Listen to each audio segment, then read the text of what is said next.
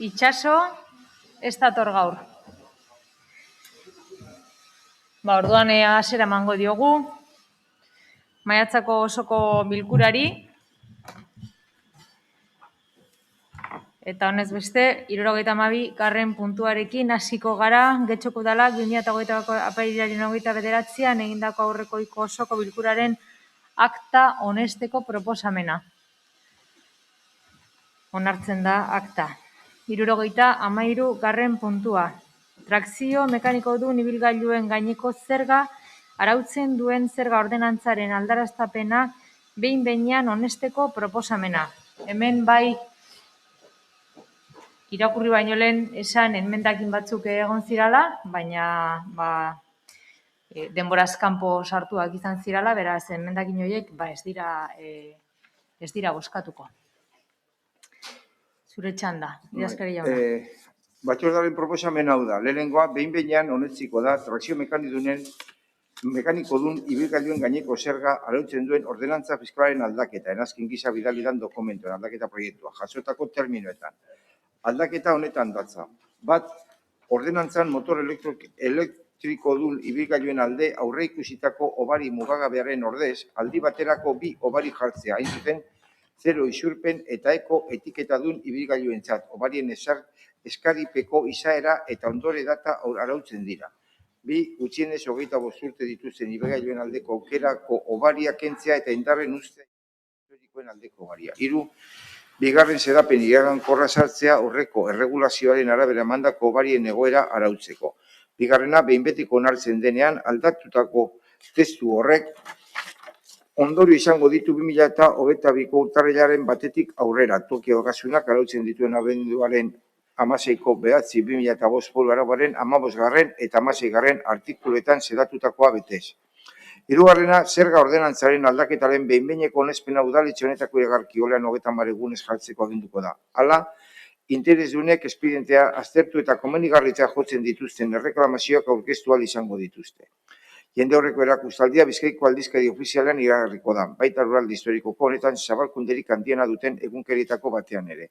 Laugarrena, erreklamaziorik aurkeztu da, behin betiko jotzea ordenantza aldatzeko behin-behineko erabakia.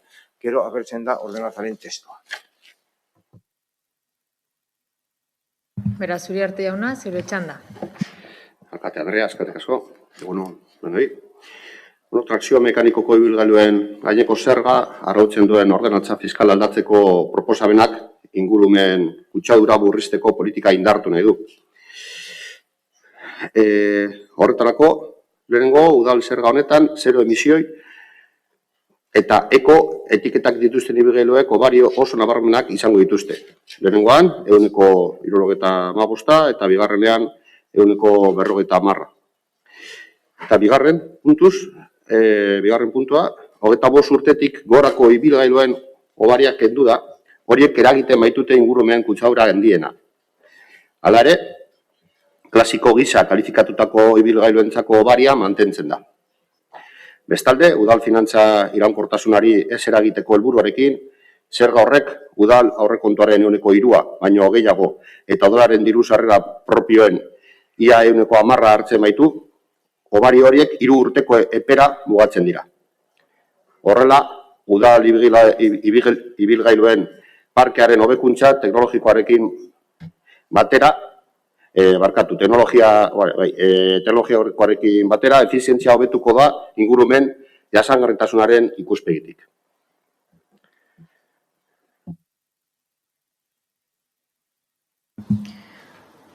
Hitza hartuko zute, bai, Amiba Anderea. Bai, eskerrik asko, egunon denoi. Bueno, podemos ver como positivo. Ikus dezakegu positiboa dela proposamen hau. Zergatik, pizgarriak ezartzen direlako etiketa horiek aldatzeko azaldu den bezala. Horrez gain, uste dugu errenta hartu beharko litzatekeela kontuan eta ez ibilgailu mota. Izan ere, gaur egun ibilgailu horiek garestiagoak dira eta errenta ertaina edo altua dutenek soilik eros ditzakete auto horiek, ibilgailu horiek. Esan bezala, trafikoko zuzendaritzara egokitu da eta ordenantza baliagarria izango da auzoetan emisio basuko guneak esartzeko. Hemen, 50.000 biztanle baino gehiago gaude eta aukera izango dugu gune desberdinak esartzeko. Hala, 3 urterako esartzen da hobarien proposamen hau. Eta 3 urte igarotakoan, jende gehienak ez du ordainduta izango, eta horrek esango du gehiago ordainduko dutela. Bai, 0 emisioei, bai, ekori dagokionez. Hala, badaude pertsona batzuk erosteko ahalmen txikiagoa dutenak, eta ziurazki batzuek bigarren eskuko ibilgailua erosiko dute, eta orduan ez dute zerga hobaririk izango lehenengo matrikulaziotik 3 urte baino gehiago igaro izan direlako. Hala, errenta bakarrik kontuan hartzen da familia ugarien kasuan. Eta horrek esan nahi du jende asko kanpoan geratzen dela, hala batzuek esfortzuak egiten dituzte hain auto ez kutsakorrak erosteko. Ez da gauza bera hobariak esartzea gutxiago edo gehiago kobratzen dutenen kasuan, eta familia ugarien kasuan noski kontuan hartu behar dira, baina sailkapen berbera egin behar da gainerako familiekin. Familia guztiek ez dutelako aukera 3 edo 4 seme-alaba edukitzeko. Hala, familia renta guztiek ezin dituzte gastu horiek ordaindu horrelako egoerari aurre egiteko, eta are gutxiago oraingo egoerarekin eta aurreko krisiak eragindako egoerarekin. Hala, deigarria da zerga ordenantzen inguruan hitz egitea eta justifikatzea genero ikuspegiaren inguruko txostenik ez izatea. Horrelako ordenantzek eragina dute gure gizartean, eta ez daukagu datu bereizirik jakiteko zer nolako eragina duten neurri hauek, hau da, udalean hartzen ditugun neurriek zer nolako eragina duten emakumeengan, eta gure ustez horrek erakusten du berdintasun politikak egin behar direla zeharkakotasun osoarekin eta ekonomiaren ikuspegitik. Mila esker. Eskerrik asko, Aio jauna. Eskerrik asko, alkate Andrea, eta egun on guztioi. Ordenantza bat aldatzea proposatzen da gaur. Proposamen tekniko bat egin da udal mailan, eta guretzat erabat zentzuduna eta logikoa da. Logika bat aplikatzen da, helburua da ingurumen kutsadura murriztea, eta ikuspegi horretatik beharrezkoa zen hobariak kentzea, 25 urte baino gehiagoko ibilgailuen hobariak kentzea, horiek asko kutsatzen dutelako, gehien kutsatzen direnak dira, hain zuzen ere, eta horiek desagertu behar dira ibilgailuen parketik, hori guztia emisioak murrizteko helburua betetzeko, eta esan bezala beste kontu bat dago ibilgailu klasikoekin, horiei hobariak emango zaizkie, eta hortik aurrera hobari bat ezartzen da.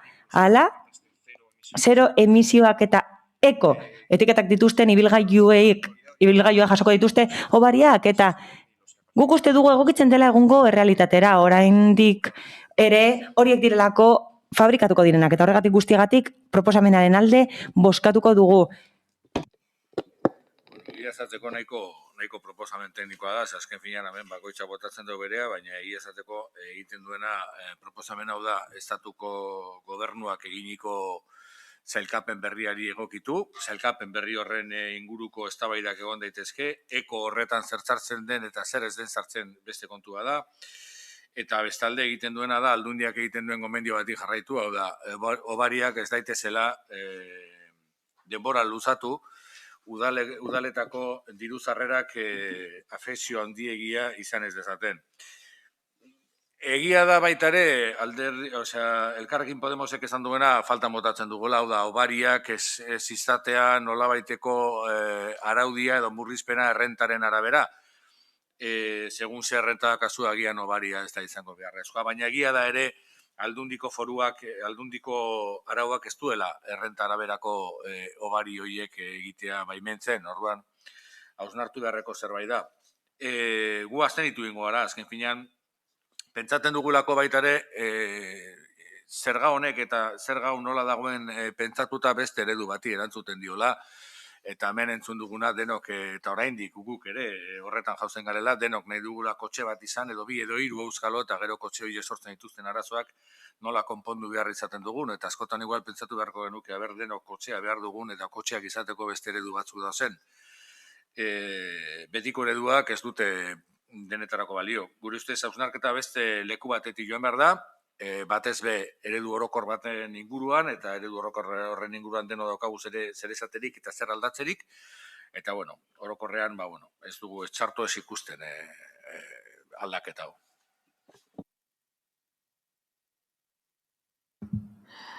Andrea jauna. Gracias, señora alcaldesa. Eskerrik asko alkate Andrea eta egun on guztioi. Guk aurka bozkatuko dugu. Aldaketa bat proposatzen da gaur eta arrazoi desberdinak ditugu hori bozkatzeko. Aldaketa hau sarkituta dago. Zaharra da indarrean sartu aurretik.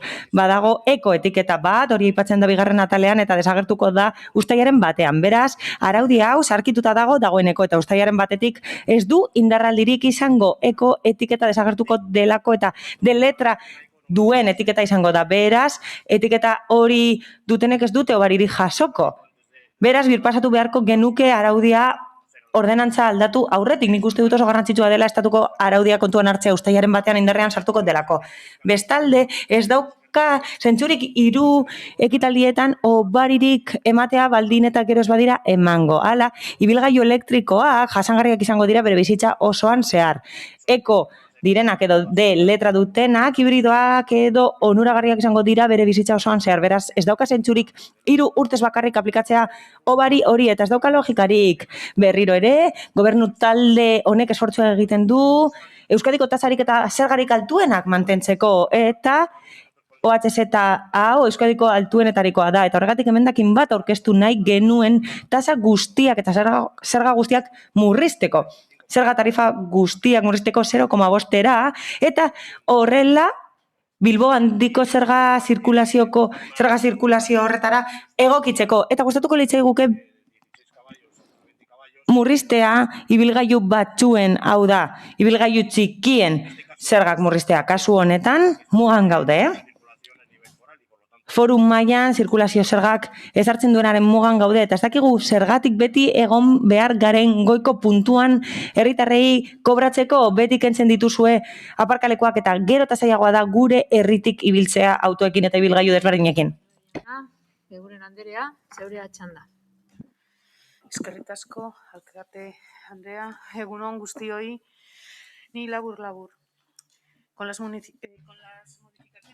Aldaketa desberdinak proposatzen dira eta ez naiz berriro sartuko horien azalpenean. Horiekin gure helburua da ekintzak ezartzea, giza garapen jasangarria bultzatzeko. Horiekin ez dugu soilik errasten jasangarritasuna, ingurumen jasangarritasuna, beste talde batzuek aipatu duten bezala. Ez hori bakarrik. Horrez gain, kontuan hartzen dugu alderdi ekonomikoa jasangarritasunaren eremuan. Zergatik? Oreka zaintzen dugulako finantza, oreka zaintzen dugulako udalaren barne kudeaketan eta laburbilduz, gure legegintzaldi planan jasotzen duen bezala, beste ekintza honen helburua da giza garapen jasangarria bultzatzea eta noski horregatik alde bozkatuko dugu. Eskerrik asko. Beraz, bozketara pasatuko gara. Proposamenaren aldeko bozkak. Partido Sozialista Euskadiko Ezkerra eta Eusko Alderdi Jeltzalekoak ditugu, kontrakoak, Partido Popularra eta abstentzioak EH Bildu eta Elkarrekin Podemosekoak dira. Honez gain, 74. puntura pasatuko ginateke, eraikuntza instalazio eta obren gaineko zerga arautzen duen zerga ordenantzaren aldarreztapena behin-behinean onesteko proposamena. Batzordaren proposamena, hau da lehenengoa, behin-behinean onetsiko da hirigintza zerbitzuengatiko, obra lizentziagatiko eta beste zerbitzu tekniko batzuetako tasa arautzen duen ordenantza fiskalaren aldaketa erazkin gisa bidali den dokumentuan, jasotako terminoetan. Aldaketa horren helburua zerga tasa bakarra finkatzea, hautazko gaiak ezartzea, aldatzea eta ezabatzea eta zergaren salbuespenak eta kudeaketa arautzen dituzten zenbait artikuluren idazketa hobetzea da. Bigarren aldatutako testua behin betiko onetsi ostean Bizkaiko aldizkari ofizialean argitaratu eta hurrengo egunean sartuko da indarrean. Toki ogasunak arautzen dituen abenduaren 16ko 2005 foru arauaren 15. eta 16. artikuluetan zetatutakoa betez. Hirugarrena, zerga ordenantzaren aldaketaren behin-behineko onespena udaletxe honetako iragarki olean 30 egunez jartzeko aginduko da. Hala, interesdunek espedientea aztertu eta komenigarritzat jotzen dituzten erreklamazioak aurkeztu ahal izango dituzte. Jendaurreko erakustaldia Bizkaiko aldizkari ofizialean iragarriko da, baita lurralde historikoko honetan zabalkunderik handiena duten egunkarietako batean ere. Laugarrena, reklamaziorik aurkeztuz bada, behin betiko jotzea ordenantza aldatzeko behin-behineko erabakia. Gero dago proposatuko ordenantzaren testu. Uriarte jauna. Kate Andrea, eskerrik asko. Eraikuntza instalazio eta obren gaineko zergan, gazteraz izio, ura arautzen duen ordenantzan aldaketa batzuk egitea proposatzen da. Haren aplikazioa eta izapidetza argitzeko eta errazteko likidazioan, oro har, eta salbuespen eta obarien atalean zehazki hau. Nagusiki, 5% tasa bakarra ezarri da, horren arte ezarritako tasa orokorrarekin bat datorrena. Eusko Jaurlaritzako Hezkuntza Sailak udal titulartasuneko ikastetxetan egiten dituen obrei 185ko obaria gehitzen zaie, interes eta erabilgarritasun berezia dutelako. 180ko obaria zehazten da, hiegezinean bizi diren pertsona desgaituen sarbide eta bizigarritasun baldintzak errazten dituzten obretarako. Baldin eta ordenantza honetan bertan ezarritako gainerako baldintzak betetzen badituzte, batez desgaitasun mailari eta mugikortasun murriztuari buruzkoak. Beste puntu bat, araudiak ez badu behartzen mota honetako instalazioak idartzera, 180ko obaria izango dute guzki energiaren aprobetxamendu termiko edo elektrikorako sistemak dituztenek. Eta aurkezpena bukatzeko azken puntuan, getxoekinez 2021, akordioaren esparruan, babes publikoko etxebizitza tasatuen eta suskidura bizitokien obren kuotaren gaineko 150ko obaria sartu da, sustapen publikokoak zein pribatukoak. Obari hori, 185koa izango da, gizarte babeseko araubide bereziko eta lokairuko etxebizitzen kasuan. Eskerrik asko. Amigo Andrea. Bai, eskerrik asko. Bueno, en este caso la modificación que se... Kasu honetan aldaketa bat proposatzen da eta oso teknikoa da eta tipo hori murriztu nahi da bakarra izan dadin eta obarietan kontuan hartuak izan daitezen eta tipo desberdinak ez izateko gure taldearentzat positiboa da. Argitzen direlako zer diren irisgarritasun obrak eta erakutsi behar da premia hori. Hau da, aitortutako desgaitasuna duten pertsonek eskubidea izango dute horretarako.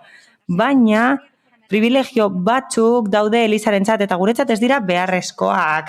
Eta igilezin asko dituztenez ez dugu uste beharrezkoa denik. Hala, 15. artikuluan gustatuko litzaiguke hobe erantzutea eskaerei. Izan ere, getxo nahiko gaizki dago irigintza lizentziak emateko EPI dagokienez. Hala, beharrezkoa da irigintza disiplinako arloak egiten duen lana hobetzea, errekerimendu guztiei erantzuteko asko, ez direlako behar bezala erantzuten. Hala, administrazio izilunea dago eta ematen du lankarga itzela dutela. Gainera berriro ere azpimarratu nahi dugu espedientea justifikatzen duela txostenik ez idaztea, hala ez da idatzi txostenik genero ikuspegiari buruz, eta esaten da ez dela garrantzitsua genero ikuspegitik. Esan beharra dago erakusten dela ez dagoela zeharkako talderik. Analizi sakonagoa egiteko tokiko politikei dagokienez. Bai, zergen baita zen ere moan, mi esker. Eskerrik asko, Aio jauna. Sí, muchas gracias. Eskerrik asko. Propuesta de modificación de la ordenanza fiscal Proposatzen da zerga ordenantza hau aldatzea. obedece a la necesidad Hain zuzen ere egokitu behar delako foru araudira. Gainera, jurisprudentzia sortu da azkenengo urteotan eta horretara egokitu behar da. Horregatik, lehen esan bezala, egokitzapen tekniko bat da, eta araudira egokitzea du helburu. Horregatik alde bozkatuko dugu. Bestalde, nabarmendu behar dira bi kontu. Interesgarria da obaria, 185ko obaria obra batzuentzat. Zehazki Eusko Jaurlaritzak hezkuntza zentroetan egiten duten obrentzat eta gainera gizarte babeseko etxebizitzei obariak emango dizkiegu. Gainera kontzeptu desberdinak aipatzen dira desgaitasuna duten pertsonen irisgarritasuna hobetzeko. Hori guztia nabarmendu nahi dugu eta horregatik guztiagatik noski alde bozkatuko dugu, mi esker. Eskerrik asko. Rodrigo jauna. Bai, gauza handirik eta berririk ez, hemen errentaren irizpidea faltan botatzen dugu, jakina da guk aspaldi negenukela berreskuratu obra txikientzako zegoen tipo berezia edo tipo murriztua, hori ez da berreskuratzen. Eta hortaz aparte egia da baita ere, Elizari ematen zaizkion privilegioiek, edo Elizari edo beste erlijio guzti dauzkaten privilegioiek ezabatzea ondo legokela, baina baita ere, horren oinarrian dagoela, Estatu Espainiarrak era lotzagabe batean Elizarekin idaz edo sinatuta daukan hitzarmena hori ezabatzen ez den bitartean ez da olako privilegiorik entzerik egongo. Elegoke bat ere txarto. Guk berriro ere azten ditugu gara. Eskerrik asko, Andrade jauna. Sí, gracias, señora alcaldesa. Eskerrik asko alkate Anderea, berriro ere gobernu taldeak zerga honekin erabaki du beti bezala diruak kentzea auzotarrei eta gehiengora joatea. Hori da erabaki duena. Foru araudiak esaten du 100% artekoa izan behar dela eta nola ez. Gobernu taldeak hori esartzen du gehiengoa gehiago esarriko balute hori egingo lukete eta horregatik guztiagatik aurka bozkatuko dugu eta bai aukera bat galtzen da. Gobernu taldeak aukera bat galtzen du neurriak aplikatzeko zerga honetan batez ere. Horrela aukera izango genuke garapen ekonomikoa sustatzeko hemen. Hala, alderdi guztiek Bilbon proposamen bat aurkeztu dute eta getxokin esen guk onartu genuen Bilbon bezala, aukera zegoen zerga desberdina aplikatzeko, estandarra izango zena aplikatzeko aukera geneukan 3,5koa eta ez 5koa Bilbon gertatu zen bezala. Hala, 2ko tipo murriztua ezar genezakeen lokalak ezartzeko hori egin beharko genuke saltokiak irekitzea sustatzeko edo etxebizitzak birgaitzeko erakutsi da pandemiarekin familia askok erabaki dutela bizikidetza berrietara egokituko diren etxebizitzak sortzea eta eraikitzea eta nik uste dut hori aukera ona izango litzatekeela zerga sama hori arintzeko herritarrei, baina esan bezala gobernu taldeak gehiengoa kobratuko die herritarrei eta bigarrenik garapen ekonomikoa saihesten dute horrela gure udalerrian, horregatik aurka bozkatuko dugu, mila esker. Eguren Anderea. Eskerrik asko, alkate Andrea. Pues en este caso... Kasu honetan, aurreko puntuan bezalase, aldaketak proposatu dira, eta gure helburua da ekintzak esartzea giza garapen jasangarria bultzatzeko. Hala, aurreko aldaketa proposatu zen ordenantzan, eta batez ere jasangarritasuna aipatzen zen ingurumenaren ikuspegitik eta ekonomiaren ikuspegitik, alegia. Kasu honetan ordea, beste gauza batzuk aipatzen dira. Kasu honetan alderdi soziala jorratzen da. Kasu honetan, mesede egin nahi zaie pertsonarik ahulenei, pertsona batzuek desgaitasunak dituzte. Mugikortasun funtzional murriztua dute eta horregatik obra batzuk egin behar dituzte bere eraikinetan, bere etxebizitzetan, horrez gain, ezin dugu ahaztu eta jasota dago getxoekinesen, hori egin nahi dugula horregatik, gure talde politikoak getxoekinez programa betez eta bestalde jarraitzen dugulako ekintza hauek ezartzen giza garapen jasangarria bultzatzeko, horregatik guztiagatik alde bozkatuko dugu. Eskerrik asko Eguren Anderea. Etara pasatuko ginateke. Proposamenaren aldeko bozkak, Partido Sozialista Euskadiko Ezkerra eta Euskal Alderdi Jeltzalekoak dira. Kontrakoak, Partido Popularra eta abstentzioak EH Bildu eta Elkarrekin Podemosekoak. Honez gain, 75. puntura pasatuko ginateke. Hirigintza zerbitzuengatiko obra lizentziagatiko eta beste zerbitzu tekniko batzuetako tasa zerga arautzen duen zerga ordenantzaren aldaraztapena behin-behinean onesteko proposamena. Batzordaren proposamen hau da, behin-behinean onetsiko da, hirigintza zerbitzuengatiko obra lizentziagatiko eta beste zerbitzu tekniko batzuetako tasa arautzen duen ordenantza fiskalaren aldaketa enazkin gisa bidalien dokumentuan jasotako terminoetan. Aldaketa 5 salbuespenak eta hobariak atala ezabatzean datza artikulu bakarra duena. 5. tarifa murriztuak izeneko atal berria sartuko da horren ordez. 2. aldatutako testua behin betiko onetzi ostean Bizkaiko aldizkari ofizialean argitaratu eta hurrengo egunean sartuko da indarrean toki ogasunak arautzen dituen abenduaren 16ko 9/2005 foru arauen 15. eta 16. artikuluetan xedatutakoa betez. 3. zerga ordenantzaren aldaketaren behin-behineko onespena udaletxe honetako iragarki horrean 30 egunez jartzeko aginduko da. Hala, interesdunek espedientea aztertu eta komenigarritzat jotzen dituzten erreklamazioak aurkeztu ahal izango dituzte. Jendaurreko erakustaldia Bizkaiko aldizkari ofizialean iragarriko da, baita lurralde historiko honetan zabalkunderik handiena duten erakunkarietako batean ere. Laugarrena, erreklamaziorik aurkeztu ez bada, behin betikotzat jotzea ordenantza aldatzeko behin-behineko erabakia. Uriarte jauna. Eskerrik asko.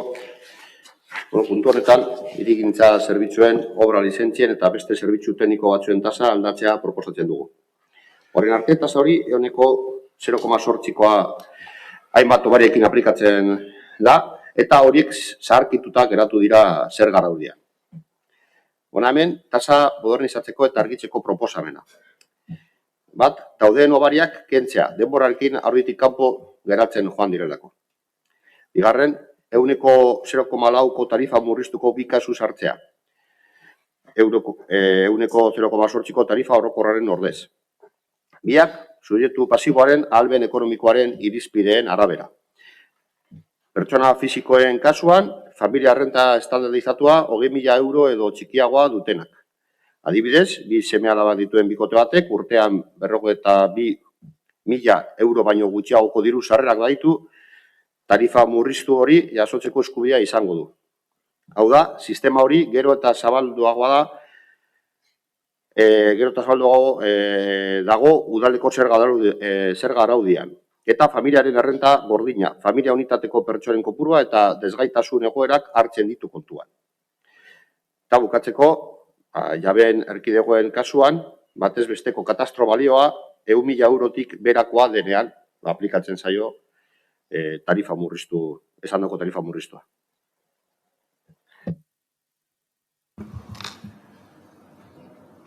Amieba Anderea edo Uribe de las Prieia Anderea, zeurea da txanda. Bai, Uribe de las Prieia.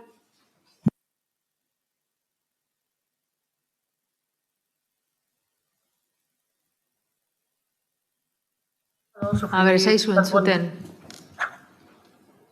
Orain, a ber? Orain bai.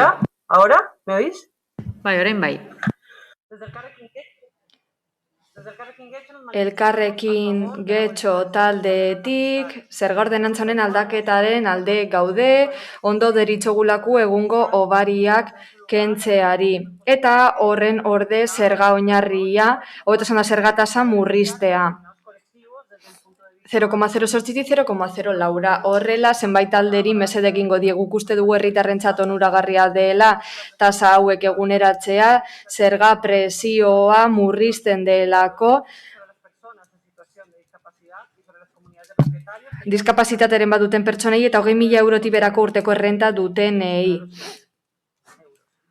Este cambio, además, Gainera, aldaketa honek familiaren errenta kontutan hartzen du, eta ez bakarri familia ugarien kasuan, beraz, neurri aurrerakoia iruditzen zaigu, egokia, eta gainera, kenkari hobari gisa gertu gabe, tarifa murriztu gisa agertzen da, eta horrek eraginkorrago egingo du lana. Beraz, alde bozkatuko dugu.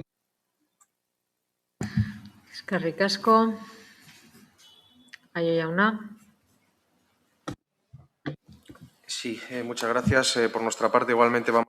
Eskerrik asko, guk ere aldeko bozka emango dugu, izan ere planteatzen den aldeketak erraztu egiten du zergatasaren kudeaketa, eta esan bezala lehen askoz konplexuagoa zen.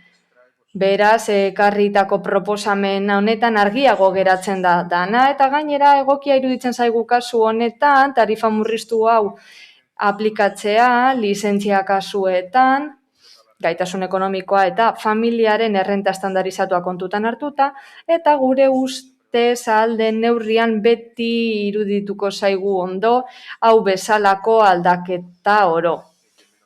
Gutxien duenak gutxien ordaintzeko laguntza ematen duelako. Eskerrik asko, Aio jauna, Rodríguez jauna.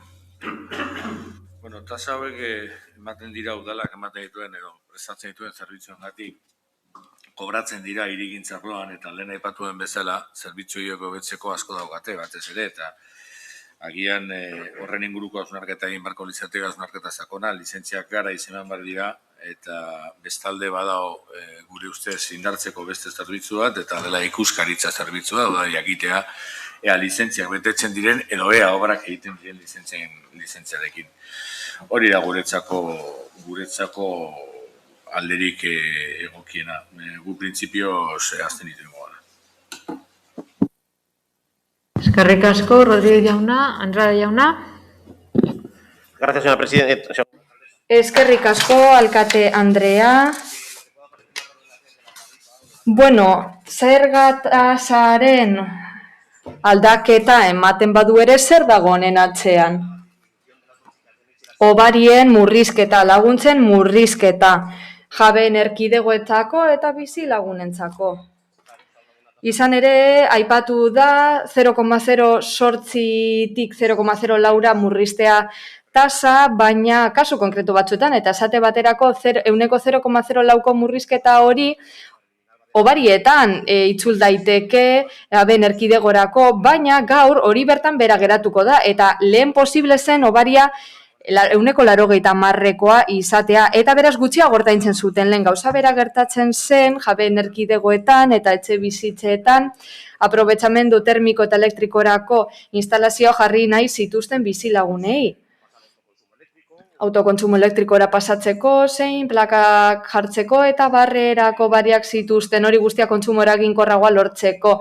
Momentura arte, obaria 180koa zen, eta orain 0,0 lauko zergatasara pasatuko gara. Beraz, obariak kentzen ari gara gure bizilagunentzat, jabeen erkidegoentzat, 0,0 lauko tasa murriztu aplikatuko bazaie behintzat. Eta, lehen esan bezala, obaria aldaketak egiteko sistema elektrikoan 180koa zen, eta orain tasaren murrizketarekin galtzen ateratzen dira. Lehen bestalde bazegoen lokalak egokitzeko 180ko obaria, lehen esan bezala, lokal komertzialen kasuan 150ko obaria zegoen, eta orain ez dago baririk. Zuzenean, lokal komertziala gaitzeko zergatasaren obaria desagertu da, eta beraz zer lortzen da honekin, zergak ezarri eta zergak ezarri bizilagunentzat. Eskerrik asko, Eguren Anderea. Eskerrik asko. Labur, como en los dos puntos anteriores. Aurreko bi puntuetan bezalaze berriro diot, obari hauek helburu dutela giza garapen jasangarria. Eta gizarte arloari egiten diote mesede. Beraz, zergatasa murriztuekin zein da gure helburua. Obrak egiteko aukera erraztea egoera ekonomikoagatik egin ezin dituzten pertsonei. Hala, kontutan hartuko da familia renta estandarizatua. Horren bestez, berriro ere aldeko bozka emango diogu proposamenari aurreko puntuetan bezala. Anderea, bozketara pasatuko ginateke, beraz, proposamenaren aldeko bozkak. PSE Euskadiko Ezkerra, Elkarrekin Podemos eta Eusko Alderdi Jeltzaleak dira. Abstentzioak EH Bildu eta kontrakoak Partido Popularra. Eta honekin batera, 76. puntura pasatuko ginateke, Areta Zugazarte eta Algortako etorbidean Dario Regoyoseraino, hirigintza eraldaketarako finantziaketaren kreditu gehigarria onesteko proposamena. Batzordearen proposamena da, onestea gehigarrizko kreditua emateko espedientea 2021 10 zenbakia dekona eta zenbatekoa dira €1.000.000. Dago zuzenduta azpiegiturate egintza, bide publikoak eta dirua diruzaintzako gerakina, gastu oroketarako gerakinatik ateratzen da.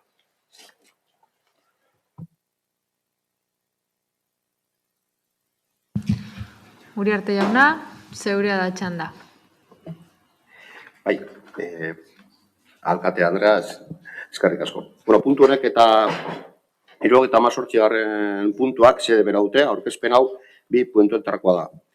€1.100.000 finantzaketa onartu nahi da, €1.000.000 aurtengo aurrekontuaren kargura, eta gainontzeko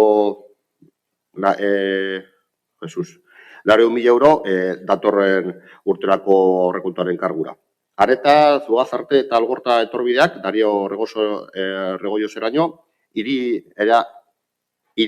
eraldatzeko barkatu. Jesus, baina arnasa falta nabaritzen ari naiz.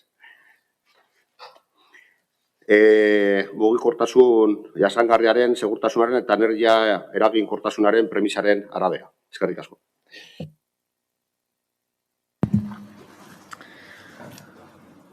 Amieba edo Uribe dela Espriella Andrea, Amieba Andrea. Bai, eskerrik asko. Bueno, vemos que puede ser adecuado. Bueno, ikusten dugu egokia izan litzatekeela proiektua, baina ez dakigu gainerako aldaketak nola eta noiz gauzatuko diren. Kasu honetan diru asko da, 1.000.000 euro, beraz, bidegorri batzu daude esate baterako eta ez dute inora eramaten, eta proiektu berri batez ari gara. Zalantzarik handiena hemen, diru kopuru hau benetan beharrezkoa da orain helburu honetarako, ez da beharrezkoa izango beste inbertsio batzuk egiteko. Hirigintzarloan antza denez beti dago askoz diru gehiago gizarte arlorako baino, eta gizarte arloan inbertsio gehiago eta arreta gehiago jartzen ez badugu, ez goaz ondo. Are gehiago egoera honetan, positiboa iruditzen zaigu, mugikortasun arloa hobetzea, bizikleta mugitzeko esate baterako, oinezkoentzako eremuetarako, eta mugikortasun jasangarria kontutan hartzere ondo iruditzen zaigu. Puntu negatibo modura gustatuko litzaiguke honekarri aurretik bilera bat egin izana, jakin izan duzuenean teknikoki nola bideratu daiteken, gainera momentuan ere esan zeniguten, eta ekarpenak egin genitzakeen, eta zetasun batzuk ezin izan ditugu osoko bilkura baino lehen aztertu. Hain zuzen ere, zetasun asko daude da espero dugu kontutan izatea, esate baterako oinezkoen eta bizikleten segurtasuna, garaje aurretik pasatzen direnean, lurreko seinalizazioa, oinezkoen pasabidetan esate baterako, argi gutxiago dagoenerako, eremu guztiagoen argiteria, eta bar. Guk gure ekarpenak helaraziko dizkizugu aldugunean, baina badakigu jada ez dugula aldaketa askorik egiteko eskumenik.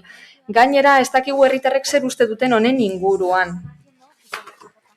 Emandako azalpenen inguruan ez dakigu zer uste duten, zein ekarpen egin dezaketen, eta ezinbestekoa da hori guztia ikusteko ondo egiten ari garen edo oraindik beste buelta bat eman behar diogun. Uste dugu positiboagoa izango litzatekeela kreditu hau osoko bilkurara ekartea jendaurrean erakutsi ostean, eta jendearen proposamenak eta ekarpenak batu izan ostean edo zein aldaketa egiteko. Beraz, abstenituko gara. Eskerrik asko, Diaz Andrea. Mila esker, alkate Andrea. Egunon denori. Bueno, proposamen honen helburuak puntu honetan eta 78. puntuan bideratutako dira kontutan hartuta, bat datoz gure legegintzaldiko programan ezarritako helburuarekin eta PEMUSen eragartzen da. Hain zuzen ere, eraldatu nahi dugu Areta Zugatzarte eta Algortako etorbideen hirigintzaldea eta espazio publiko hobetu nahi dugu horrela. Gainera, segurtasuna hobetuko da eta beti egin behar dugu esan bezala bidegorriak eraikitzaren alde. Eraikuntza lan honen bitartez, oinezkoentzako leku gehiago egongo da, Areta inguruan esate baterako, Andres Izati musika eskolaren inguruan, eta Mertzen Elizaren inguruan. Gainera, lan honen bidez, musika eskolaren irisgarritasuna hobetuko da. Inbertsio honetan, esan bezala, 1.000.000 euro kargatuko dira aurtengo aurrekontura eta 400.000 euroko konpromiso bat ezarriko dugu datorren urteko aurrekonturako, eta uste dugu honekin guztiarekin mugikortasuna hobetuko dugula. Bidegorriek metroak irabaziko dituztelako udalerri barruan, abiadura murriztuko delako, biribilgunean jartzearen ondorioz, eta gainera uste dugu guzti honen bitartez hobeto txertatuko dela etorbide hau hirigunaren gainerako espazioekin, esate baterako txopoetako etorbidetako bidegorria izango dugu adibide eta berez aldeko bozka emango dugu. Eskerrik asko, Diaz Andrea. Jauna. Bai, egia esateko, elkarrekin getxok esan duen bezala, parte hartzea handiago bat eskartuko litzateke honen inguruan, gauzak alde hobetzeko badauz, proposamen horretan, eta ikusi barko da gero herritarrek egite dituzten ekarpenak egiten baituzte, edo herritarri ematen zaien agotza, ematen bazaie, eta manipulatu gabe, entzuten baldin bada agotz hori, kasu egingo zaien. Baina egia esateko ez gaude hemen orain berez proiektuaren inguruan eztabaidatzen, horretarako egia da aurkezpen bat izan genuen, ez dakiz izan zen harinago aurkezpen alderdiei eginiko aurkezpena edo publikoki ateatako prentzaurrekoa edo simultaneak izan ziren, beraz batzutan lo de cubrir el expediente bestea batera egin daiteke. Hitz egiten ari gara berriz, gurean behin baino gehiagotan zailatu dugun zerbait, hau da, aurrekontuak onartu eta gero aurrekontuak aldatu itzen dielako. Ez dakit, zaila egiten zaigu pentsatzea inori bururatu zitzaiola urtarrietik ona zugazarten aldaketa guztioik egitea, guk uste dugu aldaketa horiek pentsaten hasi zinetela harinago, beraz, ez duguna ulertzen da zergaitik gauza hauek ez diela aurrekontuetan sartzen. Egia da, oraingoan behintzat, inbertsio baterako eskatzen duzuela kreditu gehigarria eta ez aurreko hilabetean bezala pertsonal gastuei aurre egiteko. Eskerrik asko, Andrade jauna. Eskerrik asko, alkate Andrea. Bueno, ikusitako zelako zerga atxazoa izan dugu, ontze irigintzarlora goaz. Gaur ekarri diguten proposamena, €1.000.000 konprometitzekoa eta hala, zugazarte etorbidea eraberritzekoa, uste dugu modu okerrean egingo dela, moduagatik eta tokiagatik. Zergatik, diogu hori, maiatzaren 31 bitartean jendaurrean erakutsi behar da, epea dago sarrita, beraz, kortesiaz jarduten badugu edo diplomaziaz gobernu talde honek gutxienez, bazeukan maiatzaren 31 arte itxarotea, obrarako dirua eskatu aurretik. Eta ikusiko dugu maiatzaren 31 bitartean zer dioten bizilagunek. Eta ze izango da hori, ez dutela bidegorri hori nahi. Ze gutxiago itxarotea baino, baina bueno, gero ere begira aurrekontu partatzaileak egiten dira normalean, baina zuei ezaizue asola herritarrek zer dioten. Zuek diseinatzen duzue, zuena baino ez duzuela ikusten. Bat egon gaitezke, onuren arloan, zugazarte ingurua eraberritzaren inguruan, baina hau ez da momentua. Ez da momentua €1.400.000 gure herriko errepide batean gastatzeko. Getxok bestelako lehentasuna ditu, merkataritzari laguntzea tartean, oso gaizki pasatzen ari delako, eta osoko bilkura honetan aho batez onartutako erabakien bitartez laguntza eman bada ere oso gaizki pasatzen ari da merkataritza. Eta merkatari ez gain, gure bizilagunak ere oso gaizki pasatzen ari dira. Eta ez da ondo iruditzen €1.400.000 errepidetxo bat konpontzen gastatzea. Baina gure udalerrian badaude lehentasunezko beste obra batzuk, Areetako estazioko obrak hortxe daude, ahaztuta. Eta kontuan izan egunero milaka eta milaka bizilagunek erabiltzen dutela geltoki hori. Guztiok dakigu zer gertatzen den plaza horretan hotz egiten duenean. Jasanezina da. Eta ahaztu zaigu. Askotan ere aipatu dugu osoko bilkura honetan, kredituak onetsi dira, konprometitu da kreditua, eta bar, baina gero gobernu taldeak irtenbidea planteatu arren ahaztu egiten zaizkio hauteskunde ostean. Eta aurrekontu parte hartzaileen kasuan agertzen da, geltokiko plaza konpondu behar dana, baina ez, hori usten dugu eta guazen errepidetxo bat konpontzera. Baina getxon behar ditugu aparkalekuak ere, esate baterako. Izan ere, jendeak ibilgailua hartzen du. Esan bezala, hau ez da tokia, hobeto esan da, proposatu den tokia okerra da, hor ez da toki egokia bidegorri bat eraikitzeko. Aurrekontu parte hartzaileen azkenengo entregan, bizilagun askok esan zuten bidegorri hori kendu behar dela. Orain egiten ari zareten lan hau bizilagunekin, areta inguruan, manipulatzen ez baduzu haien iritzia, esango dizuete, bidegorriak nahi dituztela, baina ez hor, berazuek ezarete kontutan hartzen ari bizilagunek nahi dutena. Bidegorri hori ez da erabiltzen. Badugu beste bat paraleloa, beraz, ez du zentzuri zugazarte erdigunetik bidegorri bat egitea. Argi geratu da, bidegorri hori egin denetik 9 istripu inguru gertatu direla. Eta ez dira larriak izan, baina egunen baten izango dira. Eta erantzunkizuna diseinatu duenarena izango da. Izan ere, etxeen 43 urteerati pasatzen da bidegorri hori, bidegurutze asko daude, eta hau txirrindulariek esan dute, txirrindulari gutxik erabiltzen dute, eta jendea gero gainera bidegorri astu erabiltzen da errepidetik joaten dira. Bidegorri hau ganera ez da egokia areta inguruko 30 aparkaleku kentzen dituelako.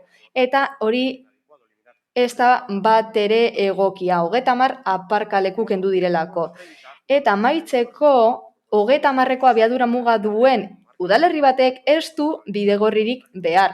Trafikoa geldotzen badugu, jendea ahalko da errepidetik joan, bidegorritatik joan ordez. Eta bukatzeko beste behin ikusi dugu gobernu taldeak ez duela udalerria ezagutzen, udalerriaren errealitatea.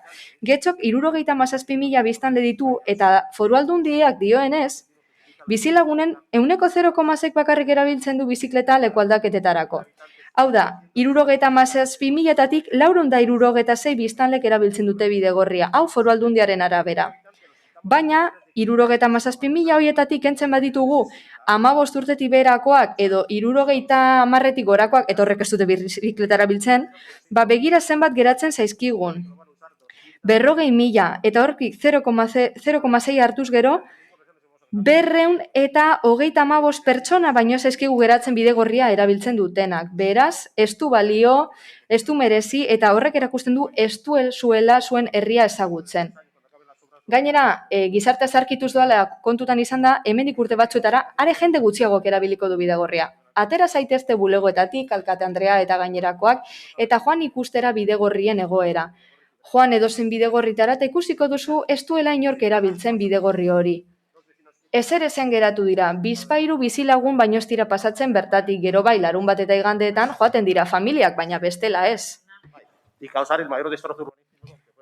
Eta beraz, are eta inguruan ere ez da beharrezkoa. Eskerrik asko. Ocio Anderea, zeure da txanda. Bai, eskerrik asko Alkate Anderea, eta egun on guztioi. Gaur, Areta, Zugazarte eta Algorta etorbideetako hiri eraldaketako proiektuaren finantzaketa ekarri dugu osoko bilkurara. Beste urrats bat, herritarrekin hartutako konpromisu nagusietako bat. Getxo udalerri osasuntsuago, jasangarriago eta seguruago bihurtzera bultzatzen duen proiektua da. Eta gainera, hiri mugikortasun iraunkorreko planean jasotako helburuekin bat datorrela. Proposatutako diseinuak hiri egituraren baldintza fisikoak optimizatzearen aldeko apostua da, baina batez ere ingurumen jasangarritasuna bultzatzearen eta pertsonen bizi kalitatea hobetzaren aldekoa. Una prioridad de este gobierno municipal que Getxo sea referencia en movilidad sostenible. Getxok mugikortasun jasangarri arloan buruan jartzen lagunduko duen plana dugu hau, pertsonak eta ingurumen ardigunean jarrita, hala neurri haue proposatu dira, ingurune naturalak babestuta goteko, Zugatzarte pasealekuan esate baterako, gure berdegune nagusietako bat delako. Lan hauek Bizkaia Zubitik, Neguriko gasolindegira bitartan egingo dira, proiektuaren bitartez, 5.000 metro karratu baino gehiago aterako ditugu ibilgailuari kenduta, eta horri guztiari esker bizikleta aisialdirako bide izateaz gain garraio bide bihurtuko dugu hiriko puntu desberdinak lotuz.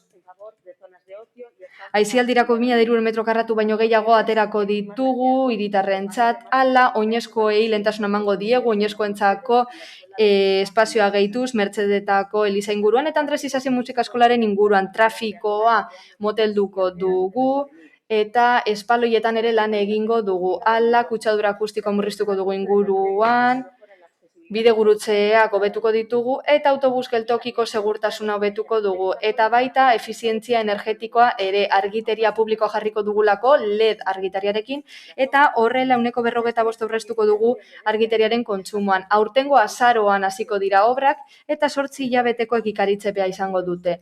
Proiektua grafikoekin eta irudiekin hirutoki desberdinetan erakusten ari gara, Bizkaia Zubian izan dugu, pasan urtean Labolak Hondartzan, eta oingo astean Aretako geltokiko plazan dago informazio emateko eta herritarren ekarpenak batzeko. Eta zuen zalantza eta preokupazioen aurrean jakin dezazuen baduzuela aukera herritarren ekarpenak ezagutzeko eta zuek ere ekarpenak egitekoa ahalik eta proiektu hoberena izan dadin guztiantzat. Eskerrik asko. Eskerrik asko, Ocio Anderea. Beraz, bozketara pasatuko ginateke. Proposamenaren aldeko bozkak, Partido Sozialista Euskadiko Ezkerra eta Eusko Alderdi Jeltzaleak, kontrako bozkak, Partido Popularra eta abstentzioak EH Bildu eta Podemosekoak ditugu. Eta honekin batera, 77. puntura pasatuko ginateke. Getxo ekinez, 2021 jarduketa planaren finantziaketarako kreditu gehigarria onesteko proposamena. Planaren tokiko ekonomia suspertzeko eta pandemiaren ondorioak konpentsatzeko pertsona eta enpresentzako laguntza neurriak jasoko dira. Batzordearen proposamen hau da, onestea gehigarriko kreditua emateko espedientea 2021 zenbaki duena eta guztira 206.000 eurokoa dela.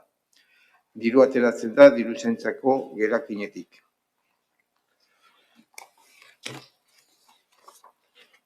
Uriarte jauna. Alkate Andrea.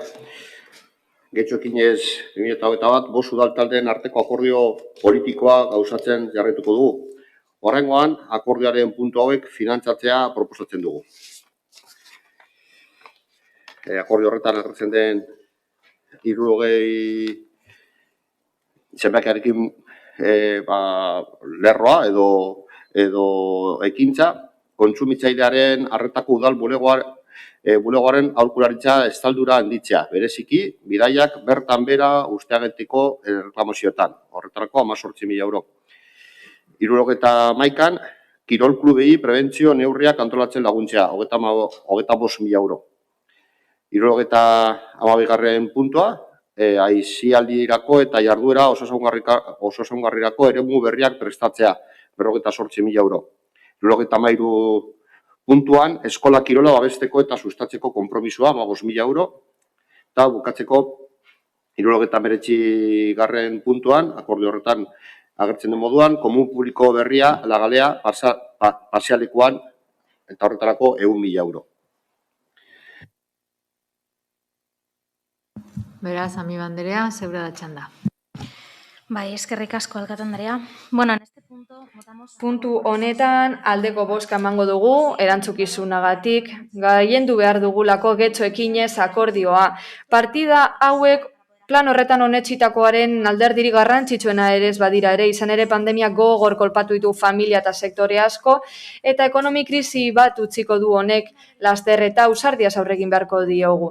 Neurri hauen inguruko azalpen laburtxo bat, ikusten dugu komun publikoa jartziko dela, eta hori oso puntu egokia da, basuraleza hori ekiditeko, askotan aipatu duguna gure taldetik, eta 100.000 euro hoiek erabilgarriak izatea epe labur eta luzera gure ingurumenarentzat. Eta espero dugu baita ere bidaien kantzelazioak estaltzeko 18.000 euro horiek lagungarriak izateare gehiago bulegoak itxi direla kontutan izan da eta aurrez aurreko arreta asko ematen zela kontutan izan da hemendik udaletxetik bertatik.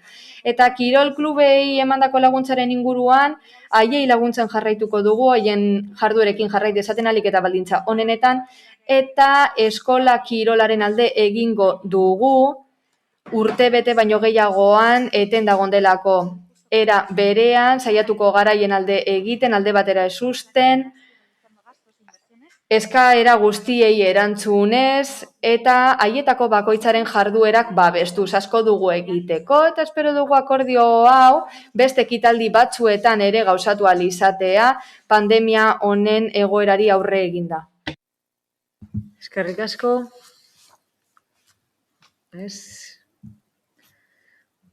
Rodríguez jauna, zeure da txanda. Esan bezala alderdi guztio babestu dugu plangintza hau, egoera larria delako, eta beharrezkoa delako, eta gure horretan segituko dugu. Ikusten ari gara, esan bezala kreditu gehigarriak adosten ditugula, ados gaude agian getxo ekinez programa horretan dauden alde garrantzitsuak oraindik egiteke dauzela. Bestalde, bai eskertuko genukela getxo ekinezekin lotuta dauden bosketak ez beste gai batzuekin ez naztea, baina gogora ekarri nahi dugu zehazki plangintza honen inguruan edo plangintza honekin komentatu genituen beste kontu batzu, garrantzitsua guretzat, hasieran esan genuen, eta da diru laguntzak arintasunez eta eraginkortasunez ordaintzeko beharraz. Eta esaten dugu hau, oraindik ere, maiatzaren 20an, udal gobernu taldeak aleratutako prentza ohar batean esaten zala, laster hasiko zirela ordaintzen ostalaritzaren diru laguntzak, diru laguntza horiek oraindik ez dakit hasi diren edo hasiko diren ordaintzen, azaroko itxierari erantzuten diote. Hau da, 6 hilabete beranduago. Hori da, plangintza honetan ere, eta plangintza honetan ere aurre ikusten den, hobetu beharreko zerbait, eta horretan ere egin beharko genuke indarra eta sakondu eta epe horiek berehala konpondu eta arindu. Eskerrik asko. Bai, Zorrilla Lekerika, zeurea da hitza. Sí, gracias. Eskerrik asko alkate anderea. Egunon guztioi, labur. Guk gobernuko taldeek eta oposizioko taldeek bezala getxoekin ezen hartzen dugu parte eta alde bozkatu dugu izapide guztietan. Hemen, kasu honetan puntu batzuk aurkezten dira eta guretzat oso zentzudunak dira eta oso agerikoak.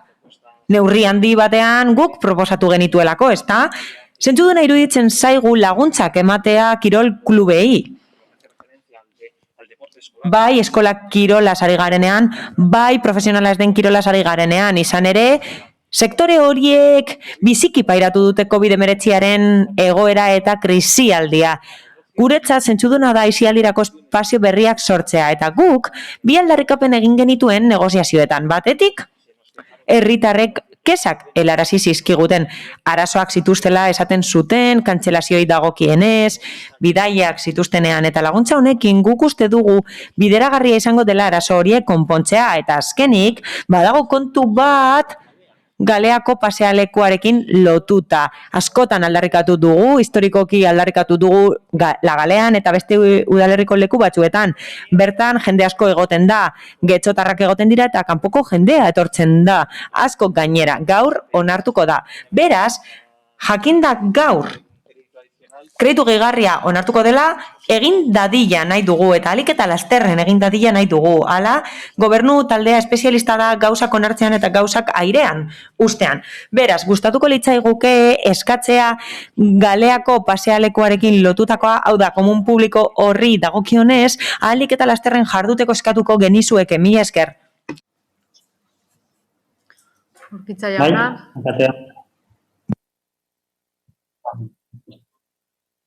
Bien, esto Andrea, egunon guztioi. Con este, por lo tanto, seguimos avanzando para... Aurrera goaz, balioan jartzeko, getxo ekinez planean jasotako konpromisoak betetzeko. Hau batez onartu zen, eta kasu zehatz batzuetan gaur jorratzen dugun kasuan bezala akordioa sinatzen dutenen akordioa jaso ditugu eta neurri desberdinak proposatu dira dokumentuan eta udalbatza osoak bere adostasuna erakutsi du. Helburua izan da horiek egikaritzea eta aurrekontu nahikoa esartzea sinatutako konpromisoak betearazteko. Noski, aldugun guztia egingo dugu ahalik eta lasterren egikaritzeko horiek guztiak. Eskaerak egin dizkiguzue, gainerako taldeok egin dituzue eskakizunak, eta nik uste dut hemen denok aurrera pauso bat ematen dugula programa honen parte bat finantzatzeko. Hala, programa honen helburua da ondorio sozioekonomikoak arintzea epertainera eta luzera. 80 ekintza hartzen ditu barne eta 13 milioi euro inguruko inbertsioa egingo da. Nik uste dut aurrera pausoak ematen ditugula eta espero dugu ahalik eta lasterren jardutea. Horregatik guztiagatik alde bozkatuko dugu, mila esker.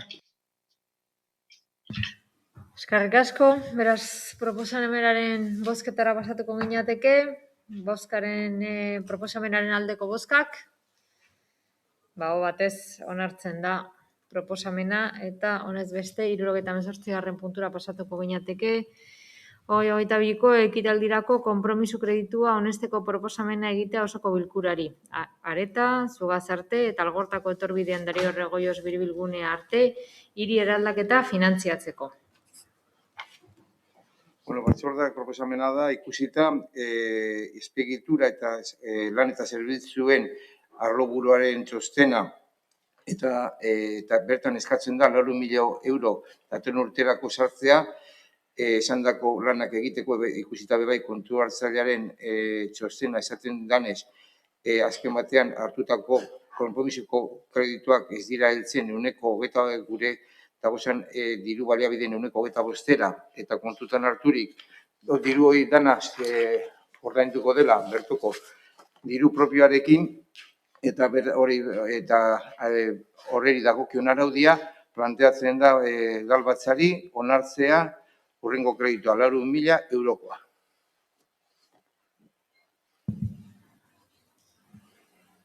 Hemen ez dugu hitzik hartuko, beraz proposamena, bai, Andrade jauna, norbait gehiago ez, Andrade jauna, beraz.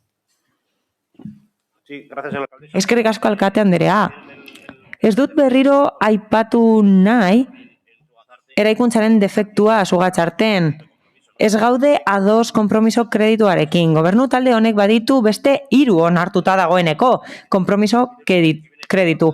Bat, 6.000 euro baino gehiagokoa, beste bat, 1.000.000 euro baino gehiagokoa, eraisteko eta eraikitzeko eraikin bat aiboa berri horretan, defektu handia dena.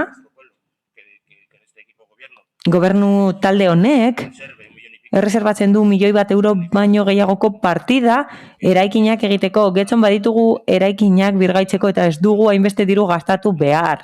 Badago beste kreditu bat, beste konpromiso kreditu bat aiboa berrirako. Eta nik uste dut hau gehitzen saiola partida honi. Eta konpromiso kreditu asko hartu ditu gobernu taldeak. Gehiengo absolutua aprobetxatuz eta guk uste dugu ez direla bat ere zuzenak. Mila esker. Beraz, bozketara pasatuko ginateke. Proposamenaren aldeko bozkak, PSE Euskadiko Ezkerra eta Eusko Alderdi Jeltzalekoak, kontrakoak, Partido Popularra eta abstentzioak EH Bildu eta Elkarrekin Podemosekoak ditugu. Eta honekin batera 79 garren puntura pasatuko ginateke plantilla organikoa aldatzeko proposamena. Batzordearen proposamen hau da, lehenengoa plantilla organikoaren administrazio bereziko eskala, teknikarien azpi eskala, goi mailako teknikarien mota informatika arduraduna 87. plaza amortizatzea. Bigarrena, informatika lizentziatua plaza bat sortzea. Administrazio bereziko eskalan eta teknikarien azpi eskalan goi mailako klasea. Hirugarrena, administrazio orokorreko teknikarien 2 plaza sortzea, administrazio orokorreko eskalan eta teknikarien azpi eskalan. Laugarrena, plazen sorkuntza horiek indarrean dauden plantilla aldatzea eragiten dute, beraz aldarazpenarekin bat etorriz azalpen memoria erantzten da erazkin gisa. Bosgarrena, alkateri almen ematen zaio bere karguan diharduela erabaki hau eragingarria betetzeko beharrezkoa diren neurri guztiak arditzan. Seigarrena, erabaki hau Bizkaiko aldizkari ofizialan argitaratuko da jende guztiak ezagutu dezan. Uriarte jauna, zeure atxanda. Bai, alkate Andrea, eskerrik asko. Getxuko udalak lanpostuak betetzeko hainbat lehiaketa amaitu berri ditu. Zehazki 6, gobernu irekiaren eta modernizazioaren arduraduna, hirigintzako langintzaren kudeaketaren eta disiplinaren arduraduna, ekonomia sustatzeko arduraduna, langileen araubide juridikoko teknikaria, zerbitzu orokorren arduraduna eta IKT-en arduraduna. Lehiaketak irabazi dituzten pertsonen jatorrizko postuak babes plazarik gabe geratzen dira. Beraz, horiek bete ahal izateko sortu behar dira. Helburu bereko erabil daitekeen beste plazarik ez badago. Horregatik, honako hau proposatzen da. Bat, informatikako lizentziadunen plaza bat sortzea eta informatikako arduradunaren plaza amortizatzea. Eta bigarren, administrazio orokorreko 2 teknikari plaza sortzea. Eragiketa horiek 2021ko ekitaldirako aurrekontuan sartuta zeuden plantillan, eta beraz, ez da beharrezkoa udala aurrekontu orokorra onartzean baimendutakoaz gain beste finantzaketarik. Eskerrik asko. Norbaitek hitza. Bai, Andrade jauna. Gracias, señora alcaldesa. Eskerrik asko alkate Anderea, txosten juridiko bat aurkezten da proposamenarekin. Eta esaten da udalek eskumenak dituztela osoko bilkuren bidez, urtero honesteko aurrekontuaren bidez langileria. Hala eta guztiz ere, osoko bilkura areto honetan ikusten dugu etengabe aldatzen dituela horiek guztiak gobernu taldeak, aurrekontu aldaketak eginez, eta aurrekontua zein langileria aldatzen dituzte. Beraz, zuek egunero aldatzen dituzue bai udala, bai erakunde autonomoak, kontratazioak kudeatzen dituzte, deskontratazioak eta lanpostuak aldatzen dituzue eta langileen kokapena aldatzen duzue trillero gisa eta zuen gehiengo absolutua erabiliz langileak mugituz eta zuen nahierara aldatuz. Uste dut, zuek ere ez dakizuela non dituzuen langileak. Esan bezala, egun batetik bestera aldatzen dituzue, kontratatzen eta deskontratatzen dituzue, udal aurrekontuan onartutakoa urratuz. Nik uste dut, badela garaia badagoela esateko utzi behar diozue gehiengo absolutu hori erabiltzeari aurrekontua edo langilleri aldatzeko besteon adostasunik gabe. Uste dugu badela garaia hori egiteari usteko eta horregatik aurka bozkatuko dugu baldin eta justifikazio nahikoa ematen ez bada eta argi justifikatzen ez bazaizkigu aldaketa horik. Mila esker. Eskerrik asko, Andrea jauna. Beraz, bozketara pasatu. Iguren Andrea? Bai, parkatu. Egunon berriro. Eta eskerrik asko, alkate Andrea. Besterik gabe, gauza bat zehaztu nahi dut. Alderdi Popularreko ordezkariari erantzun nahi diot. Trilero eta gardentasun falta aipatu ditu. Zehazki argitu da zergatik aldatzen diren lanpostu horiek. Eta nik uste dut gezurretan ari dela. Baina berriro ere esango dut aurretik esandakoa.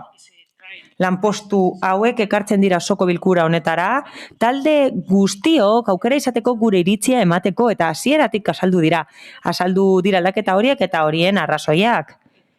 Hain zuzen ere, udalak berriki ikusi du lanpostuak hornitu behar zirela, lehiaketa desberdinak egin ditugu eta ez dut errepikatuko txostena badagoelako, denok ezagutzen ditugu. Lanpostu horien jatorrian utzuneak daude, gerta daiteke plaza horiek betetzeko aukerarik ez izatea, baina sortu behar dira orain betetzeko eta beste plazarik ez balego sortu beharko lirateke plaza horiek. Beraz, hori da realitatea eta nola ez? Eta hori esaten du txostenak, zuk aipatutako txostenak hori esaten du. Gaur ona ekartzen dugu proposamen hau. Osoko bilkura honetan onartzeko ekartzen dugu proposamen bat. Plaza batzuk sortuko dira, lehen aipatutakoak eta 2 plaza sortuko dira. Teknika, administrazio orokorreko teknikaria, hori da plaza. Operazio horiek zeuden jasota aurrekontuan ekitaldirako eta horrek esan nahi du ez dela finantzaketa gehigarririk behar. Eta horren bestez ez dago trilerorik, gardentasun osoa, erabatekoa eta erabakitzeko ahalmena osoko bilkurari. Zuoi guztioi dagokizuelako erabaki hori ekartzea eta gainera horretarako badaude txosten tekniko nahikoak osoko bilkurara ekarri behar direlako horiek guztiak legezkotasuna betetze aldera, besterik gabe, mila esker. Bozketara pasatuko gineateke. Proposamenaren aldeko bozkak, PS Euskadiko Ezkerra eta Euskal Alderdi Jeltzalekoak, kontrakoak, Partido Popularra eta abstentzioak EH Bildu eta Elkarrekin Podemosekoak ditugu. Honekin batera, 80. puntura pasatuko gineateke. Bozeramaileen batzordearen akordioaren berri ematea maiatzaren 17 LGTBI plus fobiaren aurkako egunaren adierazpen instituzionala. Adierazpen hori hau batez onartua honela dio. 1990ko maiatzaren 17an Osasunaren munduko erakundeak batzar nagusiak buruko gaixotasunaren zerrendatik kendu zuen homosexualitatea. Maiatzaren 17ko datak orduz geroztik balio esanguratsua dauka lesbianentzat, gaientzat, transentzat, bisexualentzat eta intersexualentzat.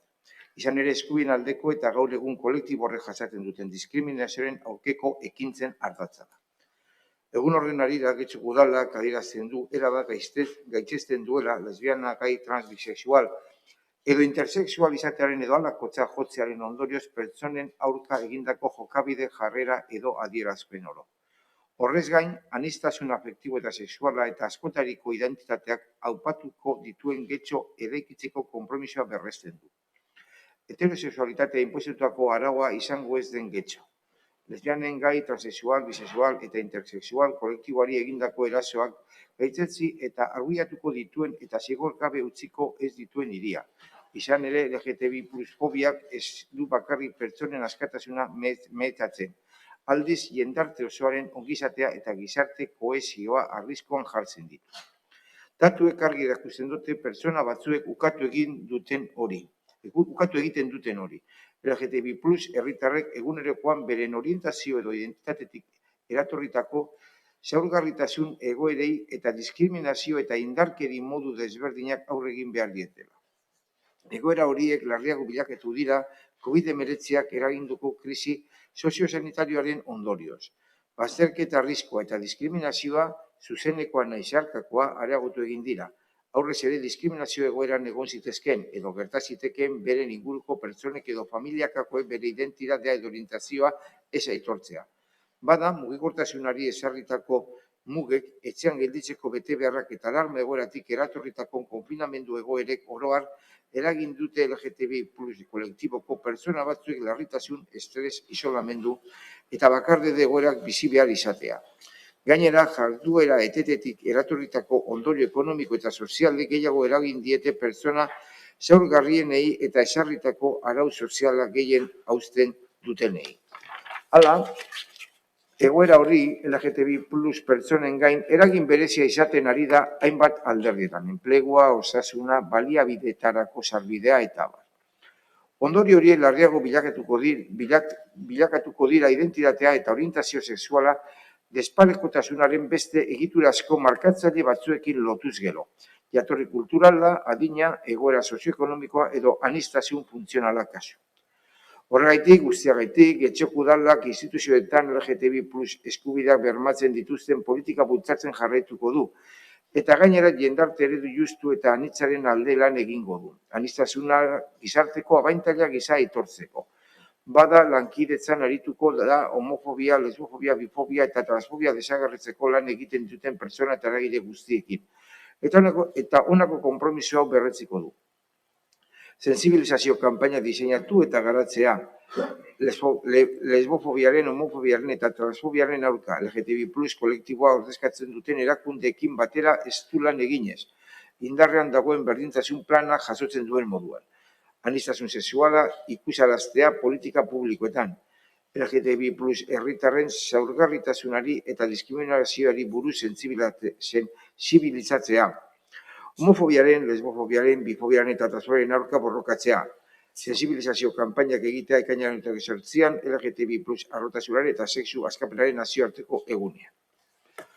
Sensibilizazio kanpainak eta ekintzak egitea martxoaren 31an trans ikusgarritasunaren eguna eta pilaren 26a lesbianaren ikusgarritasunaren eguna.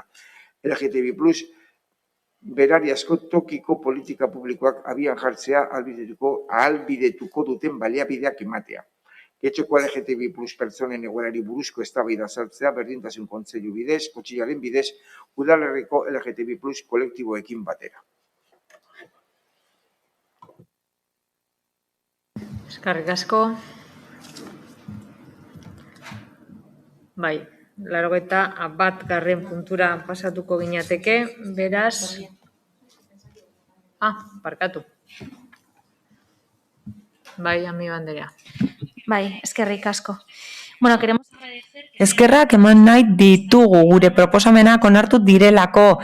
Udalbatza osoa ados jar dadin kasu honetan. Erakunde adierazpenetatik eta kanpainetatik harago joan behar gara, baina guretzat aurrera pauso hau positiboa da. Espero dugu denok konpromiso hau hartzea eta bide inklusiboa hartzea. Uste dugu pertsonen eskubidea kontuan hartu behar ditugula, LGTBI+ pertsonen eskubidea kontuan hartu behar ditugu, eta tokiko berezko politika publikoak hartu behar ditugu zentzu honetan. Sentsibilizazio kanpainetatik harago, horiek zehazki egiten direlako data batzuen inguruan. Inoiz baino gehiago, elkarrekin lan egin behar dugu LGTBI+ kolektiboekin eta eztabaida sortu behar dugu berdintasun kontseiluan adibidez. Horrela, gure begirada zabaltzeko ekimenak aurkezterakoan. LGTBI+ eskubideek ez dute jasaten soilik data batzuen inguruan. Horregatik gure politikoak irmoak eta inklusiboak izan behar dira inoratzean ez usteko eta errespetuaren, aniztasunaren eta ikusgarritasunaren alde borrokatzeko. Mila esker. Bai, Díaz Andrea. Bueno, solo voy a Besterik gabe, hitz egingo dut, eskerrak emateko talde politiko guztiei. Eskerrik asko hau batez onartu dugulako testu hau. Hala, erakunde adierazpenak dokumentu garrantzitsuak dira.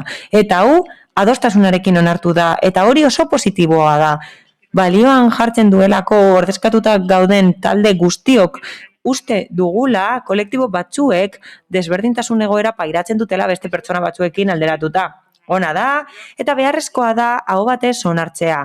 Horrela, udalbatza honetan arbuiatzen ditugu horrelako jokabideak, indarkeria guztiak arbuiatzen ditugu horrela.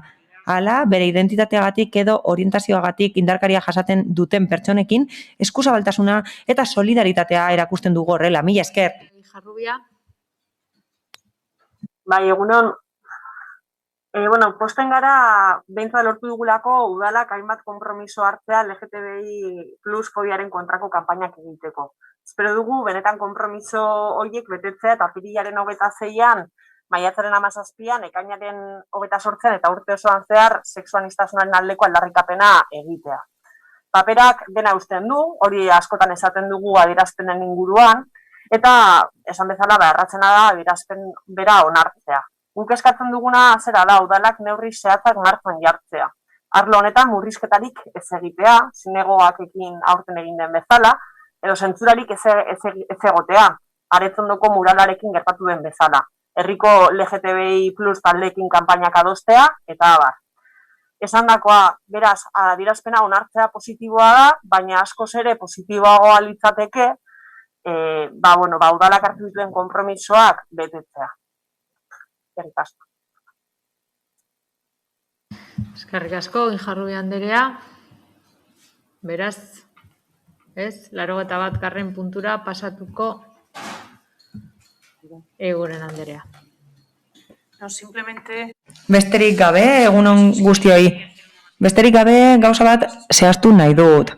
Nik uste dut informazio batzorde batean azaldu zen, eta argitu nahi dut, Aretxondoko muralari dagokionez, EH Bilduko ordezkariak aipatu du mural hori, Aretxondokoa, eta esen zentsurarik aplikatu. Besterik gabe akats bat izan zen, akats bat egin genuen, hori tratatzerakoan.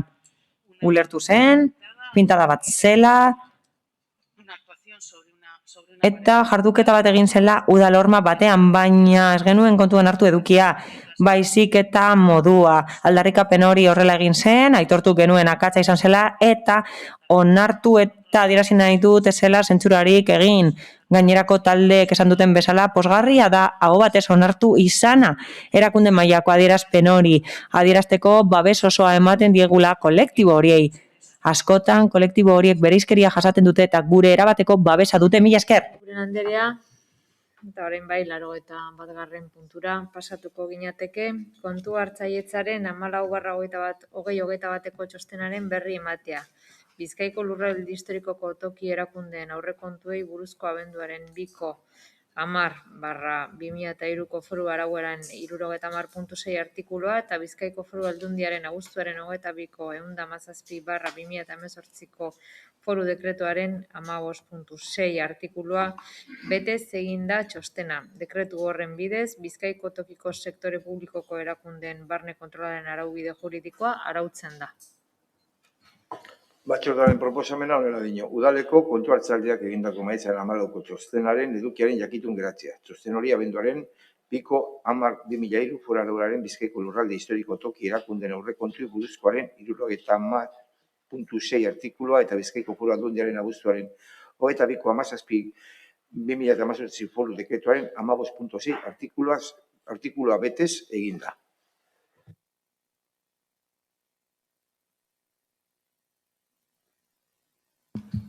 Norbaitek hitza hartu nahi du, ez. Beraz, 82. puntura pasatuko ginateke, Getxoko udaleko sektore publikoaren 2021ko kontrol finantziazioaren urteko planaren berri ematea.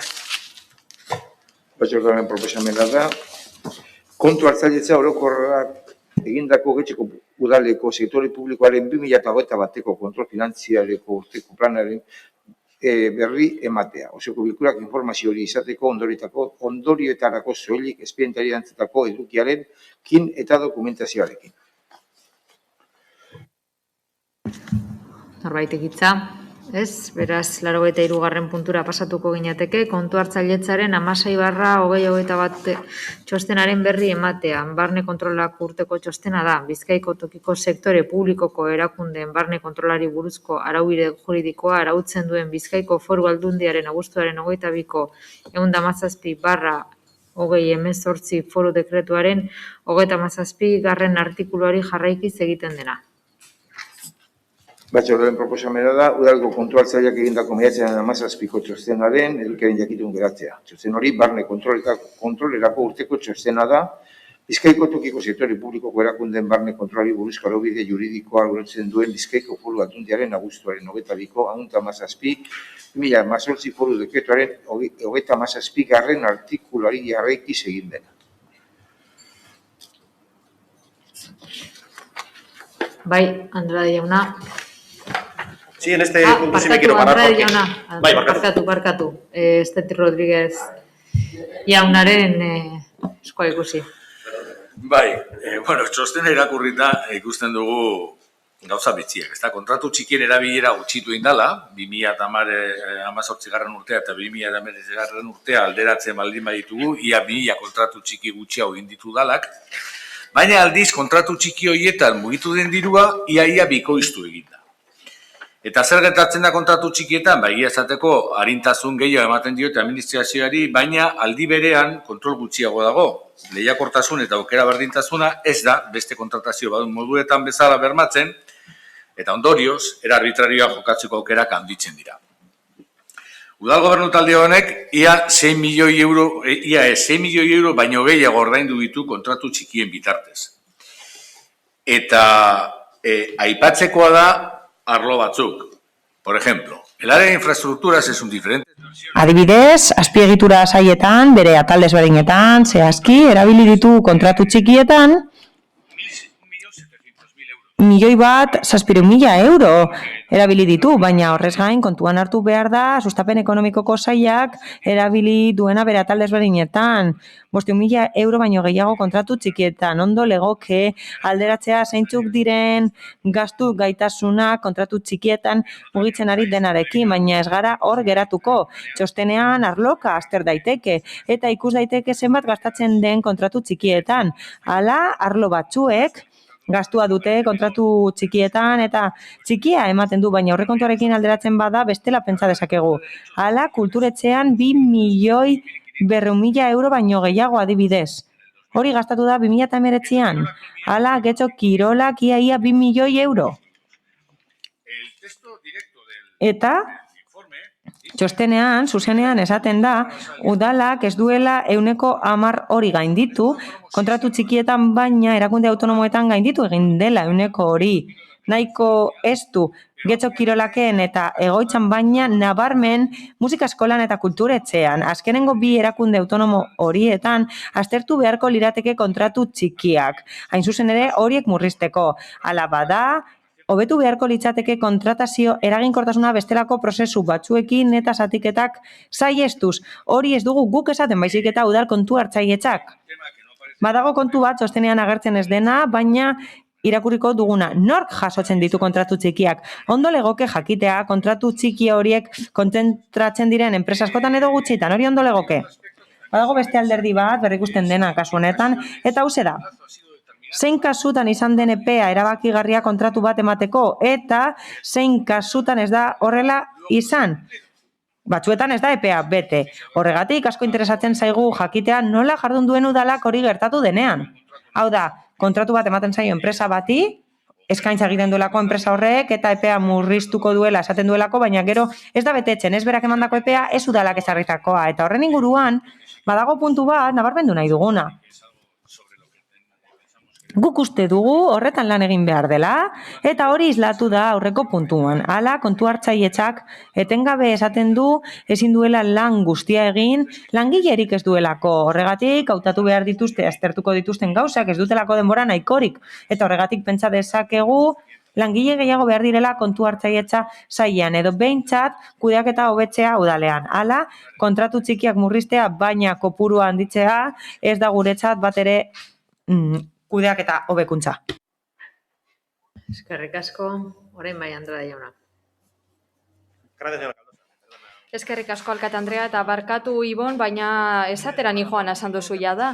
Arrazoia duzu, egia da esandako guztia, eta txosten honetan ikusten dugu, bai, hitz egin behar genuela honen inguruan. Azken finean zen da, kontratu txikietarako kontratazioa abusatu egin dela, eta kasu horietan guk ez daukagu kontrolik, eta aukeratu behar da nori esleitu behar zaizkion kontratu horiek, eta eremurik problematikoenak eremurik arazotsuenak hortxe ditugu eta kulturarloan eta gainera askotan kontratuak kateatzen joaten da jentea, kontratu txikiak, deialdi bat atera ordez kontratu handietarako. Hemen kontratu txikiak kateatzearen alde egiten da eta txosten honetan esaten da horixe egiten dela eta larria dela. Eta txostenean bertan esaten da kontratu zatikatzeko arriskua dagoela. Eta beste bide batzuk erabili behar direla. Txostenaren bigarren aldean, Ibonek esan bezala, esaten da obren diferentziaziorako epeak desbideratzen direla, eta hori guztio dakigu obrak berandu hasten dira, eta hasten diren ez dakigu noiz bukatzen diren. Eta kontu hartzaileak aztertu duen kontratuen kasuan positiboki baloratu zen, epea murriztea, obrak gauzatzeko, eta hori positiboa da, izan ere enpresa batzuk zeuden, esaten zutenak, epea murrizteko zutela, baina guztietan epea gainditu dute. Eta beraz, Ibonekin bat, esate baterako maiatzean hasitako kontratu batek 4 asteko epea zuen eta azkenean uztailean bukatu zen. Beste kasu batean 36 asteko epea zegoen eta esleitu zitzaion enpresa bati epea murriztuzlako eta 15 astez luzatu zen. Beste adibide bat, 16 asteko kontratu bat eta horrela esleitu zitzaion hautagai horri kontratua eta urtebete egon gara gero bertan. Azkenengo adibidea, 84 eguneko epea eta azkenen 227 behar izan ditu. Beraz, kontratazio maila hauetan kontratuak esleitzen dira eta kontuan hartzen dira epea murrizteko baldintzak, baina gero ikusten dugu ez dela betetzen eta amaitzeko txostenean zera esaten da gobernu taldeak, alkate Andreak hain zuzen ere, ekintza plan bat gauzatu behar duela, neurri hauek barne hartzen dituena, ez betetze hauei aurre egiteko neurriak. Espero du planoetan lan egiten jarraitzea, kontratu partzialen arloan nola jardungo dugun jakiteko, eta epeak obren kasuen nola beteko ditugun jakiteko. Zerbait egin beharko dugu, ez da, jende hau ezingo dugu berriro kontratatu, ez bat ditu epeak betetzen. 36 astetik urte betera denbora alde handia dago, plan horren zainago. Eskerrik asko, Andrea jauna, Uriarte jauna, zeurea da txanda. Alkate Andrea. Bueno, lo primero que se debe puntualizar es que el plan de acción al que menciona... Bueno, lehenik eta behin Andrade jaunak aipatu duen ekintza planaren kasuan foru araua egon zen eta gero 3 hilabeteko epea dago udal gobernuak dokumentu hau sinatzen duenera arte. Araudia aldaketa gertatu da, baina edonola ere dokumentua 17an sinatu zen eta orain 3 hilabete dauzkagu ekintza plan hori eskuartean izateko. Hala ere, edozein txosten egin aurretik, foru araua berak arautzen du prozedura, txostenaren emaitza gora bera, eta horrelase jardungo dugu. Bestalde, kontratu txikien volumenari dagokionez, txosten honetan hain zuzen ere argi esaten da, bakoitzak interpreta dezala nahi duen moduan, baina esaten da udalak berak parametro gomendagarrien arabera jarduten duela kontratu txikien kasuan, 10% baino gutxiago dira, gomendagarria dena betetzen dugu, ohiko kudeaketa lanean. Bi kontraturen kasuan gainditzen da volumen hori, eta gero beste bi daude argiago gainditzen dutena. Musika eskolaren kasuan bat, musika eskolako zifrak ditugunean eta kontratu txikien mugak dakizkigunean, horren arabera pentsatuko dugu musika eskolaren kontratu guztiak izan behar dela txikiak, zenbateko txikia direlako. Izan ere musika eskolaren beraren zenbatekoa 2. kapituluan txikia da. Beraz ez dago besterik. Araudiak berak behartzen du kontratu txikiak sinatzera. Ez dago besterik, ezin du kontratu handiagorik egin praktikan. Beraz zerbait hobe daiteke, baina ez askorik. Izan ere, ia ez dute kontraturik egiten zifra handiekin. Kulturetxearen kasuan, sedea bera, kontratazio arloan, zein da? Espezifikoa da eta zerikusia du katxe artistikoekin, sektore horretako kontratazioekin, eta azken finean horrek behartu egiten gaitu horrelako kontratuak egitera, eta ana kontratazio bereziaren bidez. Izan ere, oso komplikatua da talde asko multzokatzea, arlo desberdinetakoak, araudia modu batera dago diseinatuta eta horretara behartzen gaitu.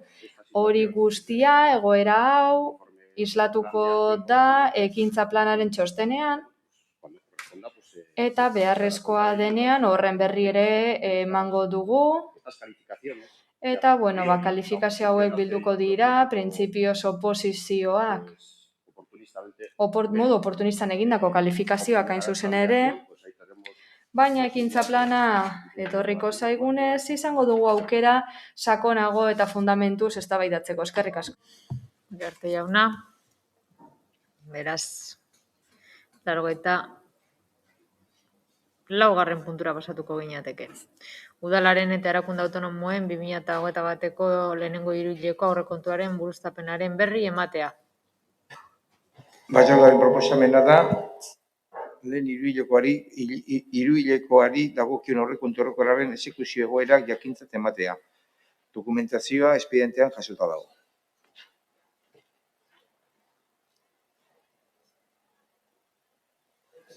Ez badu hitza hartzen, 85. puntura pasatuko ginateke, 2019/2021 zenbakidun dekretuaren berri ematea, transferentzien bidez aurrekontuaren aldaketari buruzkoa. Proposamena da, jakitun geratzea, transferentzien bidez aurrekontu aldaketaren dekretuataz. Dekretua da, 2019/2021 zenbakidun dekretua da, 18.150 eurokoa. Eta da, kreditu transferentzia administrazio izapidetako informazio eta dokumentuak formatu erraz eta eskuragarrira egokitzeko laguntza teknikorako.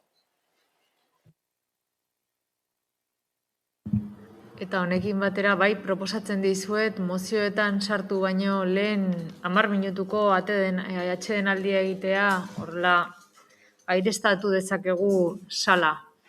Beraz, nire erlojuan hemen eta 6 dira, orduan eta 4 bai, eta 16etan, hasiko gara berriro plenoa, osoko bilkura.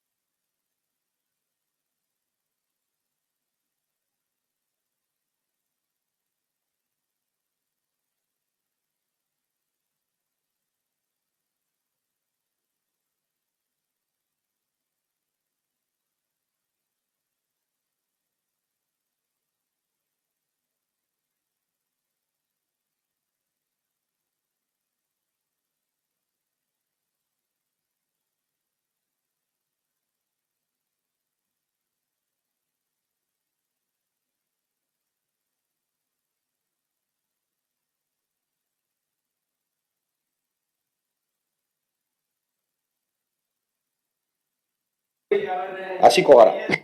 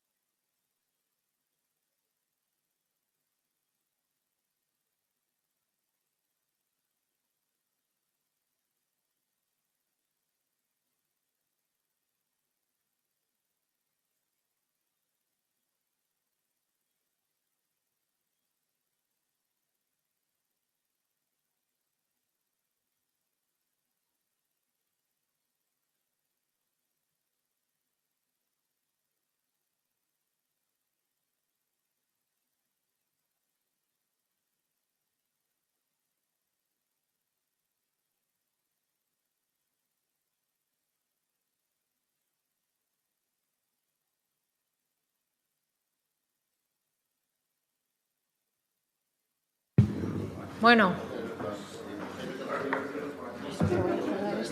Sí, si no, no se oye nada.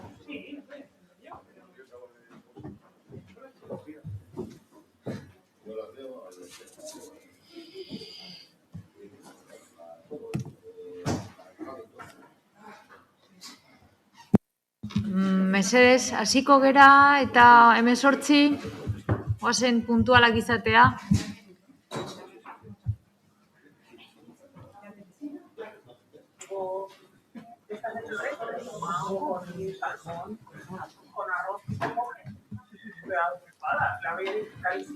Bueno. Yo creo que me pasó todo por el estudio de pasta. Bai. Magaude. 86. puntuarekin ekingo diogu, bigarren zati honi, mozioen atalean sartu gara, PP Alderdiko Udal Taldeak aurkeztutako mozioa daukagu, itsasegurra haizean elkartearentzako lekua lagatzea. Zeinek ez dut ikusten? Arandui Anderea, zeure da hitza. Vale. Gracias, señora alcaldesa. Eskerrik asko alkate Andrea. Gauza jakina da Getxok Euskal Herriko kostaldeko herri gehienek bezala itsas tradizio sendoa eta arrotua izan duela. Horren erakusgarri herrian ditugun bi portuak aipa ditzakegu egun guztietan goza ditzakegunak.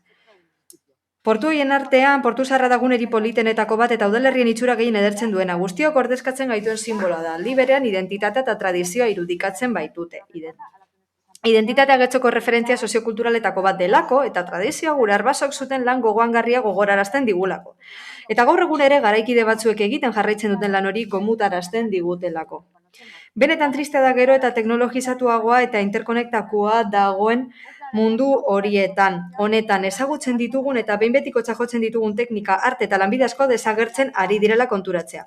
Adibide garbia dira itsasontziak modu tradizionalean berreraikitzea eta zaharberritzea. Herriberako arotzeria eta belaontzia arenean. Zalantzarik gabe esan dezakegu desagertzeko arriskuan dagoen ofizio bilakatu dela eta horregatik adi egon behar dugu horrelakorik ez gertatzeko. Aurrerapenaren eta teknologiaren aurka borrokatu ezin den arren, erakundeok babestu lagundu eta sustatu beharko genituzke gure getxoko kultura eta gizartea aberazten duten lanbide polit, oragarri, historiko eta tradizionalak, eta ahaztu eta desagertzea saiestu. Hori gertatzen denean, gure nortasuna eta gure udalerriarena lausotu eta desegin egiten dira. Gizartan paper garrantzitsua jokatzen dugu, eta ezinbestekoa da ordezkatzen gaituenari eta bereizten gaituenari maitasunez eta errespetuz erantzutea. Zorionez Getxon 2009 geroztik bada itsas tradizioak duen garrantzia ulertzen jakin duen elkarte bat bai eta ontzi tradizionalen eraikuntzaren kultura zabaltzeak eta sustatzeak duen garrantziare. Itsasegurra Haizean izeneko elkarte hori helburu batekin sortu zen. Ontzi hoiei buruzko informazio, konponketa eta kontserbazio zentro bat sortzea. Orduztik arazo guztiak gaindituz lan egin dute. Eta ospe handia lortu dute, ez bakarrik Espainiako beste udalerri batzuetan, baita Frantzian eta beste herrialde batzuetan ere. Baina zoritxarrez askoz gehiago baloratzen dira kanpoan barruan baino. 2009tik gaur arte udalak 5.000 euroko diru laguntza eman izan dio elkarteari, baina zenbateko hori ez da nahikoa izan hasiera batean proposatzen zen guztia garatzeko. Baina batez ere, ostatu eta kokapena dira elkartearen arazorik handienak. Lan eremua funtsezko faktorea den ofizioa denez, ez dute sartzeko tokirik izan, eta hainbat lekutatik igaro behar izan dira. Getxoko udalak lokal huts batzuk ditu elkarte horren kokaleku izan daitezkenak eta lokal horiek edukitzea erabakigarria izan daiteke Itsasegurra Haizean elkartearen etorkizunerako eta horrek adierazten duen guztirako. Consideramos que Itsasegurra Haizean Uste dugu Itsasegurra Izan elkarteak aukera hori merezi duela, artisau lanbidea gauzatzen eta irudikatzen duelako, tradizio hori berpiztu, mantendu eta luzarazten duelako, eta gure historia eta arbasoena ezagutzen laguntzen duelako eta euskal kulturaren parte delako. Horregatik, udal talde popularrak honako erabaki proposamen hau aurkeztu du. Lehenengoa, udal honek Aiboa Institutoren ondoko makaletako etorbideko edukiontzien erabilera lagatzea, txalupak zaharberritzeko eta kontserbatzeko lanak egiteko, eta 300 metro kuadratu inguru zaharberritzeko dauden txalupak gordetzeko edukientzien ondoan. Eta bigarrenik, mozio honen berri ematea udal komunikabide. Gracias. Eskerrik asko. Bai, zer azpimarratu nahi dut, elkarte hau da bakarra,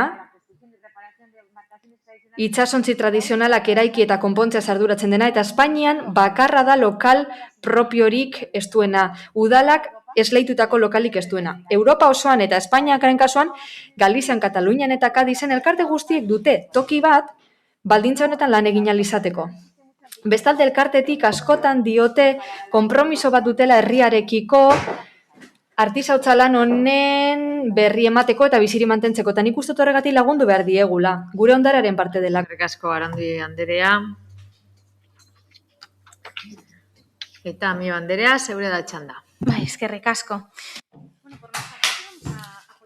Bueno, guk mozioaren alde egingo dugu eta positiboa iruditzen zaigu Alderdi Popularretik azpimarratzea euskal kultura eta historia.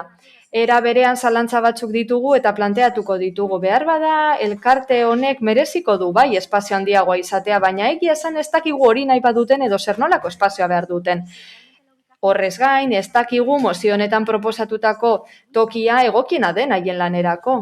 Izan ere, urrun dago kostatik, eta ez dakigu leku nahiko hauten, itsasontziak bertan konpontzeko. Hala ere, babestu egingo dugu proposamena, antza osoko bilkurara ekarri delako, babestu zelako, eta ikusi dugu zoritxarrez ez dela zer egin kolektibo honen alde. Haiek espazio duina behar dute, lan honekin jarraitzeko eta ikusgai egiteko gure udalerrian historia eta balio handia ditu ez da. Horregaitik, gure babes kolektibo mozio honi.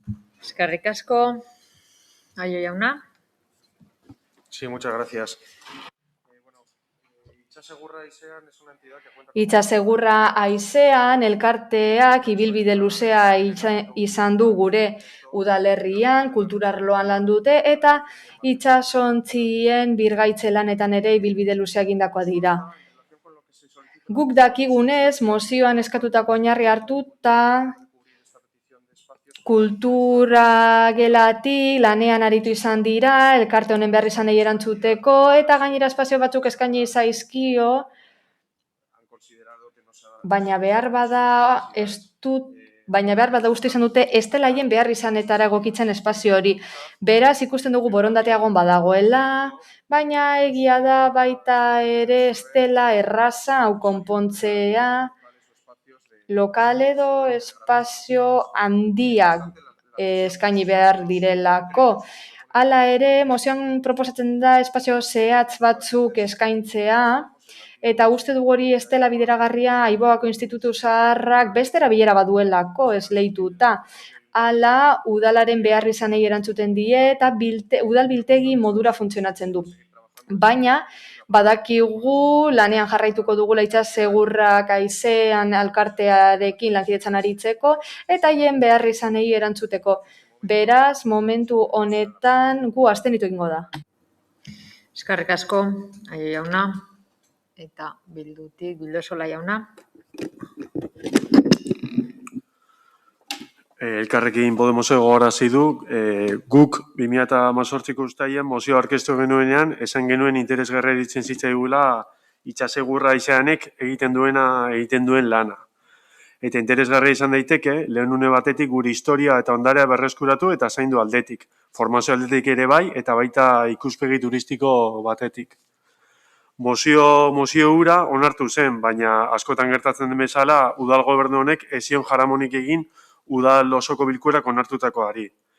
Zalantzarik gabe, Alderdi Popularrak proposatzen duena behin-behineko irtenbidea izan daiteke, baina gure ustez, udal gobernuak haratago joan barko luke. Itsasegura Haizea elkarterekin harreman estuago eta sendoaga bilatu beharko genuke, eta udalak konpromiso zehatzak hartu beharko lituzke. 2010 urtean, Portu Zaharrean azpiegitura egonkor bat egiteko proposamena egin zuten. 2013 urtean, Arrelizu aldean kokatzeko proposamena egin zuten ere.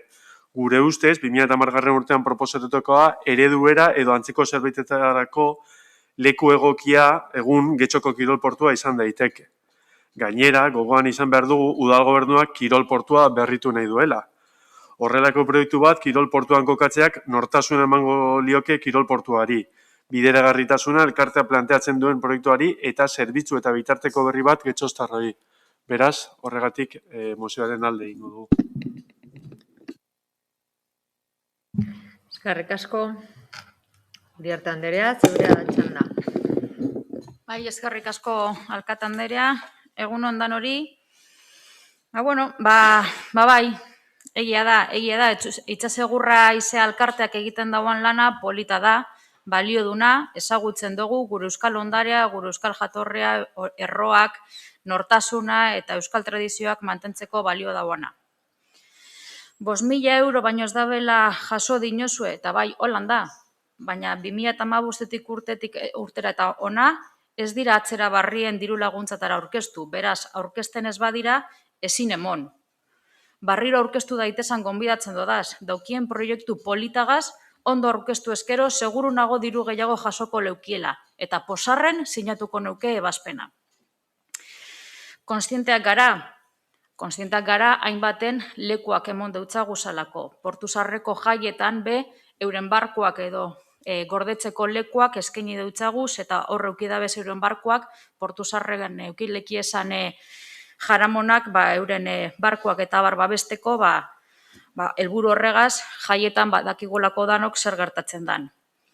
Lekua behar dabe, baina gure eskupean dagozan lekuak arakatzen orduak eta orduak emon doguz. Gurako neukenik leku bat euren jarduna patxada egiten jarraitu dagien, baina tamalez, antza, gura dabena ez daukagu. Daukagunaren artean aukerak emoten alegindu gara, baina ezin eurentzako baliogarriak. Ordez, Portu Zaharrean eurentzako beren beregi egindako pabeloi bat eraikitzea eskatu dabe. Bestalde, mozio honetan aitatzen dozuena, Aiboakoa erabileran dago, okupatuta dago, ez dago utzik, beraz, ezin laga. Barriro aprobetxatuko urako neuke, diru laguntzatara aurkeztu daitezela. Gonbidapena luzatzeko hartzea eskaintzen dutziet. Eskerrik asko. Eskerrik asko, Uriarte Anderea. Berriz ere, txanda hartu nahi du Arandui Anderea. Bai, zeurea da txanda.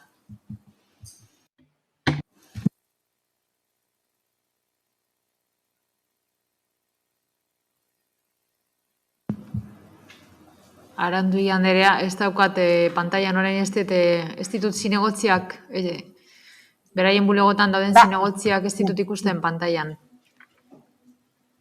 Osoko bilkura ikusten dut eta ez dakit Arandui Andereak hitz egiten ari den, Sí. entzuten ari garain, orain bai. Vale. Esto, gracias, señora alcaldesa. Eskerrik asko, alkate Andrea, haiek elkartetik eskatu dute lokal hau, badakitelako bertan leku nahikoa dutela eta bertan egin dezaketela lan. Izan ere, gauza da ontziak babestea, konpontzeko zain dauden ontziak babestea eta aire zabalean ez egotea gehiago narriatuko direlako haiek elkartetik eskatu dute lokala. Bestalde, hainbat eskabide aurkeztu dituzte, eta inork ez die erantzun. Azkena, 2019an egin zuten, leku hau eskatuz, eta esanez, udalak toki hori behar zuenerako bueltatuko zitzaiela eta ez zai erantzun. Ez ados edo ez kontra daudela, esanez ez dute erantzunik jaso, beti bilerak promestu zaizki eta ez da inoiz kontua konpondu.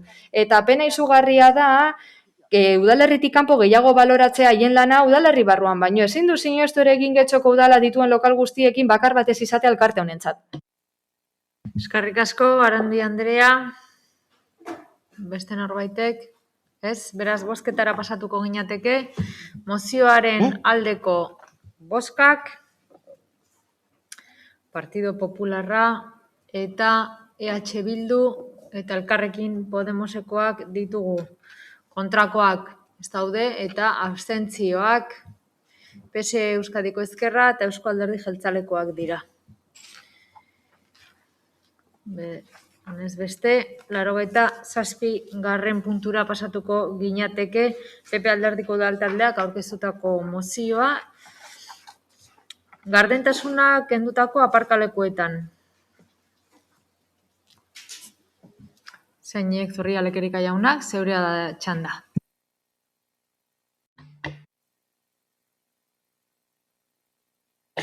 Muchas gracias, señora alcaldesa. Eskerrik asko, alkate Andrea. Gardentasuna kendutako aparkalekuetan 2020-2023 legegintzaldiko planaren arabera, gobernu taldeak Getxo Gardena Hurbila eta parte hartzailea nahi du. Eta puntu honetan udaltalde popularraren babesa dute. Baina orain kontua da dokumentu batean azaldutakoa egia izatea. Adibidez, gardentasuna areagotze aldera udaltalde popularrekook uste dugu zentzuzkoa litzatekela udalako brandiak egitean kenduko diren aparkalekuen berri ematea. Horrelako obretan kalkulatutako kostuaren eta aurreikusitako iraupenaren berri ematen den bezalaxe, legeak eskatzen duen bezala, gardentasunaren aurrerapena litzateke ezabatzen diren aparkaleku plazen kopuruaren berri ere ematea. Bestalde batetik udalako obra txikiak egiten ditu ala nola pasabidea jartzea edo espaloiak zabaltzea. Eta horrek ere aparkalekuak kentzea ekar dezake. Gardentasuna areagotze aldera udaltalde popularreko eskatzen dugu urtero jakinarazi dadila zenbat aparkaleku kendu diren obra txiki hoien ondorioz. Horregatik guztiagatik udaltalde popularrak honako erabaki proposamen hau aurkeztu du. Lehenengoa, Getxoko udala jakinaraz dezala zenbat aparkaleku kentzen diren udalerrian, obra handiak egiten diren bakoitzean. Bigarrena, Getxoko udalak urtero txosten bat egin dezala, udalerrian obra txikiak egitagatik kendu izan diren aparkalekuen kopurua zehaztuz. Eta hirugarrenik, mozio honen berri udal komunikabidetan ematea.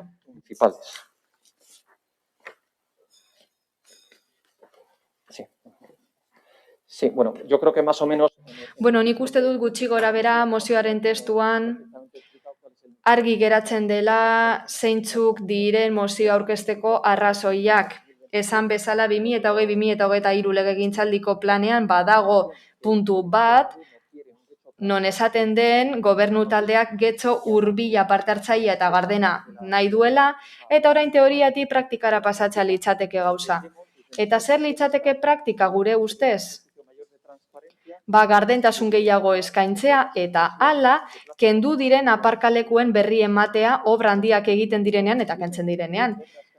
Laburpen txiki bat egingo dugu, momentura arte egikaritu edo aurrekontuan sartu diren obren inguruan, azken urte terdian, esate baterako, Portuzarreko biribilgunea, Alonso kalearen rekonbertzioa Romon, hemen ondoko rekonbertzioa Miramar kalean, edo gaur eztabaidatu duguna, Are eta Zugazarte eta Algortako aldaketak. Obra horietan guztietan, aurrekontu bat egin da, eta esaten da zein den esleipenaren prezioa, noiz hasiko diren obrak, eta esaten da baita ere zenbateko epea izango duten gutxi gora bera. Baina gure ustez, komenigarria litzateke aurrekoaz gain, eta batez ere honelako gaietaz ari garenean, izan ere gobernu taldeak bai ematen du alduen modurik onenean, zein ekintza egingo diren oinezkoen mesedetan, baina guk uste dugu komenigarria eta arrazoizkoa dela, baita ere aurrekoaz gain, guri zein herritarrei jakinaraztea zenbat aparkaleku kenduko diren obra hauen ondorioz. Bestalde,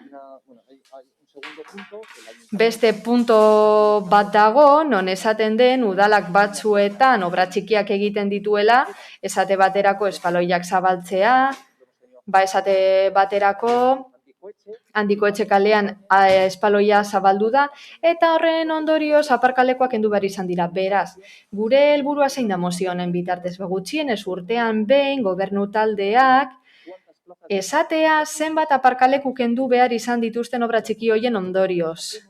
Guk egiten dugun proposamenak ez dakar kosturik udalarentzako, izan ere guk badakigu gobernu taldeak edo talde teknikoak ondo dakitela zenbat aparkaleku kentzen diren, beraz borondate politikoa baino ez dugu eskatzen. Gardentasunez jardutea gobernu taldearen partetik. Eskerrik asko.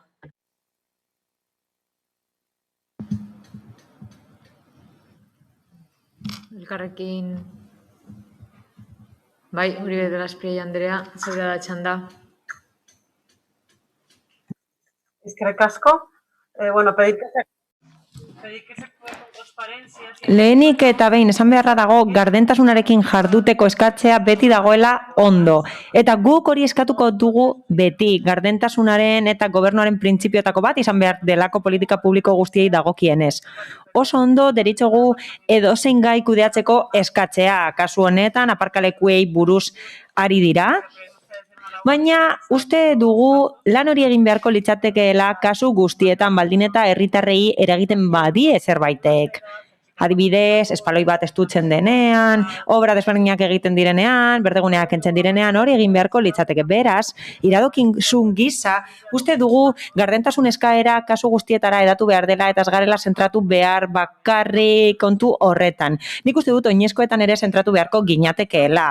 Baliatu nahi dugu aukera hau gogorarazteko elkarrekin getxotik hiri hori defendatzen dugula. Hau da, autoari kendu behar zaio espazioa eta oinezkoei eskaini, hori da gure ideia. Hori, haren abariagoa izan da pandemian zehar, beharra genukalako espazio publiko ez gozatzeko.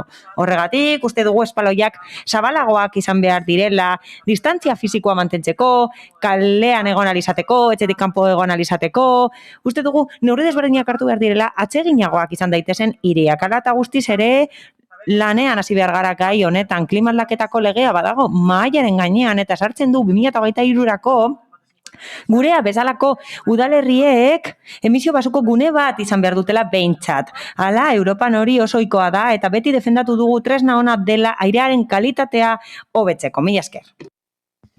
Eskerrik asko, bai Diaz Andrea, zeurea da txanda. Egunon guztioi, Alderdi Sozialistatik ulertzen dugu informazioa eman behar diogula herritartasunari, mugikortasunaren inguruan udaletik eta ikuspegi zabalagoa eman behar da ez Alderdi Popularrak eskaintzen duena.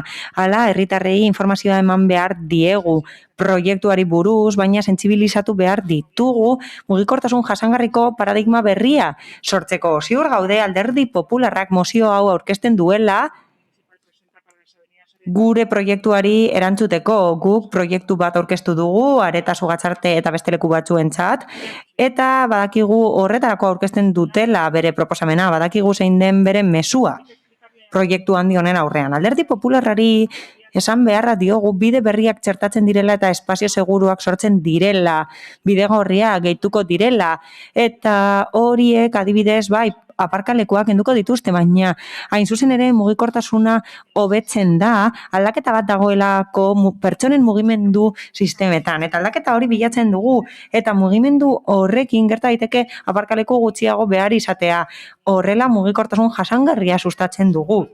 Bidegorri bereiziak baditugu eta seguruagoak badira, gutxiago beharko dugu autoa, eta horren bestez aparkaleku gutxiago beharko dira Europako beste hiri batzuetan gertatzen den bezala.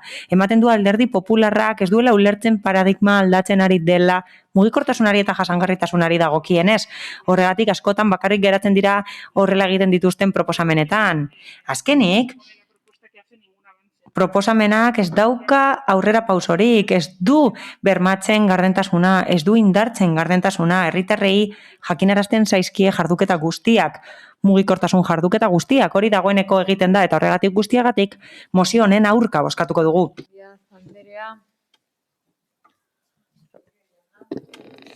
Bai, egia esateko Alderdi Popularrak aurkeztu duen mozioa benetan kuriosoa iruditu zaigu. Hau da, gardentasuna eta aparkalekuak lotu dituzte.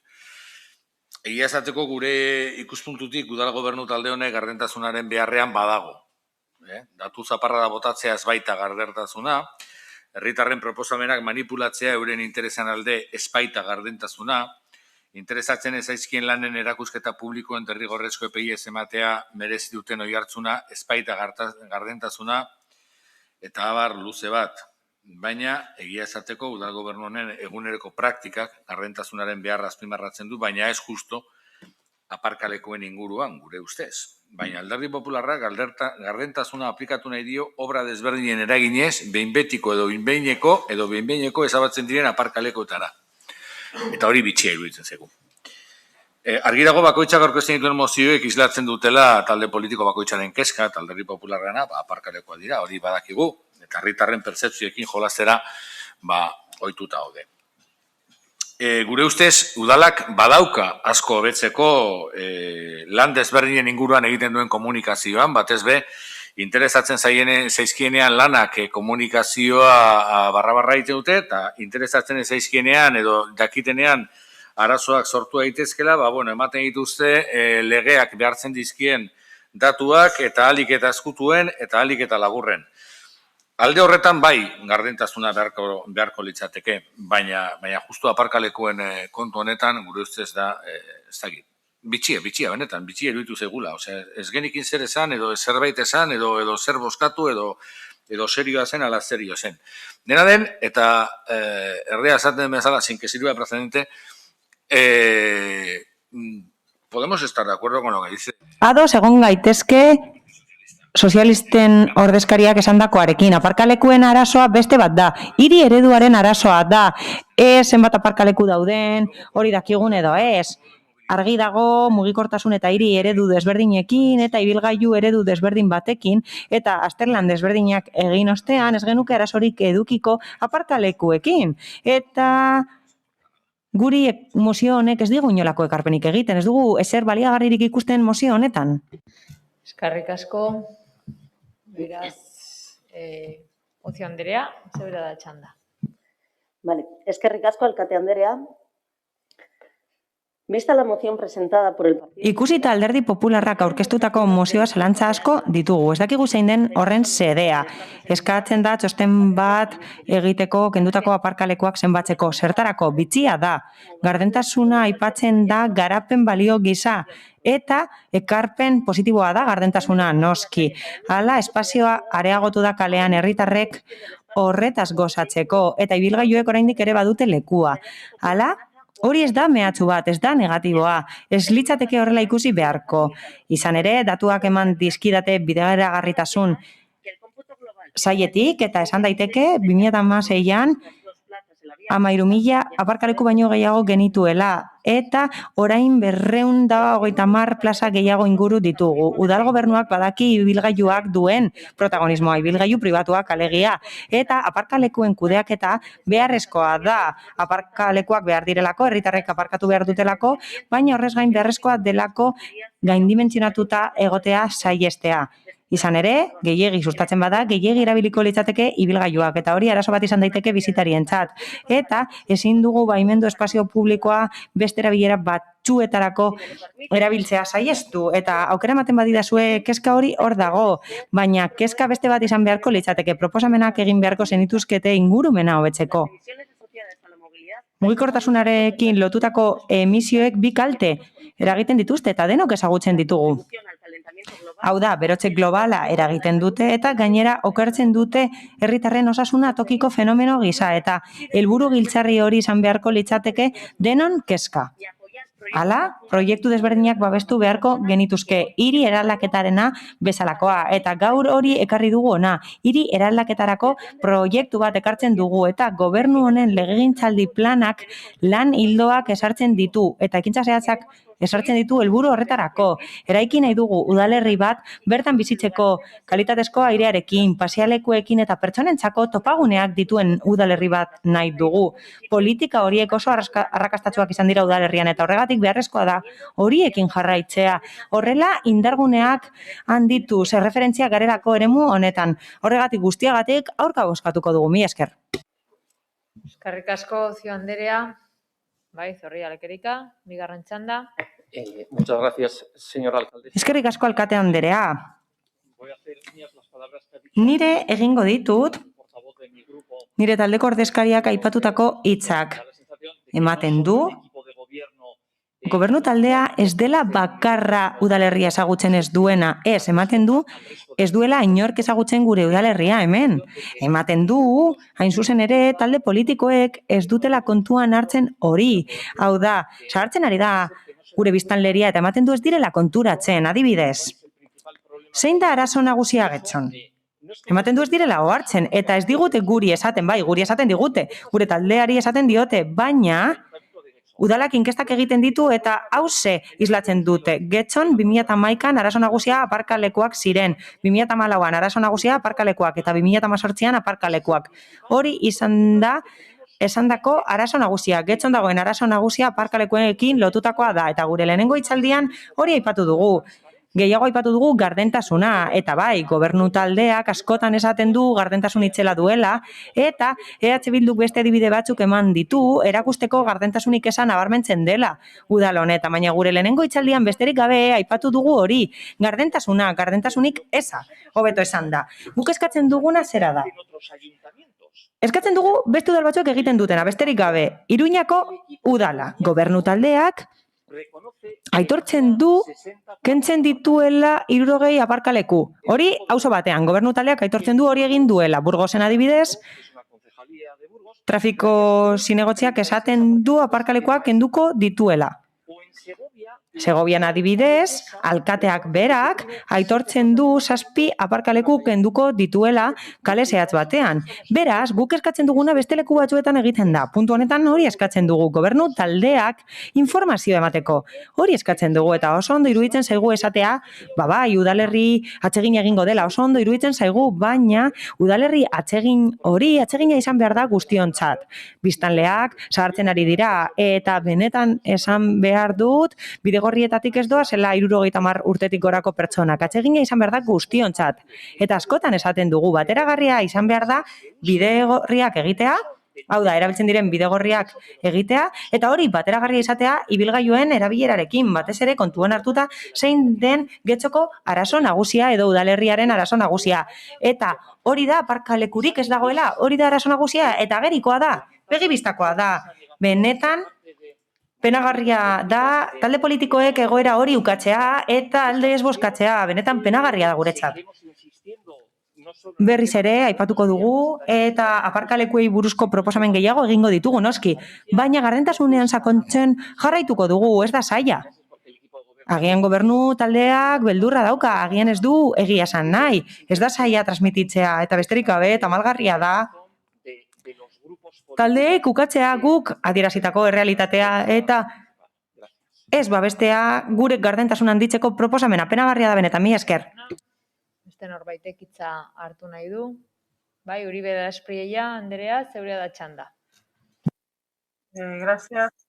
Bueno, nosotras en nuestra intervención comentamos que toda petición de transparencia nos parece... Hala, guri gardentasuna eskatzea ondo iruditzen zaigu, horregatik abstenituko gara mozio honetan. Hala eta guztiz ere, Alderdi Popularreko ordezkariari esan nahi diogu, ados gaudela horrekin bai, zahartze aktiboa hor dago, zahartze prozesua hor dago, eta keskatu behar gara horretaz, baina gure ikuspegitik naiz eta biztanleria zahartzen ari den, guk uste dugu, espaloi zabalak izan ditzaketela pertsona horiek eta bestelako aukera batzuk izan ditzaketela pertsona horiek, bidegorri zabalak, berdeguneak, terrazak denbora pasatzeko, hori guztia izan dezakete, taxiak, garraiobide publikoak, eta horiek guztiak ez daude lotuta autoarekin.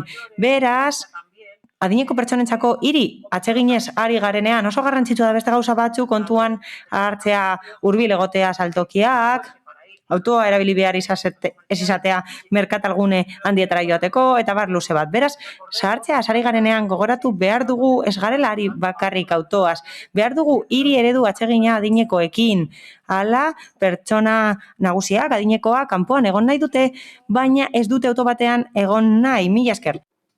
Eta, Rodrigo jauna, zeurea txanda. Sí, no quiero que quede la sensación de que Ez dut pentsatzea nahi, gobernu taldea gardentasunik behar ez duela pentsatzen dugunik. Bai, gardentasuna behar du gobernu taldeak, basamortuan dagoen bateko ura behar duen bezala. Baina bai, udalerria ezagutzen dugu, aparkaleku esari bagara niri burura datorkit, San Nikolaseko aparkalekoa, utzik dago, berria ere, Manuel Gainzako saia da betetzea, agian garestiagoa delako bertan aparkatzea, gainezalean aparkatzea baino, agian horregatik da, eta bai, egia da, plangintzarik ez dagoela, eta esan da ez dagoela aparkaleku arazorik Iturri Barrin eta gonbidatzen zaituztet bertan aparkatzera, benetan. Baina arazo nagusia beste bat da, eta esan dugu. Alderdi Popularrak pertzepzioak erabiltzen ditu, askotan, eta hori egia da, askotan, jendea etortzen da algortara eta jendeak esaten du arazoak ditut aparkatzeko, agian udan eta beste aparkaleku batzuk utzik daude. Ezin dugu jokatu pertzepzioarekin bakarrik eta aldatu nahi badugu hiri bat eta ezin diogu beti lehentasuna eman autoari eta pentsatu behar dugu 70 eta 75 urtetik gorako pertsonek gidatu behar duten. Agian hobe da hiri autobus egokiak izatea, agian hori da hobe, ezta? Zuek eta guk eskatu dugun bezala. Udal gobernu talde honek gardentasun itzela behar du, behar hori badauka, noski.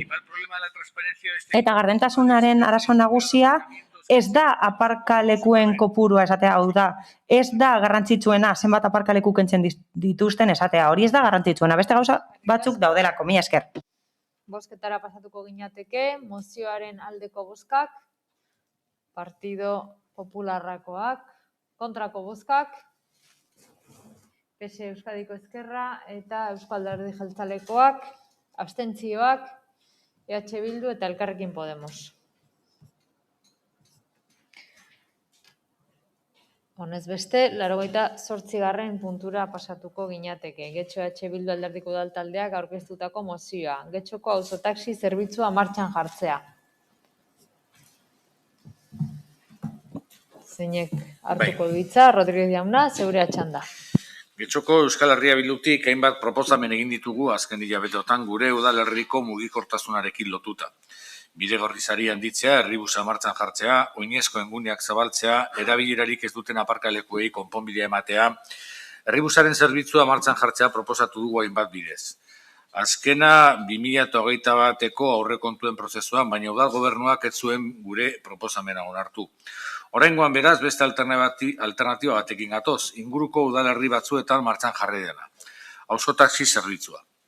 Gure herrian metroa eta autobus zerbitzua dugun arren, erdigunetik kanpo, auzo eta kale batzuen garraio publikoaren eskaintza oso urria da.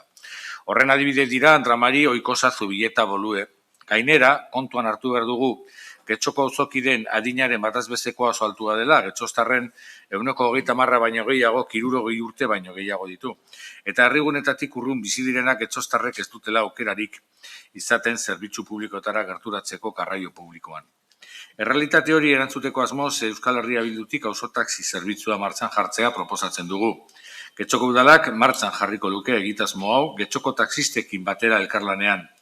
Zerbitzua martxan jarriko balitz, 70 urtetik gorako auzokideek eta mugikortasun behar bereziak dituztenek zerbitzu publikoetara joateko aukera izango lukete. Taxiz, prezio batzuagoan, ambulatorioak, metro geltokiak, udal zerbitzuak, udalerritik kanpora ere, ospitale eta osasun zerbitzuetara joateko aukera ere aztertu litzateke Urdulizko ospitalera adibidez.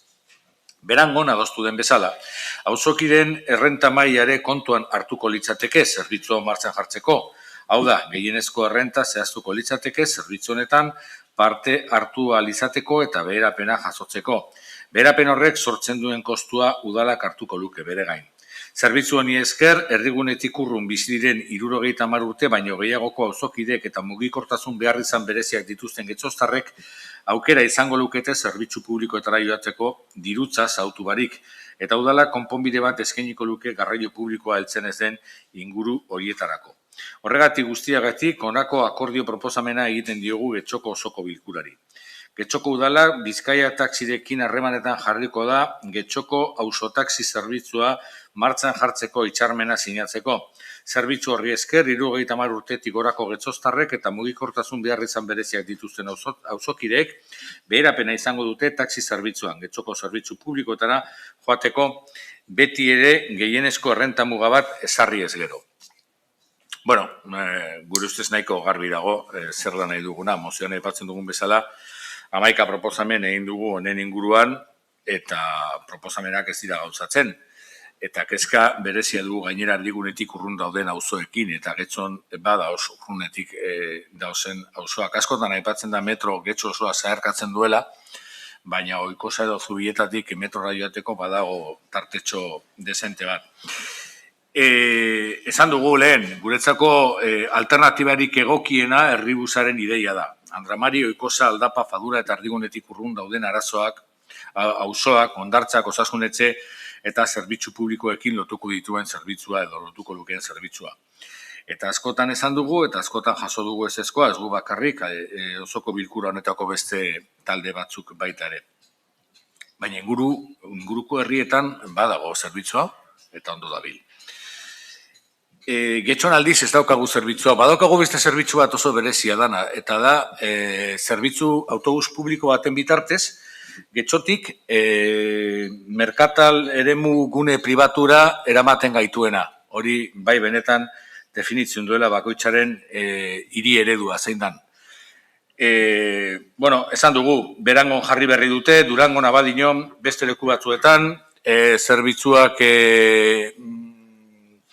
hartzaile zehatz batzuk izango lituzke, 70 urtetik gorako getxoztarrak eta mugikortasun behar bereziak dituztenak, eta zalantzarik gabe, hau egin behar da nahi eta nahi ez taxistekin elkarlanean, taxistekin adostasunean, taxistek prest daude horretarako, gainera lagungarria izan daiteke taxistak gaur egun bizi duten egoera gutxienez apur bat arintzeko, eta zalantzarik gabe ere zerbitzu honetan kontuan hartu beharko litzateke baita ere erabiltzaileen errenta egoera.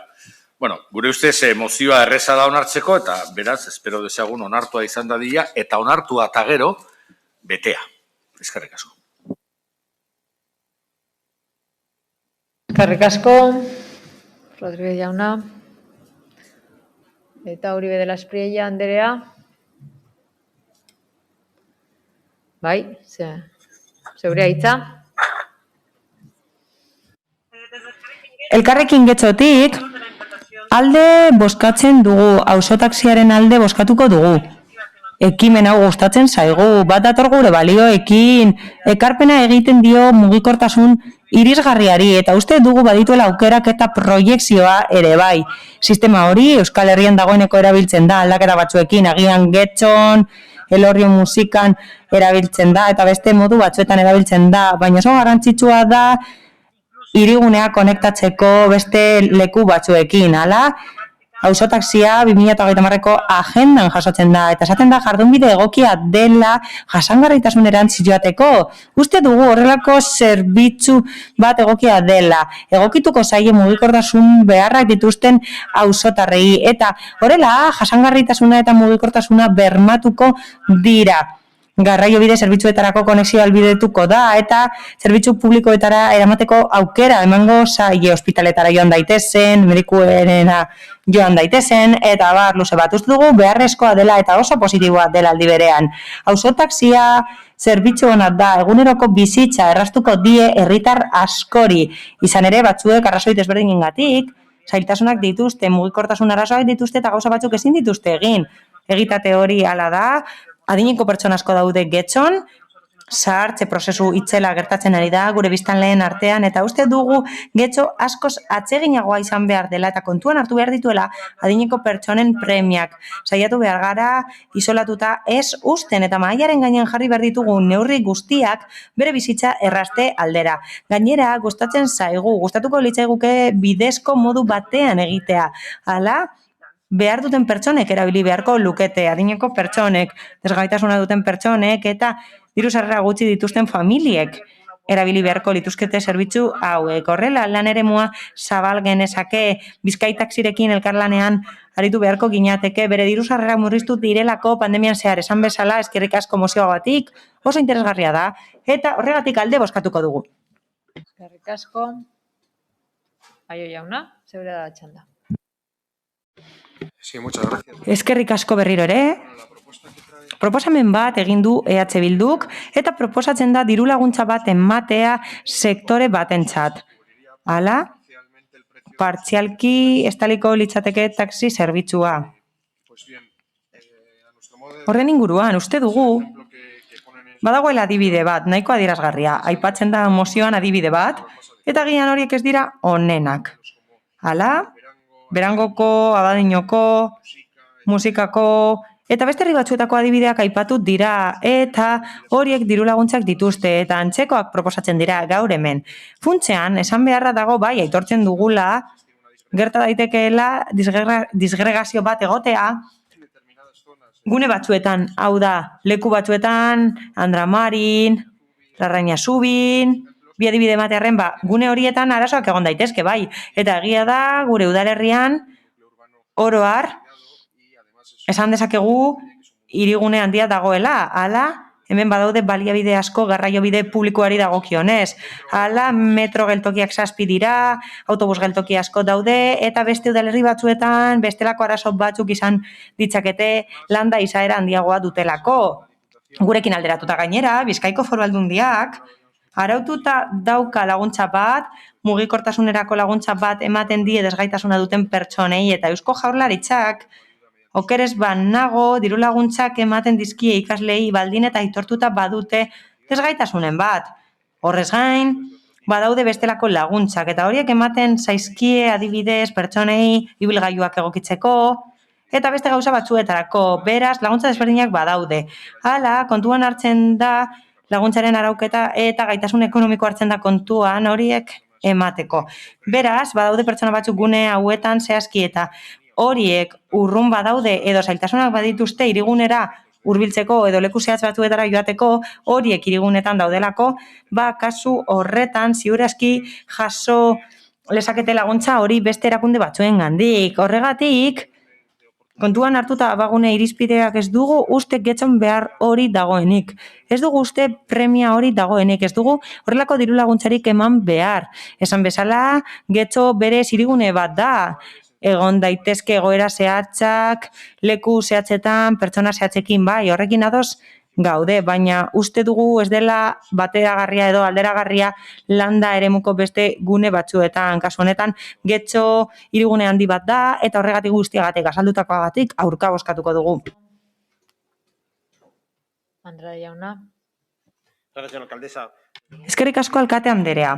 Esan da, disgregazioaren arazoa isolatua dagoela, eta hori esateak esan nahi du ez dela ezagutzen gure udalerria, ematen du metroak eta autobus sistemak babesten dutela gure udalerria, eta horrek erakusten du ez duzula ezagutzen gure udalerria, badaude pertsona asko Andramarin, Zubietan, Arrigunagan, eta pertsona horiek ez dute konexiorik metrora hurbiltzeko, autobusera joateko, asko ibili behar dutelako bertara, heltzeko oinez joan behar dira, edo beste sistemaren bat erabili behar dute ez dagoelako garraio biderik. Beraz, esatea gure udalerria ondo konektatuta dagoela, benetan, hori esatea erakusten du, ez duzuela ezagutzen gure udalerria, proposamenak egin behar dira gure mugikortasuna hobetzeko, eta adibidez, proposamen honetan esaten da, bai, gure udalerrian pertsona nagusi asko daudela, eta arreta eman barzaiela adineko pertsona horiei. Mozioan esaten da, beharrezkoa dela konponbideak proposatzea, eta bai, auzoak konektatzeko konponbideak horiek izan daitezke, adibidez, arrapalak funtzionatuko baluke, arrapalek funtzionatuko balute, aukera bat izango litzateke arrapala horien funtzionamendua, baina funtzionatzen ez duten ez, oinez igo behar dira, taldapak guztiak igo behar dituzte oinez. Arrapala gehiago egiten dira adibidez Arrigunagan, hori konektatzeko, Lasubesetik, igogailuetara, arrapalak eraikitzen dira, egingo dira, eta bai, mugikortasun aukera bat izango lirateke arrapala horiek funtzionatuko balut esan bezala.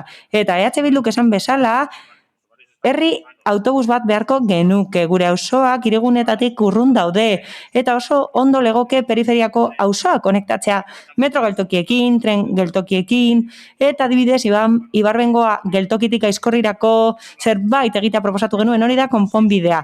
Auzo taxi konponbide ona da, eta ados gaude, baina uste dugu egokia dela herri txikientzat. Hemen adineko asko daude, eta oso udalerri handia denez, uste dugu kolapsatuko litzatekela sistema hori. Hala, 60 eta 70 urtetik gorako pertsona asko daudenez, uste dugu ez dela egokia. Proposamen ona da, baina uste dugu ona dela herri txikiagoentzat eta ez getxorentzat. Arazoa hor dago eta aitortu behar da, eta gobernu taldeak onartzen ez badu oso gaizki gaude. Hala, herri autobus bat sortu beharko genuke eta lurpeko aparkalekuak behar ditugu arazo horiek guztiak konpontzeko. Arregi jauna, zeure da txanda. Egunon, eskerrik asko alkate Andrea. Egunon eta eskerrik asko alkate Andrea. Getxon, mugikortasun jasangarriko plan bat dago, 2018tik, eta horizonte bat dauka, 2030 arte egiteko aurreikuspena dago, eta hori izan beharko litzateke ibilbide horria mugikortasunari dagokionez. Ibilbide horri izan beharko litzateke udalarentzat. Hori aldatu arte, noski. 27 neurri jasotzen ditu lehentasun bezala. Hala, ondorio praktikoak atera dira, eta helburua da oreka bilatzea mugikortasun premien eta irisgarritasun premien artean. Eta hori egingo da ingurumen jasangarria, ekonomia jasangarritasuna eta bestelako faktore batzuk kontuan hartu, eta beti ere Europar Batasuneko araudia kontuan hartuz. Hori PEMUSek esaten du, eta hori esaten dute Europako araudiek eta bestelako arau batzuek. Plan hau oinarritzen da analisi konplexu batean. Gure mugikortasuna aztertu da eta gure herritarrek parte hartu dute. PEMUSek egiaztatzen du garraiobide publikoko sistema Getxon egokia dela, kapilaritate handia dauka Getxon, eta herritarren 80%-ari ematen dio zerbitzua. Hala, geltokiak oso gertu egoten dira, batez besteko distantzia 200 metrokoa da busaren kasuan eta 500 metrokoa trenen kasuan. Hala, oso garrantzitsua da garraiobide publikorako sarbidea bermatzea eta beste zerbitzu mota batzuetarako sarbidea bermatzea. Hala, esan bezala oso egoera ona daukagu abiapuntutzat eta esfortzuak egin behar ditugu, hain zuzen ere jarduketa horiek esartzeko. PEMUS horretan aurreikusitako jarduerak esartzeko eta abian jartzeko esfortzuak egin behar ditugu. Adibidez, aprobetxatu egingo da Ibarbengoa geltokia, integrazio tarifarioa egingo da, Bizkaibusen linea batzuk aldatuko dira, oinezko sare bat sortuko da, eskola zentroetarako, ezarriko dira mugikortasun elementu gehiago, vertikalak direnak, eta azterlan bat egingo da, horren guztiaren ostean, garraiobide publikoak hobetzeko. Ziurazki, zuen proposamenak badauka asmo ona, baina ez da oinarritzen datuetan. Hala, beste udalerri batzuen proposamenak ekartzen dira gurera. Eta hiri bilbe hori, garraiobide publikoko sistema, horiek guztiak, elementu horiek guztiak ez dute zerikusirik gureekin.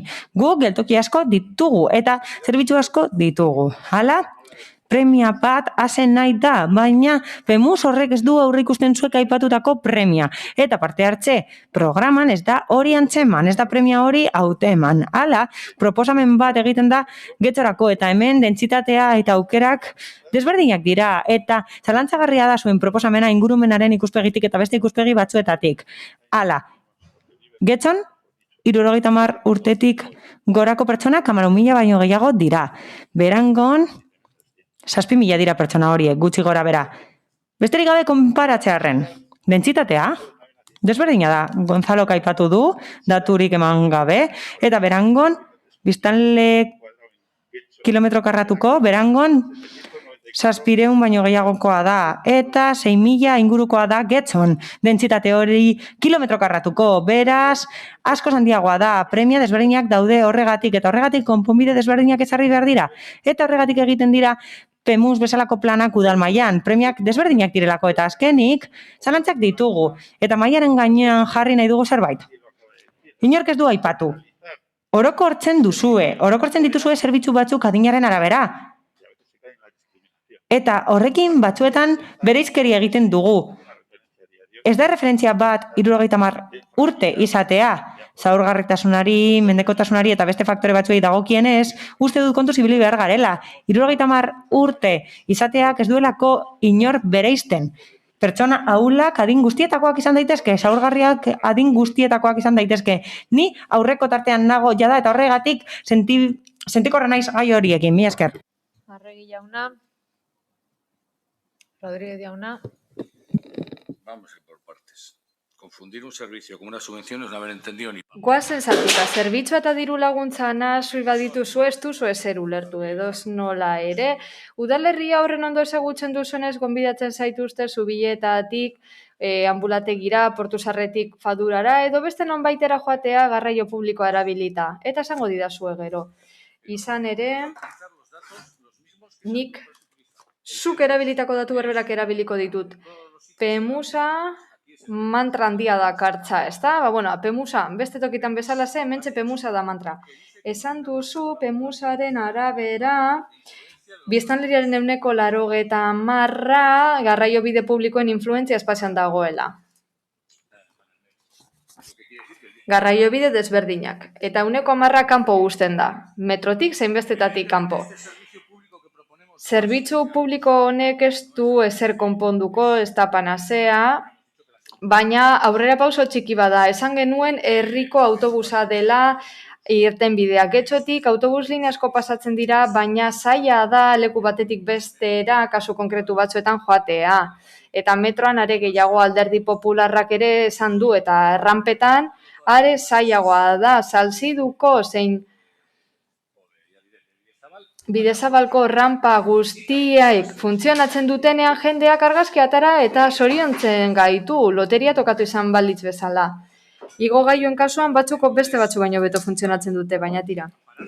Beraz, guztiaren oinarri PEMUSa izatea eta esatea behar duenak erabiltzen duena zerbitzua eta aztuena behar ezetz, nik uste dut, 70 urtetik aurrera, okertxoago gaude 50 urtetik aurrera baino.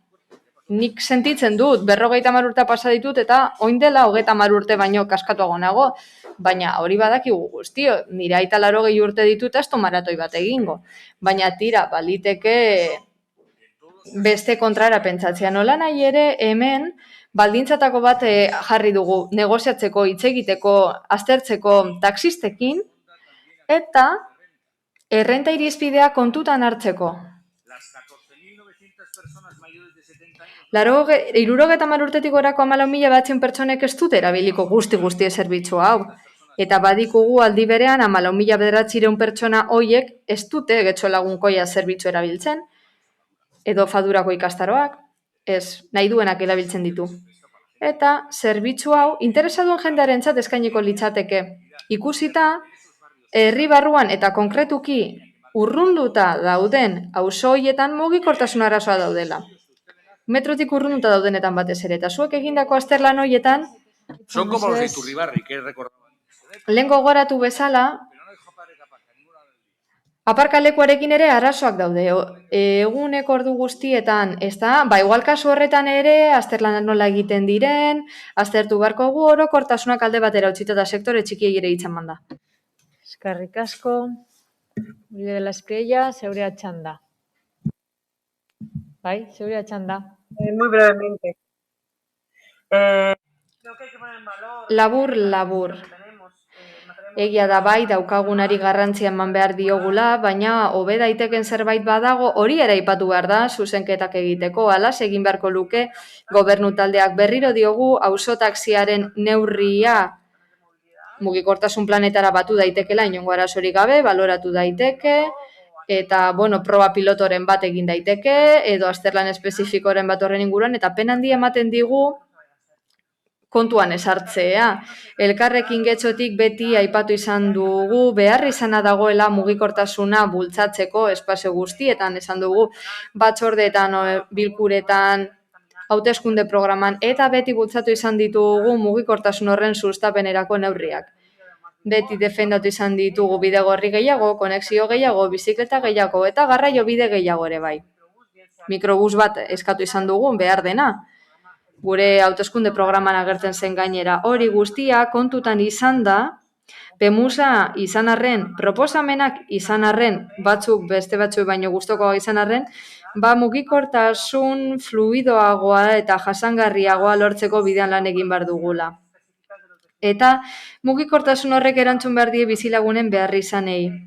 Guk ez dugu horlako abismorik ikusten eta ekintza neurri positibo bat deritzogu kolektibo honentzat. Gero eta gehiago behar dutelako laguntza jakin hau, eta udaletik guk laguntza hori eman dezakegu, baina berriro diot, hau luze landu beharko dugu, klimaldaketaren legeak ekarriko dizkigun defizientzei ere aurre egiteko. Eskerrik asko.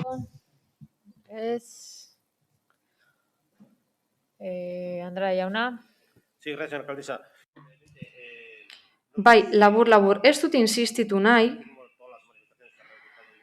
eta Ibonek esandako guztiarekin bat nator, auzo batzuk urrun daudek garraio bidetatik, eta guk hemen daukagun PEMUSA hitz egitean ukiezina den zerbait ez hitz egitea bada, ez da? Azken finean, 2017an hasi ginen berritzeko lantzen, 30 begira, 29 pertsonak bakarrik parte hartu zuten prozesu parte hartzailearetan, PEMUSA hartarako, eta ondorio batzuk atera ziren. Antza, 2030erako aipatzen da, bai, taxi zerbitzu bat udalerrian. 2030erako taxi zerbitzu bat. Gidari gabe izango litzateke epoka galaktiko batean egongo ginelako. Baina taxi bat aipatzen da, taxi zerbitzua, udal taxi zerbitzua agertzen da. Agertzen da baita ere, garraio bide publikoaren sistema bat ezartzea udalerri barruan 2030erako, eta 2030 gero torbilago dago, eta ez daukagu ez taxirik ez autobusik. Jakin da, oposiziotik guztiok eskatu dugu autobusa, nahi dugunean PEMUSA hor dago, eta nahi dugunean ez dago. Gobernu taldeak azken finean beti azten zaio zer dagoen egiteke, informeetan dagoen hori guztia eta egiten ez dena, eta rampa mekanikoenean ere hortxe diardu ez dute funtzionatzen, igogailuak ere ez, eta hala gure jendean txerratuta dago. Portusarreko beste instalazio batzuk ere ez dute funtzionatzen, komunikazio sistema oso txarra da, eta, egiten dute, 60 urtetik gorako pertsonentzako bidegorriak egin jakin da ezin dituzela erabili, baina, EAJ-arentzat gure udalerria hori da. Eta ikusiko dugu etorkizunean hemen gertatzen den. Arregi jauna. Eskerrik asko, muy breve. Pare bat gauza labur. PEMUSA hain zuzen ere, zera lantzen saiatzen da. Biztanleriaren 10% hori gaur egun garraio sistema publiko erabiltzen duena, eta aukerak badaude. Taxi zerbitzu publikoa existitzen da, baina zuek eskatzen duzuena da kolektibo batzuentzako den zerbitzua. Alderdi Popularrak PEMUSA interesez irakurtzen hasi da, eta zoriondu nahi dut horregatik, proposamenak egitatik baita ere bidean zehar beharko ditugulako, eta nola ez, zera esango dut. Autobusa, Bizkaibusa, metroa, rampak eta igogailuak integratzeko eredua, arrakastatsua da, eta udalerrik askok jarraitu dute gero gure eredua hemen eta kanpoan. Bozketara pasatuko gara. Beraz, mozioaren aldeko bozkak, EH Bildu eta Elkarrekin Podemos. Kontrakoak, Euskadiko Partido Sozialista eta Euskadiko Ezkerra eta Euskal Alderdi Jeltzalea. Eta abstentzioak Partido Popularra.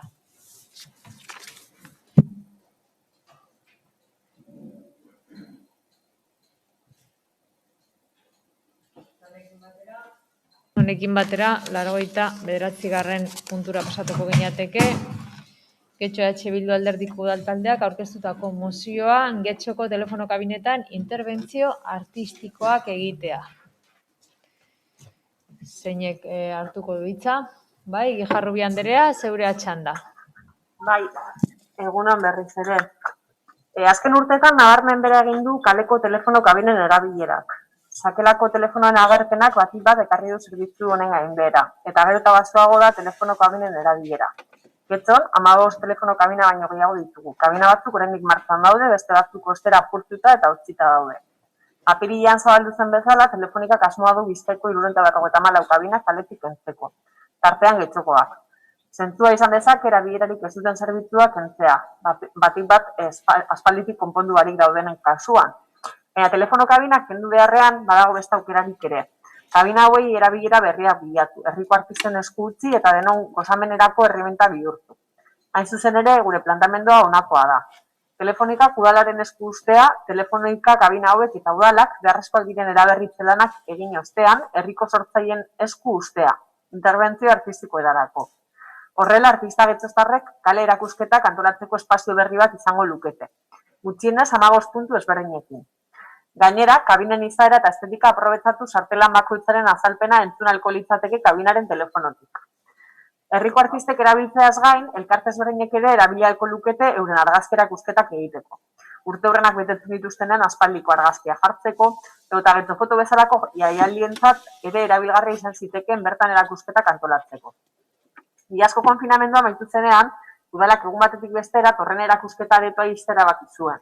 Herriko artistekin aldez aurretik berba egin barik. Hori zen herriko sortzaileek euren lanak erakusteko leku gutxienetako bat, eta udalak kendu zien inolako alternatibak eskaini gabe. Argi dago, telefono kabinek ezin dutela hutsune hau bete. Getxok behar duelako ganorazko erakusketa gela bat, baina telefono kabinak osagarriak izan daitezke. Gaur egun erabilerarik ez duten baliabideak aprobetxatu eta kaleari ere bizitza emanez. Telefono kabinek urte asko egin dituzte gure artean, eta zormen erabiliz berriro erabilgarri jarri alditugu, getxoztarren eta bizitarien gozamenerako. Getxoko osoko bilkurari proposatzen dizkiogun puntuak euren onarpenerako honakoak dira. Lehenengoa, Getxoko udala harremanetan jarriko da Telefonikarekin, Telefonikak telefono kabinak Getxoko udalaren esku usteko. Bigarrena, udalak telefono kabinak eraberrituko ditu euren estetika mantendu eta erakusketak antolatzeko aukera eskainiz. Horretarako beharrezkoak diren lanak eginez. Eta hirugarrena, Getxoko udalak deialdirek egingo du herriko sortzaientzat telefono kabina hauen interbentzio artistiko antolatzeko eta euren erabilera arautzeko modu parte hartzaile. Eta jarraian argumentatuko dut. Bueno, esan bezala, gure herriko auzo gehienetan topa ditzakegu gaur egun telefono kabinak, eta gehienak ikusten duzuenez edo dakizuenez abandonatuta eta inolako erabilerarik gabe daude. Telefonikak iragarri du kaletik kentzeko asmoa duela, baina gure ustez, Getxotik erabilera bat eman ahalko genieke kabina horiei. Zormena erabilita, esan bezala, mozioan azaldu bezala, artistentzako espazio interbentzio gune bat bilakatu ditzakegu orain erabilerarik gabe dauden kabina horiek. Izan ere, zorionez gure herrian sortzaileen arrobi sendoa dugu, eta kabina hauek eraberrituko bagenitu espazio egokia izan zitekeen euren lanak ezagutzera emateko. Argazkigintza erakusketak, interbentzio artistikoak, performantzak, bere garaian behien kale erakusketarekin egin zen bezala, hortik ere ideia joan daiteke ari horretatik. Gainera kabinen sistema aprobetxatu ahalko genuke telefonotik artelanaren azalpena entzuteko edo interbentzio artistikoaren parte izateko. Errezana beti bezala, erabiltzen ez den hori erditik kentzea da, baina kasu batzuetan eraldaketaren alde edo bestelako erabilera baten alde apostua egiten da, eta askotan hori arrakasta ere ematen dio egindakoari, ezta? Eta, uste dugu, gure herriko artistek interesa izan dezaketela horrelako proiektu edo espazio edo tresnari, ez? Erabilpen bat emateko gaur egun, eta hortik gure proposamena. Uste dugu, sormena baliatzeko herrian eragin eta kulturala bultzatzeko aukera izan daitekela, non eta kalean gainera, eta horregatik guztiagatik mozioa aurkeztea erabaki dugu. Sormen artea eta kultura sustatzea inoiz baino beharrezkoago ikusten dugu testuinguru honetan, eta nolabait ere, kabina horiek ere badira, gure historiaren zati bat, ez? Eta izango litzateke ere modua, hori bestelako erabilera bat emanik, sormena erabiltzeko espazioak bilakatu. Eskerrik asko. Zeinek hartzen du hitza, Uribe de la Espriella, zeure atxanda. Hay objetos que por uso actualmente... Gaur egun badaude objektu batzuk, sarkituta egon arren, beti izango direna belaunaldi askoren imaginarioa. Telefono kabinak esaterako kategoria horretan daude. Telefono kabinak desagertuko dira gure kaleetatik urtebetean.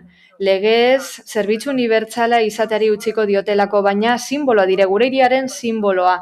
Horregatik, uste dugu ondo legokela bestelako erabilera bat ematea, ganera sortzailea. Eta horretarako artistak hartitzakegu kontuan, hemengoak.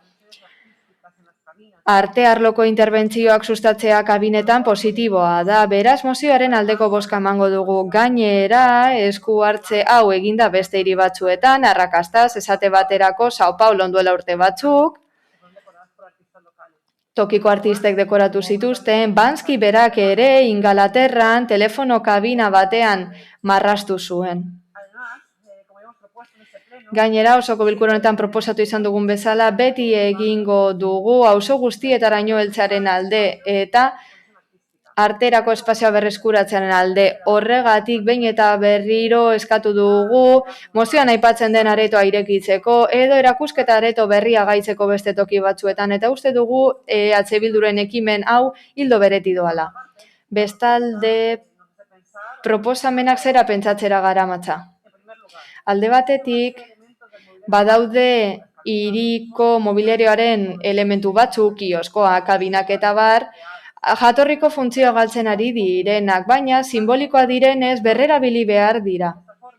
Horrela, uste dugu egokia dela, eraldaketa hori sustatzea, espresio artistiko modura edo beste modu batzuetara, esate baterako Telefonikak, Bartzelonako udalari eman dio azkenengo telefono kabina, estalita dagoena berrerabiltzeko birgaitu ostean, eta bertan liburua gordetzen dira. Ingalaterran, bestalde, askotan egin izan den praktika da. Arterako, zein liburutegi, kafetegi eta barre modura erabili izan dira horrelako espazioak.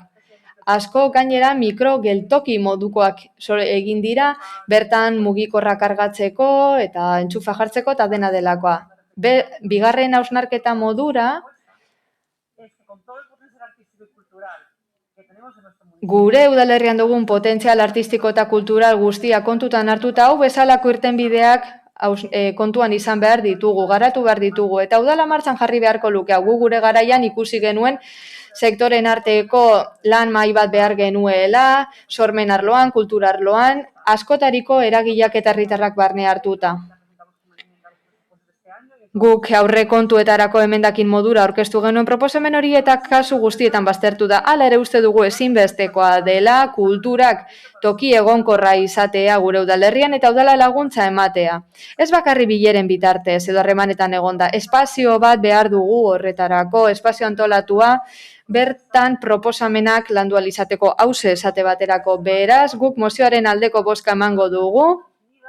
Ez zaigu gustatzen bere horretan nola idatzita dagoen proposamena, baina uste dugu hau artistek egin behar duten zerbait dela. Eskerrik asko.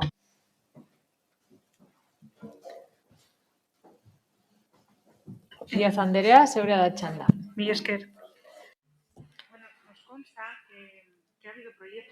Badakigu oso proiektu interesgarriak egon direla, arte arloan, Parisen, Sao Paulon. eta telefono kabinak baliatu dituztela horretarako, bestelako erabilera artistiko eta kreatibo bat emateko. Gainera horretarako oso artista ospetsuak hartu dituzte kontuan, Frankeri esate baterako, baina mozio hau irakurtzen dugunean ze sentsazio dugu? Ez dirudi proiekturik zehaztu denik proposamen honen harira. Baldin badago uste dugu kulturagelari hause aurkeztea litzatekela egokiena, hau estelako fororik egokiena. Guk uste dugu koalizio gobernu honetatik eta gainerako udaltaldeetatik ere, getxo ekinez planean bildutako jarduketak babestu dituzuelako. Uste dugu jarraitzen dugula tokiko artistak babesten, batez ere pandemia garaietan oso gaizki pasatzen ari direlako, diru laguntzen eta bestelako lanildoen bitartez sormena, batez ere tokiko sorkuntza lana sustatzeko. Ez dakigu proposamen honen astean zer dagoen zehazki, beraz kontrako bozka emango dugu.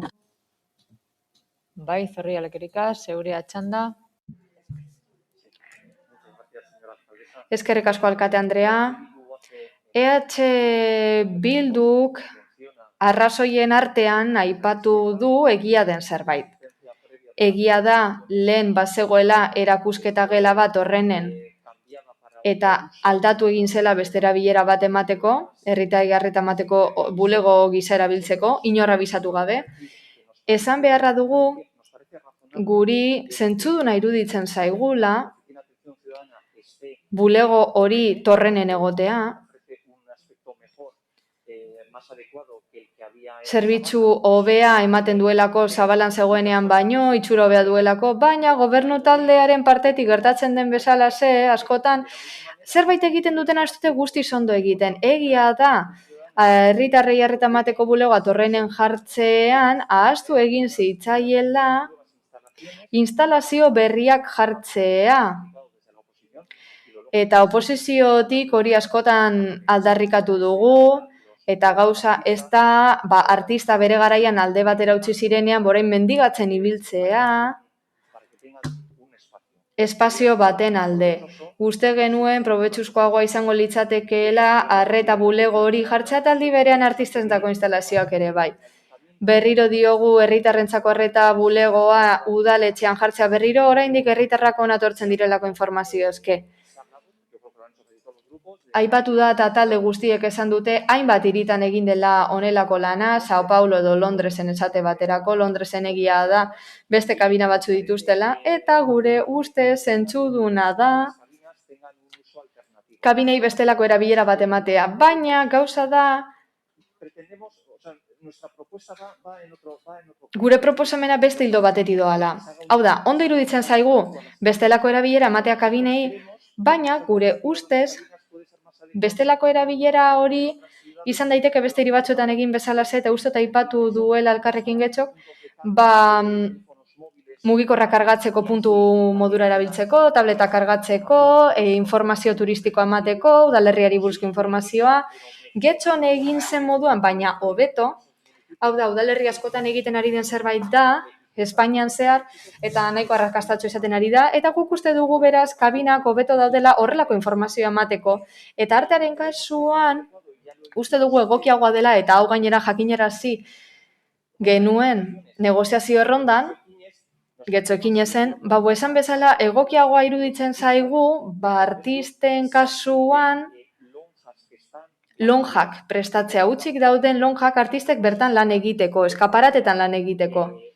Horrela, artistek haien lanak ezagutzera emango dituzte, eta aldi berean bizi berritu egingo dira lonjak eta eremuak.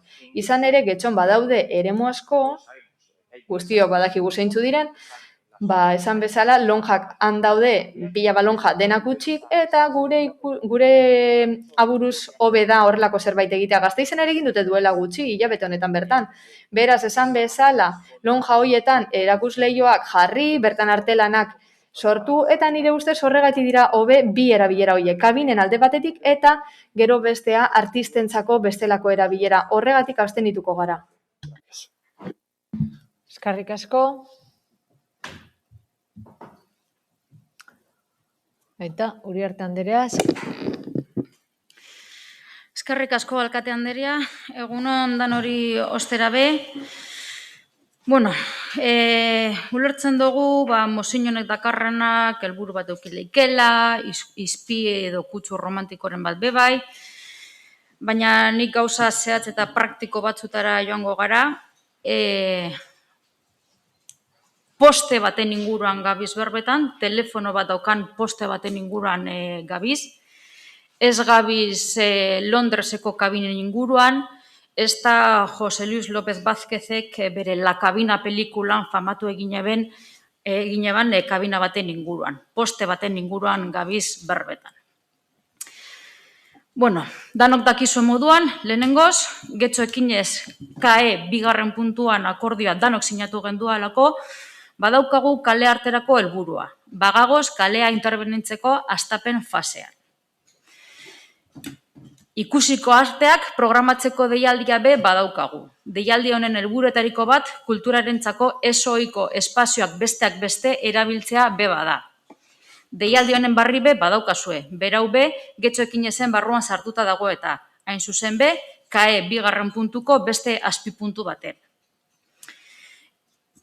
RKeko erakusketa aretoa eta ez-ohiko espazioak osatzeko bagagoz, askotan esan dugu moduan, erakusketa areto duin bat getxon lantzen. Bai, esan dugu eta egiten gagoz. Dalik eta lasterren zabaltzea espero dugu, baina bagagoz lanean. Ikusizko arteaz aparte, bestelako disiplinetako kale arteak be jorratzen gagoz. Eszenikoen barruan, musika, dantza eta antzerkia. Azkeneko hau esaterako hain zuzen be kale antzerkia bultzatuz programaren barruan. Eta azkenik, CTNA, hau da, Kompainia Telefonika Nazional de Espainiako tramankulo berizgarriak ez doguz guk, hau da, getxoko EAJak monumentu bihurtuko. Gu behintzet ez gara horren sustatzaileak izango. Ostera, eurek, jaubeek, telefonikak, planik balebe, eurentzako, lasai asko entzungo gendukez euren planak kabina honen inguruan edo poste honen inguruan berba egiteko. Eskerrik asko. Eskerrik asko, Uriarte anderea. Beste norbaitek hitza hartu nahi du? Bai, ez? Bai, kaixo. Ijarbi anderea. Bueno, nago apur bat, harrituta poste hauek, edo gure kabinak izandako hauek sortzen duten dezerosotasunaren dekin, erabat harrituta nago, ez dakit. Ez dira misilak, lasai egon, hau izan da proposamen bat, gure asmo onenarekin egindako proposamen bat, eta bai, gureak ez dira Londresekoak bezalakoak, ez, baina dira gure kaleetan, gure herrietan egon direnak. Orduan uste dugu, dauzkagunak erabilgarria izan daitezkela eskuartze artistikoak albidetzeko, eta hau zera proposamena, egiten dugun proposamena. Beraz, uste dugu gainera, hau ez da guretik sortu den ideia da, baina kontrastatu egin izan duguna herriko artistekin, eta alde horretatik begionez ikusi dituzte horrelako proposamenak. Interesgarriak ikusi dituzte, beste herrialde batzuetan, beste hiri batzuetan ikusi dituzten bezala. Pragmatismoa garrantzitsua da, baina arteak bereziki eta kultur zinegotzea jakin beharko luke pragmatismotik haratago doan zeozer ere badakarrela. Eta horri esker, horri esker dira gure bizitzak apur bat alaiagoak. Beraz, gero PSOEri ezatea proiektua definituta ez dagoela esaten digu. Ez dakit txosten tekniko baten beharra duen, baina uste dut mozioan oso ondo azaltzen dela zertan datzan. Eta noski, zehaztasun konkretuetara eraman gabe, ze uste dugu ona ekarri badugu, oposizioak gogoratzen dut honetarako eskumena daukara eta horrela egiten dugula, da eztabaida sortzeko eta ideiak ere jasotzeko. Bai, elkarlanean nolabait osotu alizateko ideia hori eta ondo ikusten baldin bada, nolabait aurrera egin alizateko. Beraz, proiektua uste dut behar beste definituta dagoela ulertzeko bakarrik zein da gure proposamena, zein da gure ideia. Eta ideia hori elikatu alizateko besteenekin, bai? Nolabait modu parte hartzailean, ez dakit ohituta dauden horretara edo ez, baina gu bai, horregatik ekartzen dugu horrela. Eta bestei, eskerrak ematea, eta esan bezala, besterik gabe, arrostasun puntu nabaria jaso izan dut, edo betot horrela pertsibitu izan da hemendik proposamenaren inguruan, eta ez erratu, proposamenak nahi duena, da, bide bat ematea gure kaleetan, gure herrian, urteetan, hamarkadetan egon diren espazio tresna horiei, eta bai, ez dira munduko politenak, baina dira dauzkagunak. Eta horiek agian eraldatuta lortu ditzakegu erakargarriagoak izatea, eta bide bat izatea eskuartze artistikoak lortzeko. Ijarrubi Andrea, amaitzen mesedez. Bai, eskerrik asko, bukatu dut.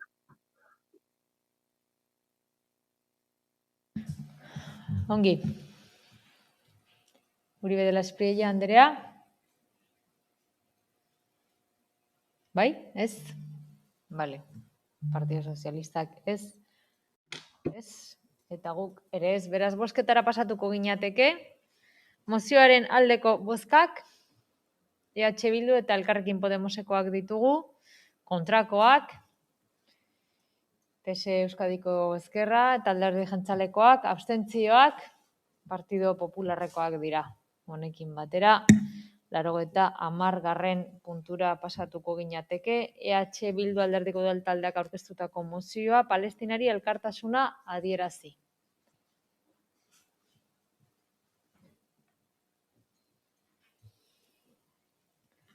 Bai, zeinek Gijarrubi Andrea, zeurea txanda. Bai, Israelgo auzitegiek Jerusalemengo 6 jarrak auzotik hainbat familia kanporatzeko eta Israelgo estatuko segurtasun indarrek Al-Aqsa meskitaren aurka egindako erasoaren ostean Palestinako tentzioa gogortu egin zen berriro.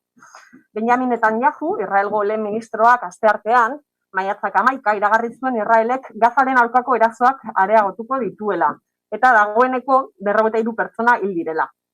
Horietako 13 adingabeak. Cisjordanian gutxienez 2 gazte hil dira, horietako bat adingabea. Ildo horretan azken egunotan ehunka bonbardaketa egin ditu Israelek Gazan. Israelgo armadak 5.000 errezerbista mobilizatu ditu eta iraupen zehaztu gabeko erasoaldi baterako prestatzen ari da. Nazio Batuen erakundeak ohartarazi duenez, indarkeria maila horrek eta horiek Palestinako biztanleengan dituzten ondorioez ohartarazi du. Gertakari horien aurrean, Getzoko udalak Israelek Palestinako herriari egiten dizkion giza eskubideen urraketak salatzen ditu. Ildo horretan, nazioarteko komunitateari dei egiten dio erasoaldi militar hori geldiarazteko eta elkarrizketarako eta negoziaziorako bidei berriro ekiteko. Mahmoud Abbas Palestinako presidenteak Europako erakunde laguntzarekin nazioarteko bake konferentzia bat egiteko egindako eskaera babestuz.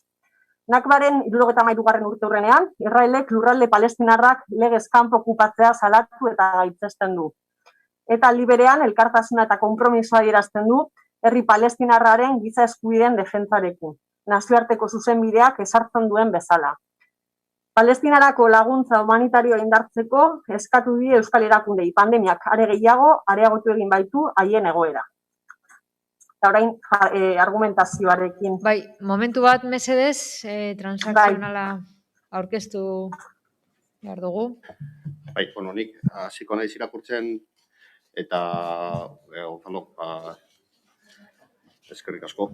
Banatuko dugu transakzionala. Bai, hau da PSE Gobernu taldeak eta Uriarte jauna irakurtzera pasatuko da. Eskerra eta EAJ Bildu Udaltaldeek batera aurkeztutako 90. puntuaren ordezko zuzenketa. Bizkatxua luzea da, barkamena eskatuko dizuet aldez horretik, baina bere osotasunean irakurriko dut. Israelgo armada eta Hamas eta Jihad Islamikoa milizia palestinarrak aurrez aurre jarri dira joan den astelehenetik maiatzaren 10-tik barkatu 200 bat hildako eragin dituen borroka ireki batean. Gehienak Gazako zerrendan Israelgo hegazkinek eta artilleriak egindako bombardaketen ondorioz. Liskarrek 2014ko gatazkatik ikusi zen indarkeria maila lortu dute. Israelgo auzitegiek Jerusalengo 6 jarra auzotik hainbat familia kanporatzeko eta Israelgo estatuko segurtasun indarrek Al-Aqsa meskitarren aurka egindako erasoaren ostean, Palestinako tentsio egoera gogortu egin zen berriro. Al-Aqsa meskitaren islamarentzat sakratua den hirugarren lekua aurkako liskarretan 300 palestinar baino gehiago zauritu zirenean. Horren ostean, milizia palestinarrek susiriak jaurti zituzten Jerusalenera eta Israelgo erdialdera. Benjamin Netanyahu Israelgo lehen ministroak asteartean maiatzak 11 iragarri zuen Israelek Gazaren aurkako erasoak areagotuko dituela eta 200 pertsona baino gehiago hil dituela. Gutxienez 58 adingabe. Ildo horretan azken egunotan 100 bombardaketa egin ditu Israelek Gazan. Maiatzaren 10 astrena erasoaren lehen 4 egunetan Esedin Al-Qassam brigadetako 3.000 susiri baino gehiago, Hamasen beso militarra eta jihad islamikoaren Al-Quds brigadak zerrendatik irten dira Israelgo erdialdera eta hegoaldera, eta 10 zibil hil dira, tartean 2 haur. NB Nazio Batuen erakundeak ohartarazi du Israelen eta Hamasen arteko indarkeria berehala gelditu behar zela. Krisi humanitarioa eta segurtasun eutxiezina eragitako ahalmena duelako. Horiek horrela, Getxoko Udalak, bi aldeen arteko adostatuko sueten iraunkorrari babesa ematen dio, eta Nazio Batuen erakundeko idazkari nagusiak Israelen eta Hamasen arteko indarkeria berela eta modu iraunkorraren gelditzeko egindako deia bere egiten du. Israelek indarra neurriz kanpo eta uste gabe erabiltzearen ondorioz eta koetez eta baseko koetak eta beste milizia batzuk eremu zibiletatik modu indiskriminatuan botatxaren ondorioz gertatu diren giza eskubideen urraketak salatzen ditu. Eta nazioarteko erkidegoari dei egiten diogu gatazkari amaiera emateko eta elkarrizketarako eta negoziazarako bidei berriro ekiteko inplikatzeko Mahmoud Abbas Palestinako presidenteak Europako bake erakundetarako nazioarteko konferentzia bat egiteko egindako eskaerari babesa emanez. Nakbaren 73. urte aurrenean, Israelek okupatutako lurralde palestinarrak legez kanpo okupatzea salatu eta gaitzesten du. Eta aldi berean giza eskubideen defentsarekiko elkartasuna eta konpromisoa adierazten du. Eta leginak areagotzeko deia egiten du. Aldebiko eta alde anitzeko harremanen esparruan, bi estatuen, Israel eta Palestina, konponbidea lortzeko. 1967ko mugetan oinarrituta eta israeldarren bidezko herritartasun bakarra. Israeldarren bidezko herritartasun bakarra, hau berri, eta, hau errepikatuta dago. Palestinarekiko ekintza humanitarioa indartzeko deia egin die erakundei eta gobernoi. Pandemiak are gehiago areagotu baitu haien egoera.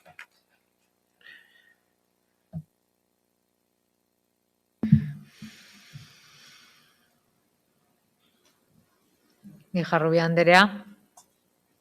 Bai, eskerrik asko. Eskertzen dugu zeharkako hau, baina ez dugu onartzen, ezin dugu onartu. Izan ere, bigarren puntuan, Israelen ejerzitoak Palestinarren aurka egindako zarraskia parekatzen duzue Palestinarrek bidalitako edo egindako ekintzekin. Eta uste dugu pareka ezinak direla.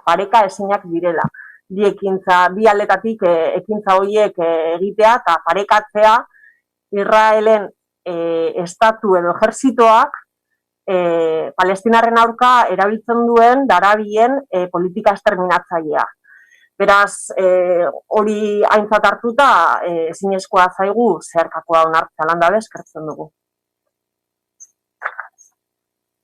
Defentsara pasatuko zara orduan? Bai, askorik ez esateko, denok ikusi ditugu irudiak, gure etzetatik, denok ikusi dugu zer gertatu den Palestinan, zer gertatu den zer egin duen Israelen ejerzitoak, eta mozioa registratu genuenan datu batzuk zeuden, baina egunak pasa ala, datu horiek bihurtu zuren 250 hildako eta 2000 zauritu baino gehiago.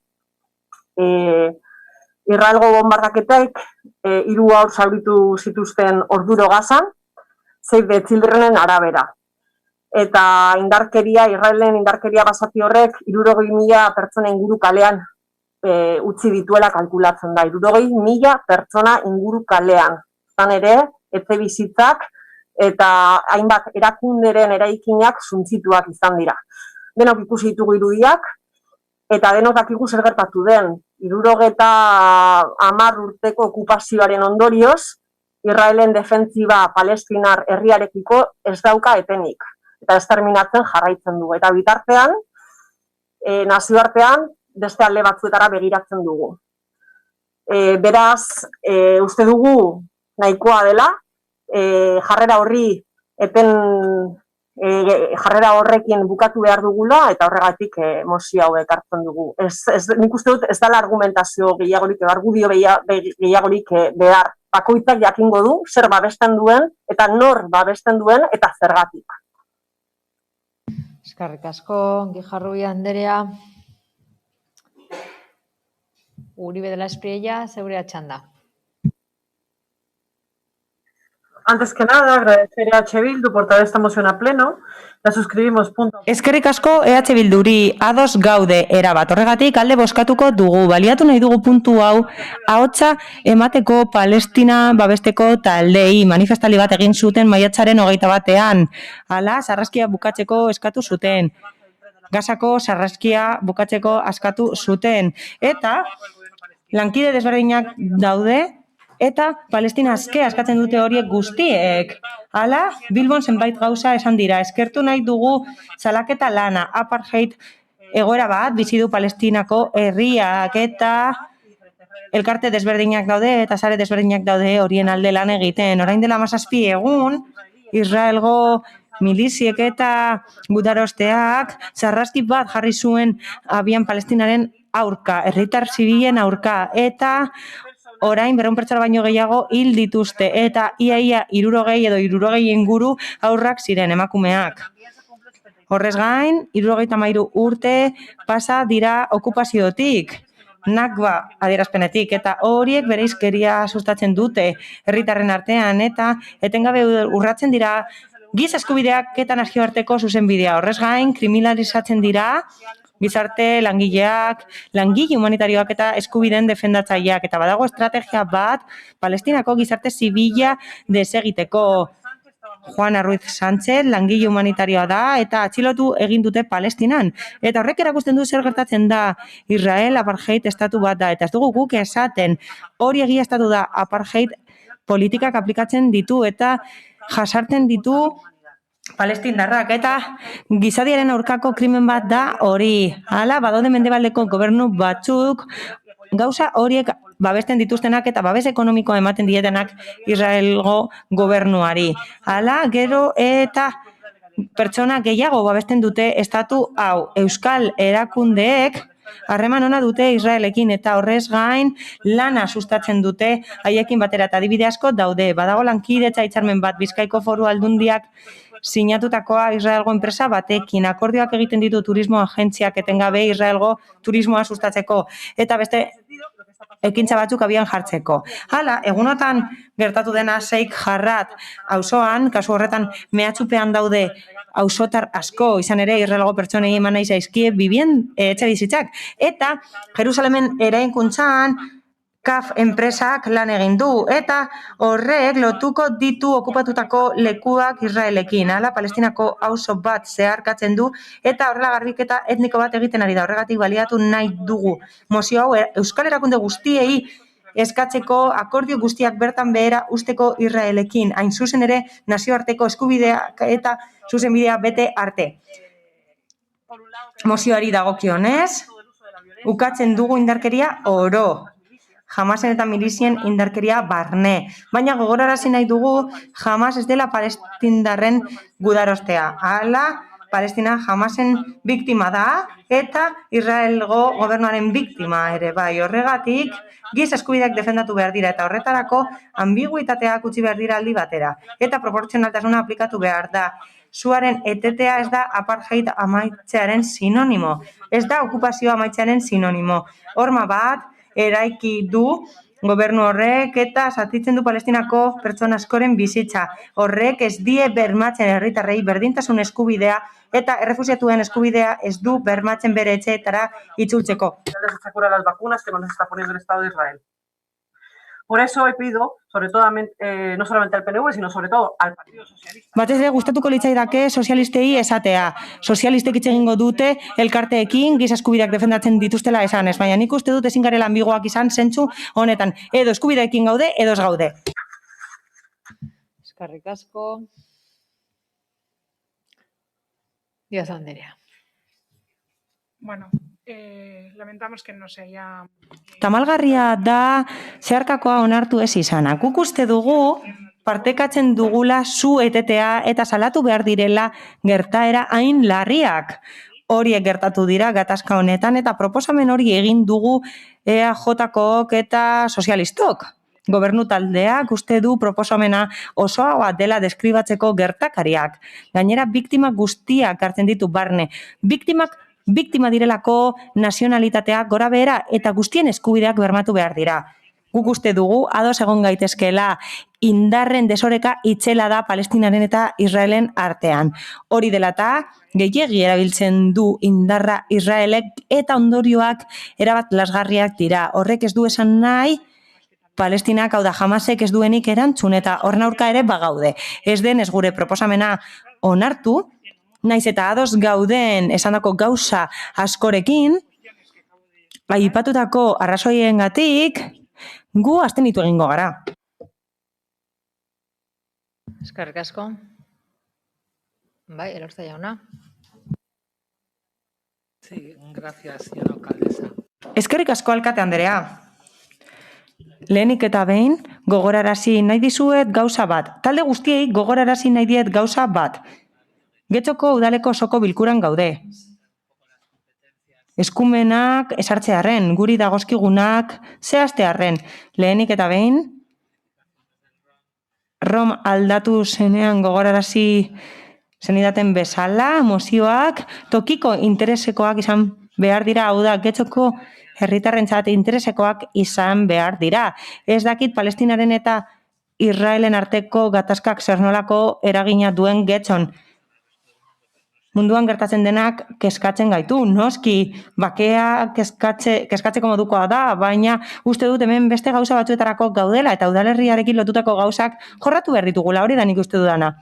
Hala, hurbiltasunagatik eta aipatzearren EH Bilduk giza eskubideen urraketekin erakutsi duen interesa hasiko gara etxetik.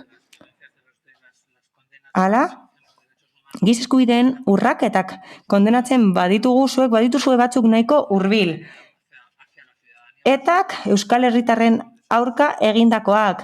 Eta Getxon hil zituzten pertsona asko eta atentatuak egin zituzten. Beraz, hemen zuek baduzue espazio nahikoa giza eskubideen urraketak kondenatzeko.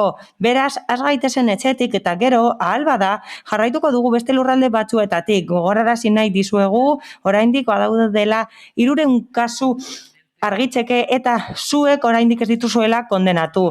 Hala, gure iritzia helarazi nahi dizuegu. Gaitzesten dugu indarkeria. Bizitzak galdu dira eta aitortzen dugu Israelek eskubidea duela bere lurraldea defendatzeko eta bere herritarren bizitza babesteko. Eskatzen dugu hortaz ahalik eta lasterren ustea koheteak bidaltzeari. Israelgo gobernuari eskatzen diogu ahalik eta gehien eusteko eraso horiek. Babesten ditugu nazioarteko bitartekariek egindako esfortzuak, hostilitate horiek amai daitezen eta sua eten dadin ahalik eta lasterren. Horregatik guztiagatik guk aurkan bozkatuko dugu, zergatik. Lehenik eta behin nazioarteko gatazkei buruzko mozioak aurkeztea ez delako zentzuduna guretzat eta ez dagokigulako, besterik gabe, mila esker. Eskerrik asko, Elorza jauna eta Uriarte jauna, zeure txanda. Alkate, Anderea, eskerrik asko. Bueno, alde batetik, gure proposamen hau, udal gobernuko taldeok elkarrekin aurkeztu duguna, EH Bilduk ekarri duena, baino osoago dela uste dugu, baina, bueno, dena den EH Bilduk ez duen hartu eta guk ez dugu mozioa oztopatuko. eta horregatik abstenitu egingo gara. Y sí que, la verdad es que me da un poco vergüenza tener que haber obligado a esto. Lotsagarria da hau esatea, baina Elkarrekin Podemoseko zinegotziari esan nahi diot, mesedez, ez esateko horrelako gauzarik, gezurrak esan dituzu, oso gauza desegokiak esan dituzu, mesedez, kontrolatu hitzaldia, eta errespetatu, 100 urtez baino gehiagoz, giza eskubideak defendatu ditugun alderdioi, mesedez, errespetu pizka bat. Eskerrik asko. Ijarrubi Anderea, berriro hitza hartuko duzu, zeurea txanda. Bai, bueno, eske daukat hemen besterik gabe, esatea, zergatik ez duguna ulertzen EH Bildutik zera da, giza eskubideen aldeko mozio bat ez onartzea, ezta? Eta horrela simplifikatuko dut, uste dut hemen esan diren hainbat eta hainbat erabat lekuz kanpo daudela, ari gara giza eskubideen urraketa nabarmen bat eta pertsona batzuen erabateko eskubideen bortzaketa ikusten, eta bueno, harrituta edo harritzen dauena zera da, ez onartzea mozio hau. Zer da, ez dena onargarria mozio honetan. Argi dagoena da, nazioartean gertatu den bezala, hemen ere Getxon, udalbatza honetan, hemen aurkeztu dugulako, horretarako aukera daukagulako, eta uste dugulako ekintza horrek erabat eragina ere badaukala gure egunerokoan. Ez duguna ulertzen da, benetan ez, ez onartzea horrelako giza eskubideen urraketa. Eta errepikatzen dut, dagoena da, edo esaten dut, daudena dira hemen atzen interesak daude. Eta argi ikusi dugu pleno honetan. Interesak, eta hasikeran esan dudan bezala, bakoitzak jakingo du, zergatik uko egiten dio adierazpen honi, zergatik eta egiten duen zergatik egiten duen uko adierazpen honi, eta berarrazioak izango ditu. Eta ziur aski, asko ez dira zilegiak, behintzat giza eskubideen planotik. Beraz, hau zedena. Eskerrik asko, Ijarrubia Anderea. Beste norbaitek? Ez, beraz bozketara pasatuko ginateke mozioaren aldeko bozkak EH Bildu, parkatu. EH Bildu eta Elkarrekin Podemosekoak ditugu, kontrakoak, Partido Popularrekoak eta abstentzioak, PSE Euskadiko Ezkerra eta Eusko Alderdi Jeltzalekoak.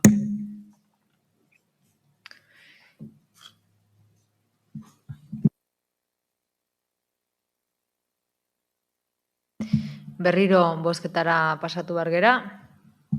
Beraz, enpate bat daukagu. Beraz, mozioaren aldeko bozkak, EH Bildu eta Elkarrekin Podemosekoak dira, kontrakoak, Partido Popularrekoak eta abstentzioak, PSE Euskadiko Ezkerra eta Eusko Alderdi Jeltzalekoak. Beraz, bertan bera geratzen da mozioa. Eta honekin batera, 91. puntura pasatuko ginateke, Elkarrekin Podemos udaltaldeak aurkeztutako mozioa bizikidetzaren eta giza eskubideen aldeko Eusko Jaurlaritzaren laguntzak. Familia Bandera, zebra txanda. Eskerrik asko, alkate Andrea. Bueno, el pasado 11 de mayo se publicó en el boletín oficial de... 2021ko apirilaren 21ko ebazpenaren bidez maiatzaren 11ko Euskal Herriko agintaritzaren aldizkarian bizikidetzaren eta giza eskubideen arloan proiektuak egiten dituzten Euskal Autonomia Erkidegoko udalerrientzako eta gainerako tokieran erakundeetzako laguntzak argitaratu ziren. Argitalpenaren arabera laguntza horiek bi ebazpen bereizitan anatuko dira. Bata erakunde pribatuen proiektuetarako eta bestea udalerrien eta gainerako tokierakundeen proiektuetarako. Ebazpen horren helburua da laguntza hauen deialdia egitea. Euskal Autonomia Erkidegoko udalek eta gainerako tokierakundek garatutako proiektua finantzatzeko baldin eta gure gizartean bizikidetzaren giza eskubideen errespetuaren, empatiaren eta elkartasunaren kultura sustatzen eta bultzatzen badute. Helburu hori bera lortu nahi genuen 2020ko azaroan tokiko bizikidetza foroa sortzeko mozioa aurkeztu genuenean. Udalbatzarrak osoko bilkuren areto honetan bertan onartu zuena. Gure ustez, alkateak proiektu honekin hartu zuen konpromisoa kontuan hartuta eta halaber oraindik prozesu honi ekingabe jarraitzen duela gogorarazita, gure iritzizune hau egokia da oinarriak ezartzen joateko eta legegintzaldi hau alferrik ez pasatzeko. Gure gizartean oraindik burutu gabe dauden oroimen, justizia eta erreparazioa lortzeko hain beharrezkoa dugun tokiko bizikidetza foroari forma ematen hasi gabe. Laguntza horiek argitaratzea egokia iruditzen zaigu elkarrizketak abiarazteko.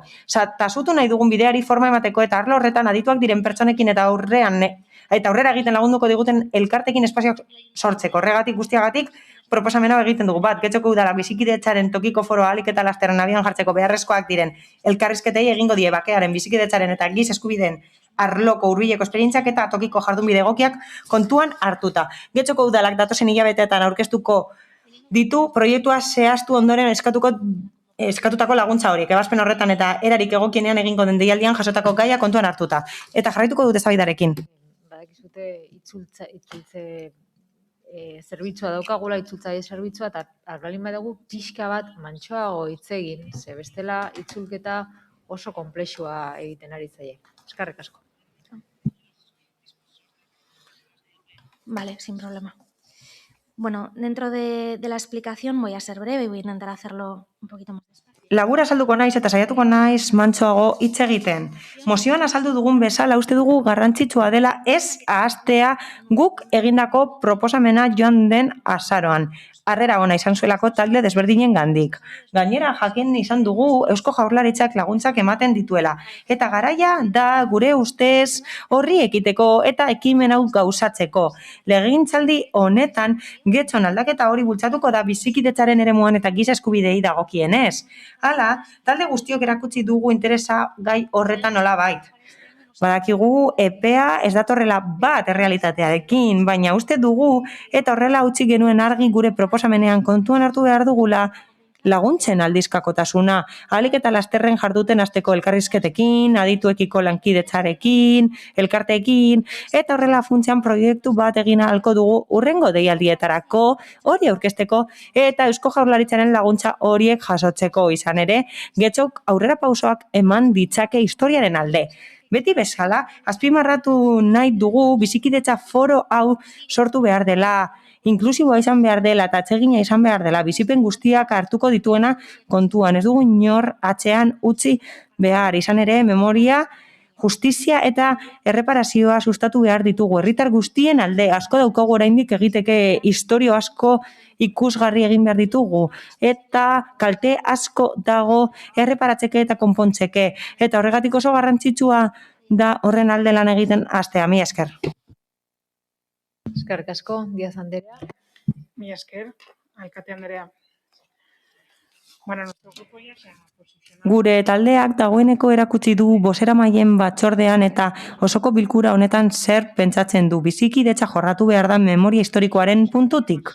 Ez dakigu nola deitu behar den bizikidetzaren aldeko foroa edo nola deitu behar den, ez dakigu, baina kontu hori denon artean adostu behar da aurretik eta berriki aipatu izan dugun bezala eztabaidatu dugunean honen inguruan. Hain zuzen ere, hortik hasi behar gara, jesarri behar gara, hitz egiteko, ordezkaritza dugun guztiok eztabaidatzeko eta akordioak bilatzeko desberdinen artean.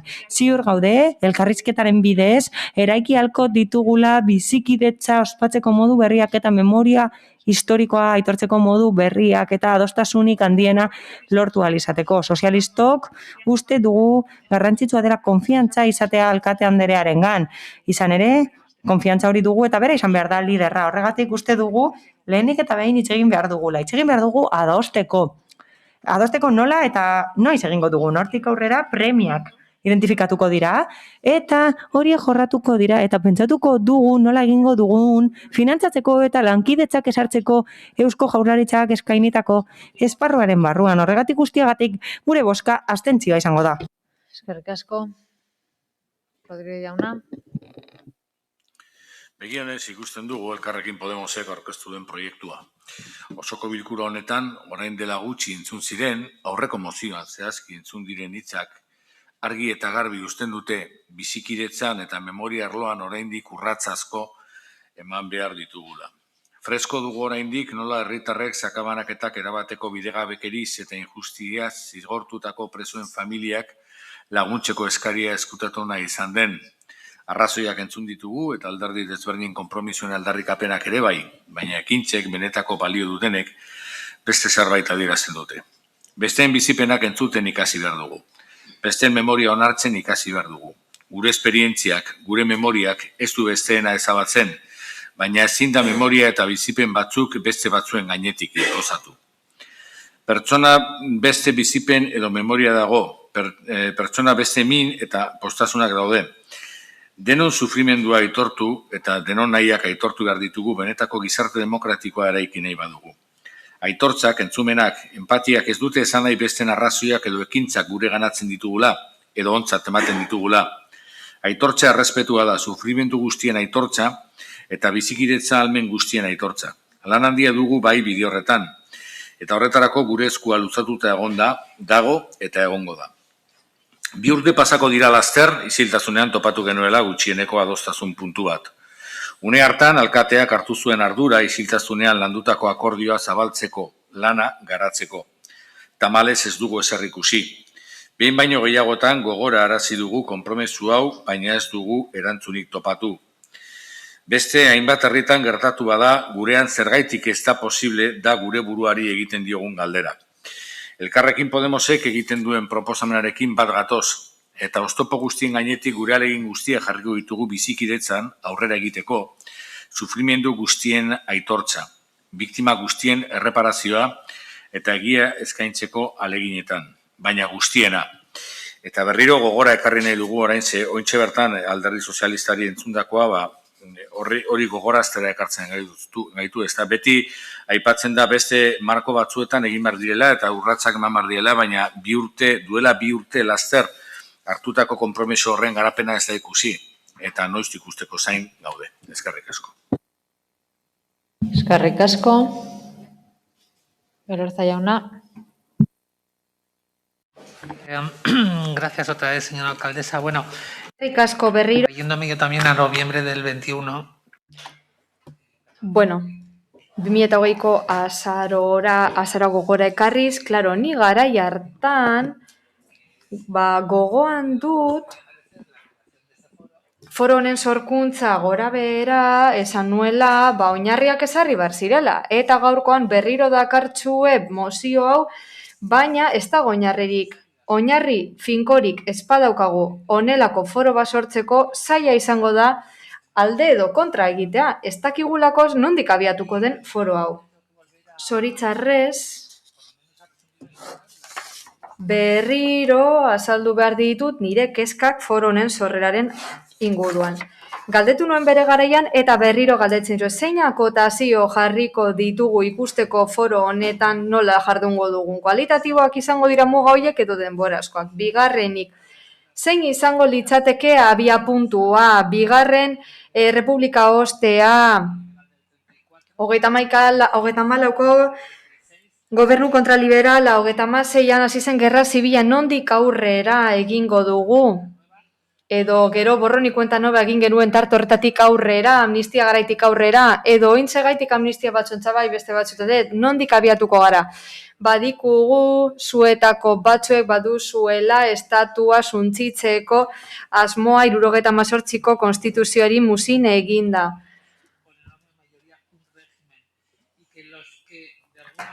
Nolabait batzuek ez zuten erregimena aitortu nahi izan eta armetara jo zuten. Etaren indarkeria justifikatu behar dugu gatazka historikoaren argumentazio horrekin jakinda zela inoiz existitu. Ekidistantzia non geratzen da. Batasunak eta Bilduk hainbesteetan aldarrikatu dute AJaren beneplazitoarekin. Bombekin saiatu ziren erabiltzen hauteskunde bitartez lortu ezena eta gu indarkeria ororen aurka gaude. Le recuerdo una frase. Nik orain ditut gogoan zuetako batzuk esandako esaldi bat. Madrileragoaz erregimena suntzitzera. Esan bezala legebiltzarrean entzundako esaldia da zuen kideek esandakoa. Gainera, bizikidetza foro honetan memoria historikoa lantzeko, amnistiak landuko genituzke, amnistiak emateko aukera etako kidentzat, eta hau esaten dio den alduko delako, eta ezin ditugu krimenak argitu gabe utzi bakearen mesedeetan. Hau da, terrorismoaren biktimekin batera beste errealitate berri bat egongo litzateke, bakearen biktimena. En este sentido, trataremos... Beraz, legea betetzen saiatuko gara, eta errudunak kondenatuko dira, eta epaituko dira, edo Bilduren aritik jarraituko dugu. Legea aplikatuz, eta bakarrik batzuk epaituz, komeni denean. Zalantzarik gabe nepotismoa eta diktadura estalia litzateke. Zuentza zentzuduna alda hiltzaileak epaitu eta kondenatzea. Justizia egingo dugu edo hiltzaileak zurituko ditugu. Eta azken kontua, forotik kanpo geratuko dira etako preso hoiei egindako jaiak eta ongietorriak Jaurlaritzatik baimendutakoak. Beraz, foro honetarako ikusten duzuen bezala oinarriak ezarri behar ditugu, eta oinarri hoie daudenean gero ikusiko dugu parte hartu dezakegun edo ez. Bien bitartean, kontrako bozka emango dugu, hau ez doalako, inora oinarri finkorik ez badago, zaila izango da babestea honelako zerbait. Eskerrik asko. Eskerrik asko, Elorza jauna. Jauna, zeurea txanda. Alcate, Andrea, eskerrik asko. Debo puntualizar sobre lo manifestado hasta ahora. Bueno, orain arte esandakoari dagokionez zera gehitu nahi dut. Gure udal taldetik, jada dauden akordioak aintzat hartuta, memoria, justizia eta reparazio arloan, negoziazio politikoa egon behar da bertokoen artean, ideologi desberdinetakoen artean. Beharra identifikatzen dugu, eta hala adierazi dugu askotan. Ahalik eta adostasun handiena bilatuz. Alba da, aho batez. Baina ez zailuk egin behar lehendik zeuden akordioi. Akordio eta adostasun horiek lortzea ezen batera erraza izan. Alkateari eta udal gobernua osatzen dugun talde politikoei, EAJ-PNV eta PS Euskadiko Ezkerra, dagokigu hobetzeko urrats berri horren buru izatea. Baina, eta oposizioko hiru taldei dagokie urrats horri berme osoz ekin ahal izateko giroa eta baldintzak erraztea. Eta gaur hemen ikusten ari garenez, benetan zintzotasun osoz esaten dizuet, niotxuet, lan daukazue giro hori errazteko. Bakoitza, bere neurrian. Egia esan, batzuk igual neurri handiagoan, baina lan handia daukazue. Gure konpromisoa irmoa da, eta gainerako taldeen laguntzarekin, hobekuntza hori egin daitekela uste dugu benetan. Eskerrik asko, Uriarte jauna. Vale, mi banderea. Bueno, labur. Alderdi sozialistari esango diot bat gatozela saldutakoarekin eta foro horren zain gaudela oraindik oinarria behar ditugu bai, baina hain zuzen ere horretan sakondu nahi dugu mozio honen bidez, espazio ez da heltzen. Eta oinarriak heltzeko ere ez da heltzen. EH Bilduri aitortzen dugu bai eta eskertzen ditugu zuen hitzak, eskerrik asko babesagatik ulertzen dugu eta bat gato zuek esandakoarekin, sufrimendu desberdinak aitortu bar dira eta elkarlanen aritu bar gara guztiok bestela zinezkoa izango da astea. Ezinbestekoa da gauzasko berrikustea, 2009ko akordio hori barne, ziur oso zaila izan zela hori lortzea, baina nahi dugu aurrera egin, gauzasko gehitu behar direlako oraindik, eta jende asko txertatu behar dugulako oraindik akordio horretan. Eta argi dagoen bezala realitate guztiak ez direlako bertan agertzen, eta horregatik da beharrezkoa egia guztiak entzutea zuek esan bezala. Alderdi popularrari ez naiz sakon arituko, eta saiatuko naiz errespetu hitz egiten haiek ez badut ere. Zer alde esango diet, ez dago oinarririk esan bezala zain gaudelako, biltzeko zain, eta ala zuen zalantza guztiak argitzeko zain. Eta hori da mozionen helburua, espazio hori sortzea, guztiok esertzeko, elkarriz eta bultzatzeko, eta zalantza guztiak argituz oinarriak ezartzeko, behingo zaulantzeko. Eta batez ere zenbait diskurtso ekidin behar ditugu, hilabetea daramatzago entzuten horrelakoak, eta bide batez ere egitera animatzen zaitut. Lehenengo bilera horretarako zein hurrengoetarako, espero dugu bide batez foroa laster martxan jartzea, utzi alde batera zure diskurtso destruktiboa. Bestela, lehenengo topaketa hori ere ez da arrakastatxoa izango eta gure ustez bakea lortzeko hiztegia ere zaindu beharra dago.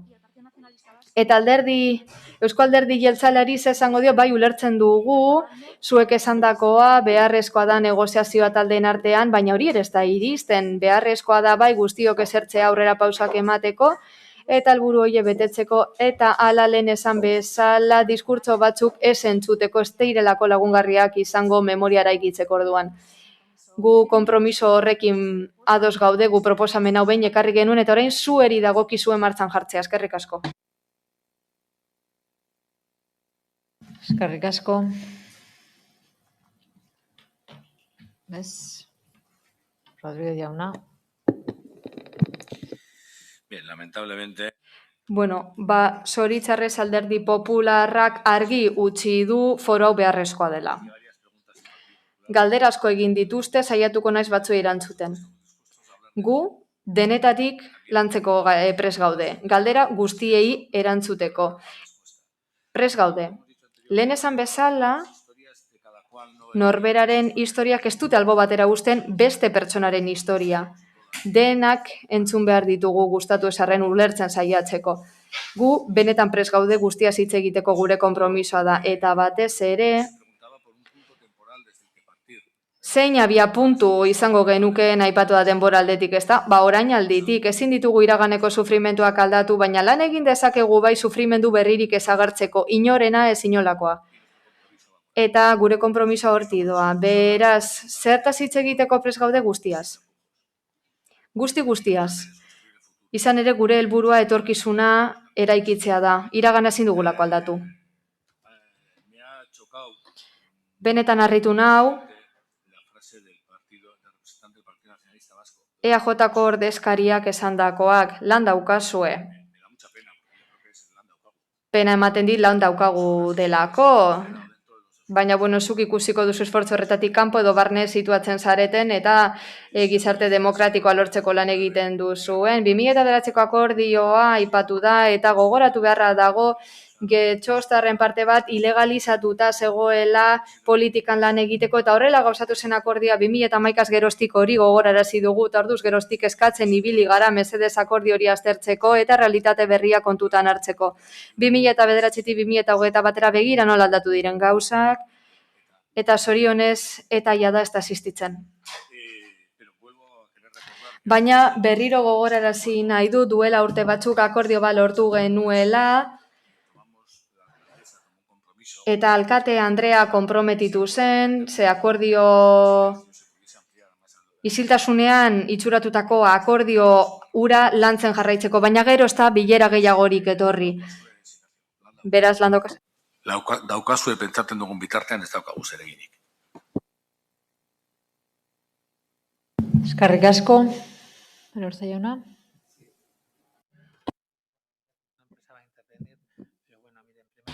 Ez nuen hitz egiteko asmori, baina lehenik eta beniri errespetuz hitz egin. Ez dit inok errespetua faltako, nik ez dut egin, ez da nire estiloa ez dut inoz egiten eta berriro diot, momentu bakar batean ere ez naizela inor mintzekotan aritu. Eta zera gogoraraziko dizut, Amieba Andrea. Nik ez zaitut instruitzen, ni pasiboa naiz. Destruitza zarinen ni zuntzitzen naute, ez nik besteak. Eta bilduko kideei esango nizueke jada zuen esaldi politori, etorkizuna orainalditik eraikitzarena, borrek badu usain izugarri txarrak iratzadario eta honekin izilduko naiz perla honekin. 300 hilketa daude argitu gabe, eta orainetik etorkizunera joan nahi duzula esatea iraina da, eta ez dizu barkatuko hori bai errespetu falta eta irainlarria.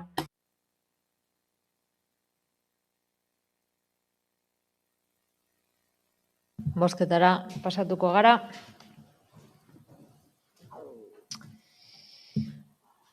Mozioaren aldeko bozkak, Bildu eta Elkarrekin Podemos, kontrakoak, Partido Popularra eta abstentzioak PSE Euskadiko Ezkerra eta Eusko Alderdi Jeltzalekoak. Beraz, berriro ere, enpate baten aurrean, berriro ere bozketara pasatuko gara.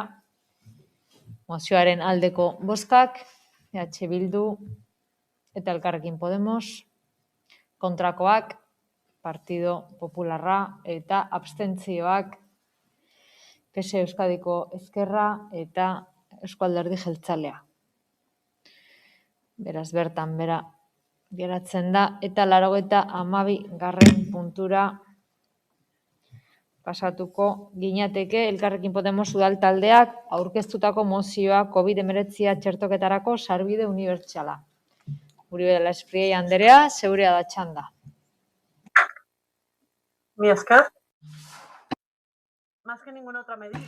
Beste zein neurri baino gehiago pandemiaren edapena eta zabalkuntza geldiarazteko modurik eraginkorrena txertoa jartzea da. Hau da, mugikortasuna, bilerak, lan eta gizarte jarduerak murriztea edo maskarak erabiltza baino gehiago. Eta horregatik ekoizpen masibo eta eskuragarria bermatzak izan beharko luke lehentasunik handiena.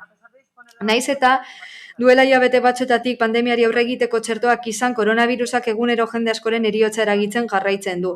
Erakundeak alegin guztiak egiten ari dira immunizazio ritmoa bizkortzeko, besteak beste txertaketarako udalzentroa gaitzea, osasun langileak indartzea, aparteko txandak, banaketa mekanismo eraginkorrak, baita kontzientziazio eta txertaketa kanpaina masiboak ere.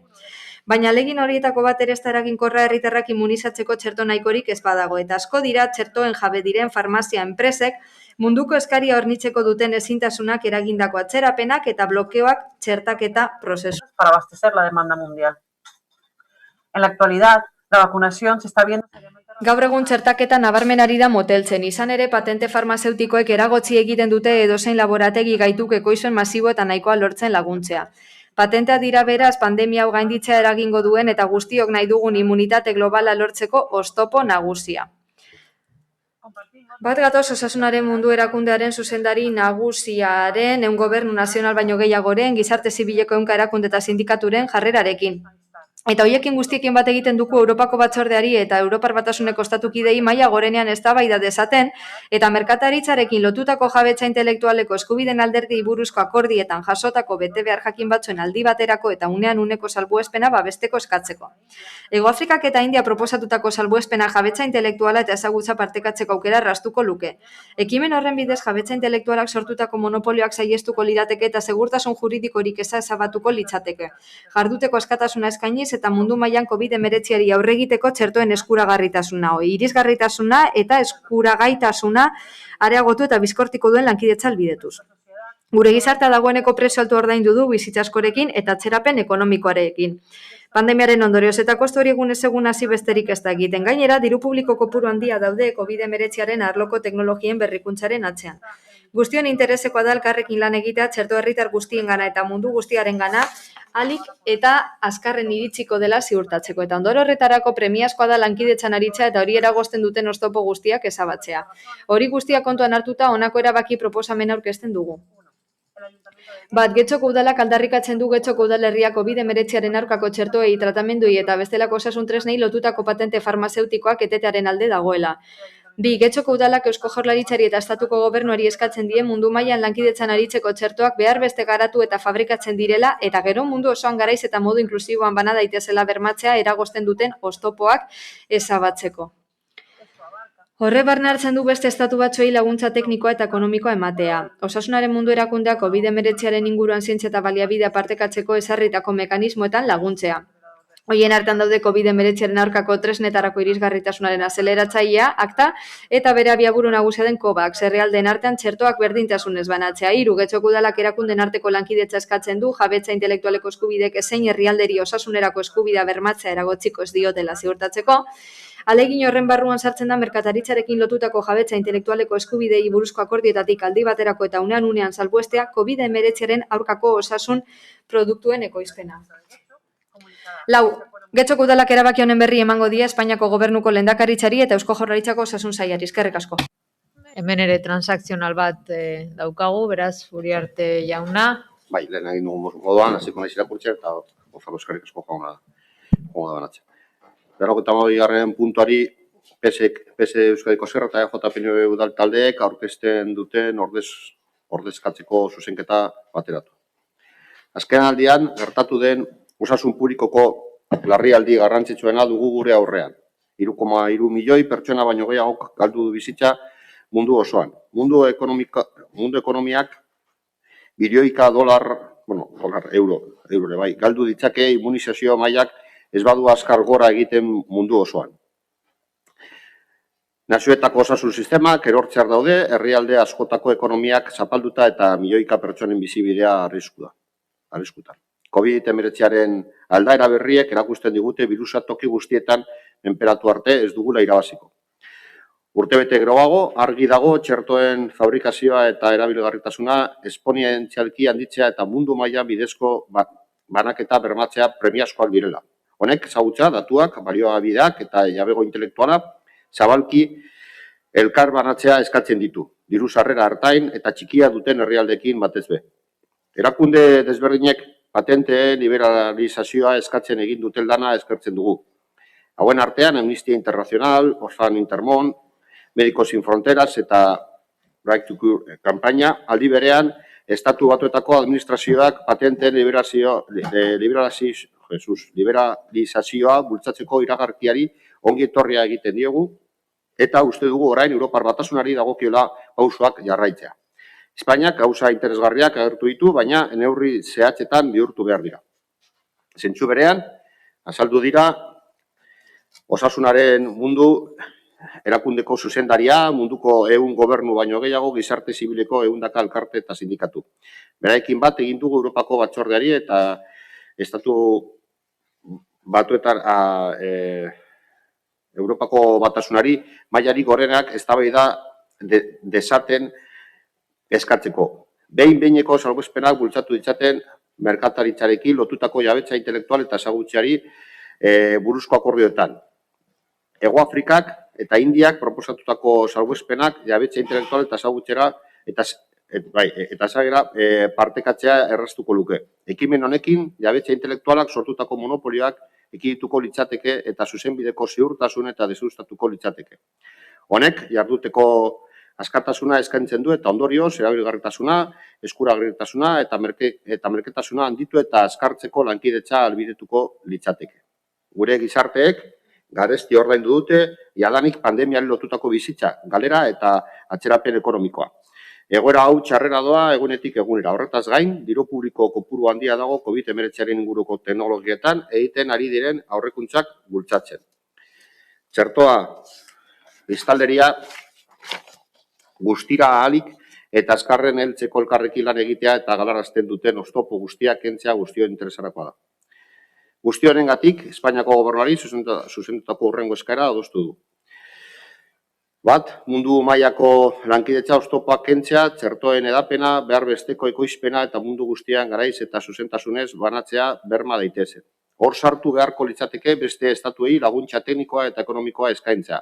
Osasunaren mundu erakundeak ezarritako zientzia eta COVID-19 baliabideak elkar banatzeko mekanismoetan elkar laguntzea. Hala nola, COVID-19 kontrako tresnen irizpideen azeradorea eta honen oinarri den COVAX herrialdea arteko txertoen bidezko banaketarekin lotuta dagoena. Bi, Europar Batasuneko estatuei eskatzen die, Indiak eta Hego Afrikak munduko merkataritza erakundean aurkeztutako ekimena aldi baterako salbuespena txertoen jabetza intelektualikeko ekipoekiko eta COVID-19 kontra egiteko tratamendukiko. Estu dezala munduko merkataritza erakundean aldi bereko patenteen etetea. Eta farmazia kanpainei eskatzen die beraien ezagupenak eta datuak partekatzeko munduko osasun erakundearen COVID-19 kontrako teknologiaren sarbidearen bitartez. Eta bukatzeko 3, akordio hau Espainiako gobernuko presidentziari, autonomia erkidegoko osasun sailari eta ondorego erakundei Amnistia Internacional, Médicos Sin Fronteras eta Intermón Oxfam jakinarizeko saie. Eskerrik asko. Uribe de la Espiella, txandartzen duzu? Sí, agradecer la enmienda. Bai, eskerrak eman nahi ditut emendakinagatik onartzen dugu gure baldintzetan sartzen delako, bai, bat gatoz bertan adierazitakoarekin, patentaren inguruan izandakoa, lankidetza eskaera, mozioaren ardatz nagusia direlako, bai, onartzen dugu. Ongi, Procedo a la defensa? Defendituko dut? Pasatuko gara, onartzen da transakzionala. Bueno, creo... Hay poco que explicar. Ante una necesidad tan acuciante...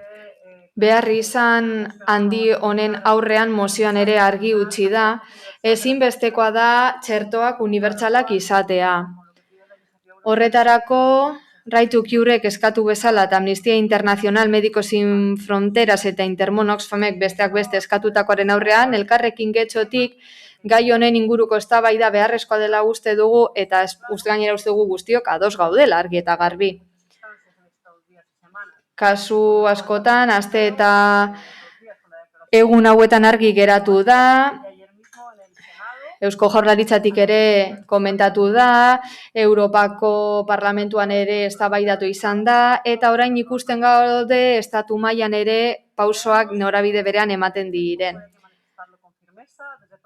Uste dugu instituzio guztietatik irmo jardun behar dugula, guztietatik guztion arazoa delako pandemia hau, eta guztiok har dezakegulako virusa gainera bizitza asko eraman ditu, eta getxon ere lan egin behar dugu. Gainera, mozio honekin bat eginez gero modu bat da eskumenak dituzten erakundei presio egiteko eta solidaritatearen alde egiteko.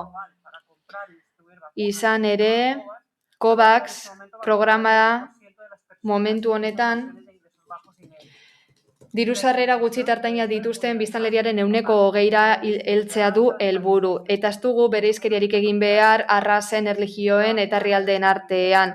Bakuna ez da aberatzen privilegioa. Gobernu guztiek izan behar dute kontutan ezinbestekoa dela birusa mundu guztian murriztea. Hori baita bide bakarra mutazioak ekiditeko eta gauza da ez daukagula txertorik mutazio guztietarako. Solidaritateagatik, behar izanagatik, gaur osoko bilkura honi eskatzen diogu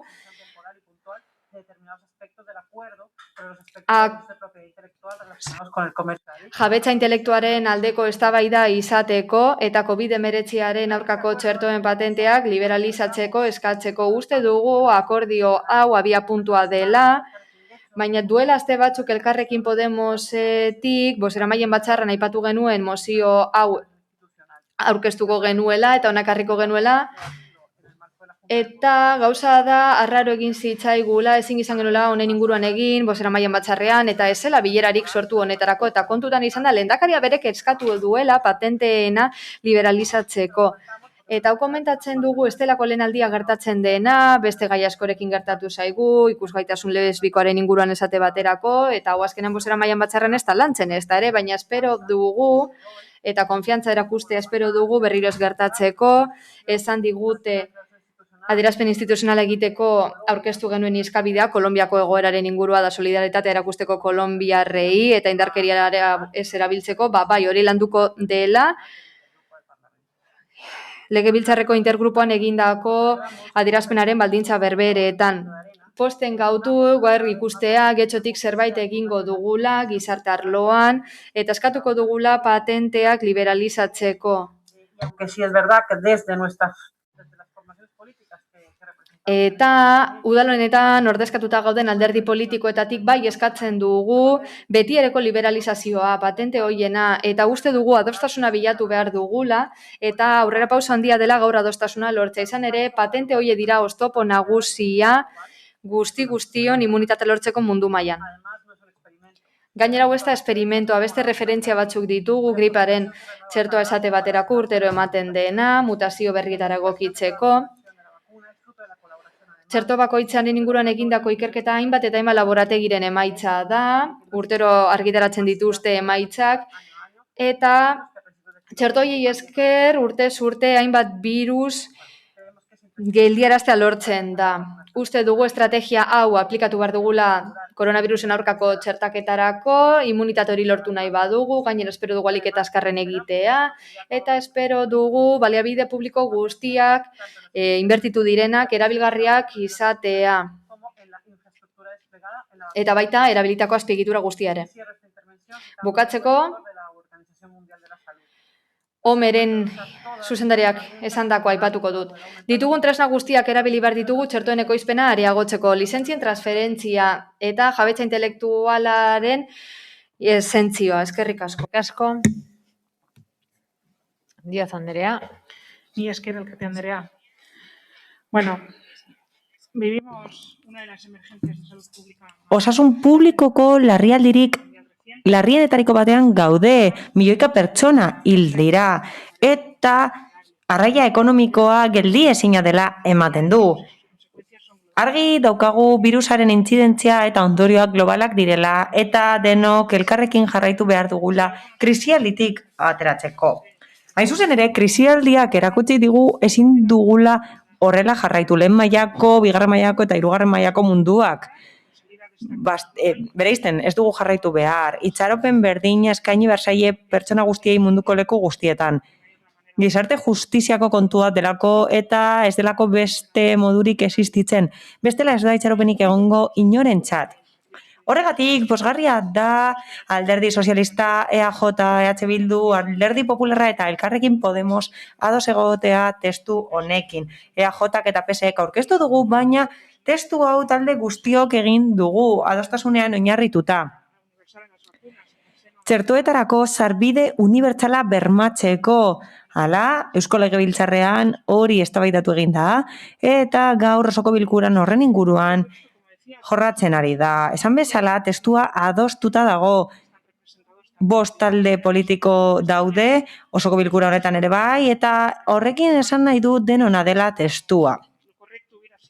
Egokiena izango litzateke eta egokiena zen baterako mozioa aurkeztea, baina hala ere, onartu denez gure zeharkako emendakina eta argi utzita denon proposamena dela, azaldutakoagatik alde bozkatuko dugu, mila esker.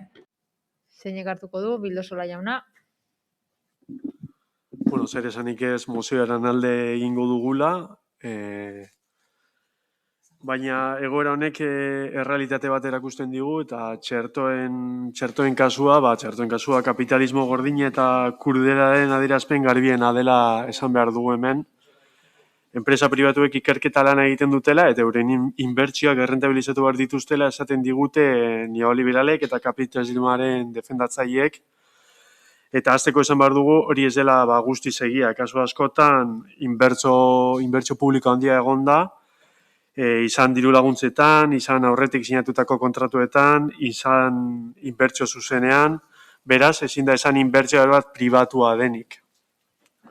Bestalde oso esanguratsua da txertoa egiten duten enpresekin Europar Batasuna sinatu dituen kontratuak daukatela bere alde iluna eta horien artean prezioen merkatu hori agerian geratzen delako. Ez dakigu non dagoen gardentasun demokratikoa, baina ez gara hortan sartuko. Horrela pentsatu daukagun egoera ikustekoa dela eta horrela baldin bagaude Europan, pentsatu nola gauden munduko beste alde pobreagoetan, adibidez Indian, Afrikako, Asiako hainbat lekuetan, Hego Ameriketan, eta esan behar dago txertoak osasuna bermatzeko daudela eta txertoak ezin direla negozio izan. Pertsonen osasuna eta bizitza ezin dela negozio izan.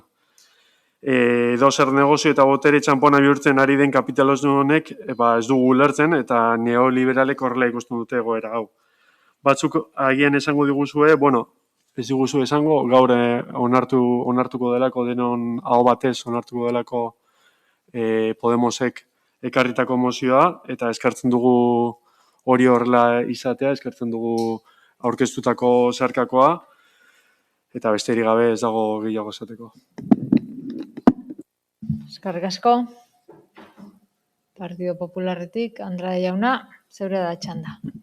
Sí, muy brevemente, simplemente para... Labur, gogorarazi nahi dut, Getxoko udalean gaudela eta oso erraza dela beste leku batzuetako mozioak kopiatzea.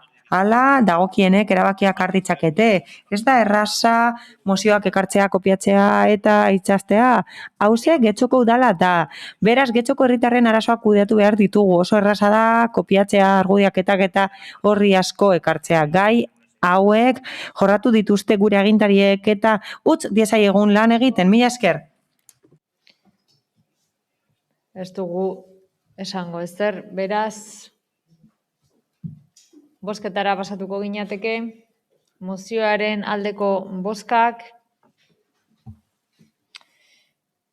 aho batez onartuak geratzen dira.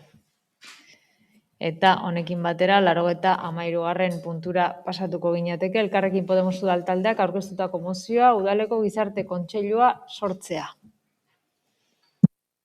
Amiba Anderea. Eskerrik asko, alkate Andrea. Euskadiko gizarte zerbitzuak arautzen dituen abenduaren 5-ko 12/2008 legeak printzipio gidari gisa esartzen du herritarrek gizarte zerbitzuetan parte hartzeko bideak esartzea. Arau berean esartzen da udal mailako gizarte kontseiluak sortzea, kontsultarako eta aholkularitzarako organoak izango direnak, gizarte zerbitzuen plangintzari, antolaketari eta funtzionamenduari buruzko gaietarako eta horrela, gai horiek definitzen lagunduko dute eztabaidaren bidez eta proposamenak organo eskudunei aurkeztuz. Getxoko udalean, berdintasun kontseilua dagoen bezala, emaitza oso positiboekin badira beste sektore batzuk, ala nola haurrak, adinekoak, gazteak edo gizarte zerbitzuak, beste udalarlo batzuekin elkarrera ginean daudenak eta herritarrengandik asko jaso dezaketenak. Bestalde, naiz eta Getxoko udalean gizarte zerbitzuen urteko memoriak ditugun zerbitzu horien egoerari eta bilakaerari buruzko oinarrizko informazio gisa, esan behar da ikusten dugu ez dagoela informaziorik eta partaidetzarik gizarte kontseiluan sorlitezken beste gai batzuei buruz. Pandemiaren ondorioz, gizarte eragileekin elkarreraginean aritzeko elkarrizketa sozialerako maila izeneko espazioa sortu bazen ere, maila horrek ez du inolako arau edo erreglamendurik esartzen duenik organoan nola hartu behar den parte, eta ala berez dago aktarik eta zaigu aldian espazio horretan hitz egiten denaren berri ematen, eta proposamen honekin hain zuzen ere eskatzen duguna da elkarrizketa sozialerako maila hau gizarte kontseilu bihurtzea. Gizarte eragile berak eta beste batzuk izango dituen araudia izango duena eta nolabaiteko funtzionamendu arrunta eta gardena izango duena. Bere funtzioen artean honako hauek egongo lirateke. Erabiltzaileen eta gizarte zerbitzuetan esku hartzen duten beste eragile batzuen aldarrikapenak iritziak eta proposamenak entzutea, hobekuntza handia ekarriko luke zerbitzuaren plangintzan eta nabarmen lagunduko luke ekintza ildo nagusiak zehazten. Hots, herritarren parte hartzea benetakoa bihurtu. Are gehiago une honetan pandemia betean jarraitzen dugunean, eta gizarte arloan laguntzen eskariak gora egin duela eta gizarte arreta behar dela erakusten duten zifrekin. Benetako informazioa biltzea, bai gizarte zerbitzuen erabiltzaileen gogobetetasunari eta asebetetasunari buruzkoa, bai pobrezia eta edo gizarte bazterketa murrizteko zerbitzu horiek duten eraginkortasunari buruzkoa etengabeko jarraipen egitea albidetuko duten inkesten eta beste bitarteko objektibo batzuen bidez. Egindako ekintzak eta gizarte langileen etxezetxeko arreta zerbitzuaren voluntarioen eta zuzenean inplikatutako erakunden bidez eskainitako zerbitzuen nahikotasuna ebaluatzea. Hala denean, udal foru eta EAeko erakundei aldaketak eta hobekuntzak egiteko proposamenak planteatzea. Udaleko beste arlo batzuekiko harremanak gizarte gaiei eragiten dieten arloetan ala nola, oztopo arkitektonikoak kentzea, etxebizitza soziala, kontratuetako klausula sozialak, beharrezkoak izan daitezkeen zuzeneko laguntza berriak eta bar. Beste gizarte zerbitzu batzuekiko eta hala badaukio hurbileko udalerrietako gizarte kontseiluekiko harremana. Gaur egun zorroko zenbait zerbitzu partekatzen dituzten eskualdeko ez gain, kohesio handiagoa lortzeko eta baterako ekintzak proposatzeko. Horrek, erakunden arteko koordinazioa erraztuko luke. Arlo eta zerbitzu espezializatu batzuetan jada lantzen ari dena. Gizarte kontseilua honakoek osa dezakete. Alkatea edo hark eskuordetutako pertsona, gehi udaltalde bakoitzeko ordezkari bat. Gizarte zerbitzuen arloko gaietan eragina duten edo arlo edo zerbitzu horiekin zerikusia duten eskumenak dituzten udaleko arlo edo zerbitzu guztietako ordezkariak, sindikatuak, enpresak eta hirugarren sektoreko erakundeak, elkarteak, erabiltzaileen erakundeak eta voluntarioak. Contaría también con la participación y asesoría. Udaleko teknikarien eta kasuan kasu zeregin zehatzetarako beharrezkoa den edo eskatzen zaion edozein profesionalen parte hartzea eta aholkularitza ere izango luke. Horregatik guztiagatik honako aurkezten diogu Getxoko udaleko osoko bilkurari. Bat, Getxoko udalak konpromiso hartzen du elkarrizketa sozialerako mahaia gizarte kontseilu bihurtzeko. Kontuan hartuta horrelako organoak jasotzen dituen 12/2008 legea. Kontseilu honen xedea da parte hartzea, entzute aktiboa eta gardentasuna sustatzea. 2. Getxoko udalak lantalde bat jarriko du martxan gizarte zerbitzuetako arduradun tekniko gorenak eta udal talde guztietako ordezkari bateko osatua. Beste arduradun tekniko batzuei irekita egongo dena, gizarte kontseiluaren funtzionamendua arautuko duen erreglamendua elkarrekin egin ahal izateko. Continúo con mi exposición. Jarraituko dut labur nire azalpenarekin. Mozio hau eztabaidatu egin zen aurreko legegintzaldian helburu berarekin. Gizarte kontseilu bat sortzea getxon, kalitatezko gizarte zerbitzuak bultzatzeko eta kanporako entzute aktiboa bultzatzeko. Orain, badugu mahai bat, aipatu dudana, eta horretan kolektibo batzuek parte hartzen dute, baina ez dugu ezagutzen jarduketa, informazioa eta bestelako ekimenak. Badakigu positiboa izan dela parte hartzaileentzat, hain une larri honetan, pandemia honetan. Alegia, horregatik beste pauso bat eman nahi dugu. Hala tokiko kudeaketa bideratuta dagoeneko, eta nahi duguna da espazio hori finkatzea. Organo hori arautzea eta parte hartzea areagotzea. Hala, Eusko Jaurlaritzaren dekretuak arautzen ditu tokiko mailan eskaini daitezkeen zerbitzuak, eta hori jasotzen da. Besteak beste, horregatik interesgarria da hori eduki ahal izatea.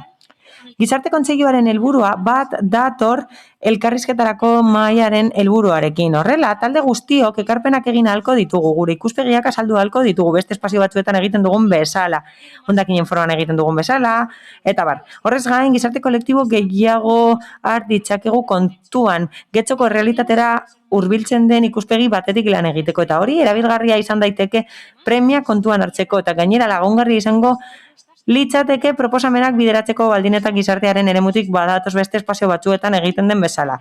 Eta azkenik sustatuko genuke gardentasuna, eta hori askotan eskatu egin da. Baita gaurko bilkuran ere. Askotan eskatu dugu gardentasuna horregatik guztiagatik, eta aipatutako abantaiengatik espero dugu alde bozkatzea proposamena aurrera atera dadin zuen babesarekin. Mila esker. Dios Andrea. Mila esker, alkate Andrea. Bueno, esta es la... Hau da lehenengo legegintzaldian martxan jarri dena dekretu hori. Eusko Jaurlaritzarena, alegia. Hori dela eta aldaketa handiak egin ditugu eta gizarte arlo bat eraiki dugu. Alderdi sozialistatik sinesten dugu egitura honetan, udal egitura honetan. Zergatik horrek errazten duelako sinergiak lortzea eta sortzea gizarte zerbitzuekin eta erkidego mailako esku hartzearekin. Gainera, horrela zeharkako ikuspegi batetik lan egin dezakegu eta eraikuntza lan horretan dihardugu momentu honetan. Horretarako aldaketa sakonak egin behar dira atalean, dirulaguntzen oinarrietan, langileen kudeaketan, zerbitzuen osagarritasunean, koordinazioan, hala atomizatua den ikuspegi batetik ihes egin behar dugu, horrek ez duelako laguntzen ahalik eta hoberen kudeatzen ditugun erronka globalak. Hala, gizarte zerbitzuen kontseilu bat esartzea ideia interesgarria da, eta gure ikuspegiaren parte da. Hala, horrelako kontseilu bat sortzea desberdina izan beharko litzateke, mozioan planteatutakoaren desberdina izan beharko litzateke. Gure ustez, gizarte kontseilu bat ez da sortu behar fiskalizatzeko langileen lana, planteatu den bezala. Ez, helburua bestelakoa izan beharko litzateke. Beharrezkoa da gizarte egoera aztertzeko gure udalerrian, lasaitasunez eztabaidatzeko, mahai tematikoetan lan egiteko, hausnartzeko premien inguruan gure udalerrian. Eta bar luze bat, noski. Eredua baino gehiago gustatzen zaigu beste udalerri batzuetan erabiltzen den eredua. Hala, urtero biltzen dira, Bilbon eta lan saioak sortzen dira gai tematikoak jorratzeko. Sakonki aztertu behar dugu nortzuek parte hartuko luketen eta horretan jardungo dugu aurrera pauso batzuk eman ostean egituratzeko arloa. Orain dela gutxi abian jarri delako. Hala eta guztiz ere, gai asko proposatu dira eta legegintzaldi honetan egiten diren proposamenak, migrantei buruz, indarkeria matxistaren inguruan, pandemiaren inguruan, hori guztia ikuspegi parte hartzaile batetik egiten da, eta maila sektorialean beti elkartzen gara entitateekin, ez horiek eskatzen digutenean, baizik eta guk nahi dugulako, eta guk erabakitzen dugulako. Laburbilduz, ondo bereizi behar dugu parte hartzea eta kontsultarako organo baten sorkuntza. Bereizi behar ditugu horiek biak.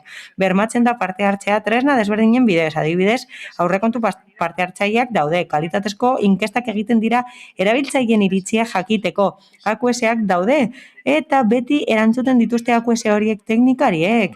Gainera, bilera sektorialak egiten dira kolektiboekin eta parte hartzea diseinatzen da plan sektorialak egiten direnean eta hilero informazioa ematen da. Eta nik uste dut informazio zehatza ematen dugula, askotan ematen dut informazioa gai guztien inguruan. Gainera, lan egiten ari gara eta Modu zabalean lan egiten dugu gizarte eremu guztietatik. Garapenerako lankidetzan lantalde bat dugu eta gobernuz kanpoko erakunde guztiak daude bertan. Berdintasunean parte hartzen dute gazterian badugu foro bat. Eta gizarte zerbitzuen kasuan esan den bezala, sortu egin dugu premiaz kudeatzeko mahai bat, gizarte elkarrizketarako mahai bat, pandemia kudeatzeko eta gizarte zerbitzuetan zorro dekretua betez, lehenengo fitxa 5. atala betez, erabiltzaileak kudeatzen ditugu eta 3. sektoreko elkarteak eta voluntariotza kudeatzen ditugu. Hori guztia egiten dugu sarekiderekin sinatutako hitzarmen baten bidez. Hau da, baitugu tresnak eta tresna horiek bermatzen dute parte hartzea, bai erabiltzaileena, bai herritarrena. Bai, 3. sektoreko erakundeena, eta hori gertatzen da eremu sektorial guztietan, eta bide horretan gaude. Hau da, gure helburua da organo parte hartzailea eta kontsultarako organoa sortzea eremu funtzional guztiak barne hartuko dituena arloan. Horregatik guztiagatik ez gauden ez ados ereduarekin eta arloaren prozesua errespetatzearren eta proposamen teknikoak errespetatzearren, kasu honetan, abstenitu egingo gara, mila esker. Zeinek defendatzen du? Gijarrubi Anderea, zeurea txanda. Bai, eguerdion. Bueno, gure kasuan egia da, pandemiak sortutako egoerari esker gizarte elkarrizketarako maila sortutzela duela gutxi, baina mozioan azaldu bezala ez dago mailan parte hartzea arautzen duen araudirik edo erreglamendurik. Eta uste dugu arautzea beharrezkoa litzatekeela. Azkenean sortutako mailaren inguruan daukagun informazioa oso urria da, izan ere ez ditugu aktak jasotzen ez digu inork ere esaten zentzu diren tratatzen diren gaiak. Azkenen finean proposatzen den bezala, kontseilu bat sortzeak parte hartze eta kontrola areagotuko luke. Arautzea, espazio hori arautzea nolabait. Udalerri honetan berdintasuna kontseilua daukagu eta agerian dago emaitzak onak direla. Badakigu ere Euskadiko gizarte zerbitzuen legeak aukera ematen duela arlo honetan kontseilu bat sortzeko. Beraz, ez dugu ikusten zergatik ez diren martxan jartzen mekanismo hori bera sortzeko. Horregatik guztiagatik, alde bozkatuko dugu mozio honetan. Eskerrik asko. Eskerrik asko, Andrade jauna. Y nosotros compartimos la preocupación de... Aldoz gaude, Elkarrekin Podemosen kezkarekin, eta uste dugu proposamena zuzena dela eta osoa dela. Eta espero dugu alik eta lasterren martxan jartzea eta denok egon alizatea kontseilu horretan, mila esker. Uriarte jauna. Bai, Katea Andrea, eskerrik asko. Gizarte kohesio saileko zinegotzi delegatu eta PS Euskadiko Ezkerra taldeko bozera mailak modu argi eta zehatzean azaldu eta definitu ditu. Bi udal taldeek, PS Euskadiko Ezkerra eta JPNV-ek, mozio honetan aurkeztutako proposamenaren inguruan ditugun ideiak. Beraz, horregatik Carmenek esandako azpimarratzen dut. Eskerrik asko. Beraz, parkatu, Mieba Anderea, zeurea txanda. Eskerrik asko, aunque sea de forma breve.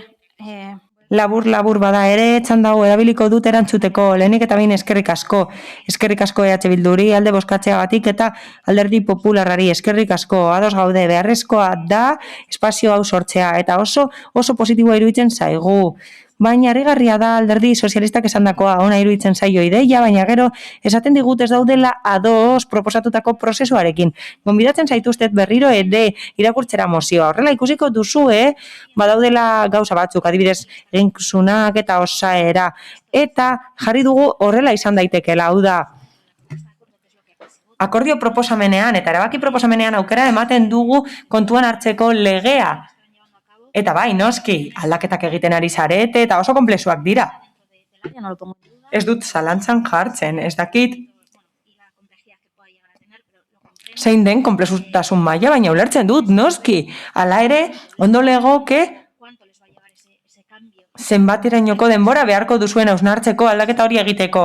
Hausnarketa bat dagoen bakoitzean harrituta geratzen gara, albisteak gero ematen diguzuelako gerora.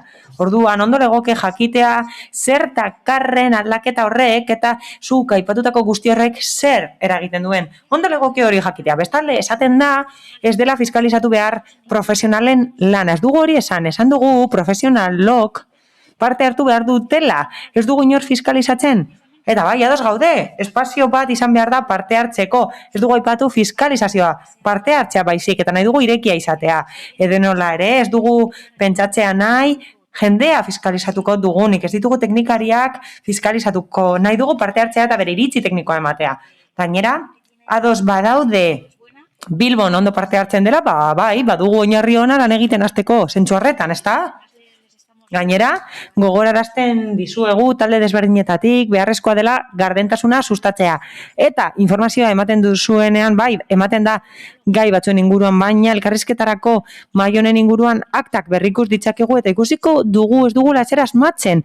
Hala, oposizioko taldeetatik eskatzen diogu bozeramaileari, presidenteari honen inguruko edukia emateko. Hala, oso interesgarria da, baina normalean ez da informazioan sartzen presidentearen aldetik, eta horregatik gustatuko litzeguke araututako organo bat izatea, zuek jarri alduzue izena.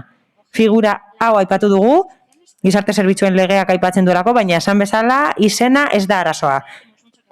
Hala eta guztiz ere, onartzea eskertzen dizuegu, benetan, mi esker. Bai, Díaz Anderea.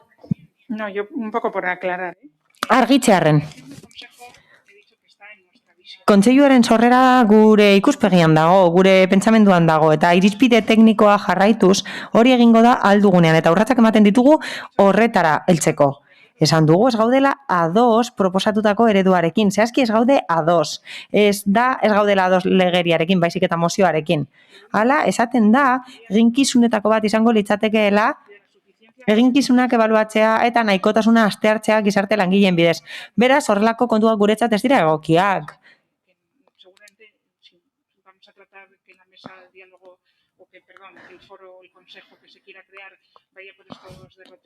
Horrelako gauzak aztertuko baditugu gu ez gara ados egongo, baina harakatu beharreko bidea da eta teknikariekin batera lan egingo dugu. Mila esker.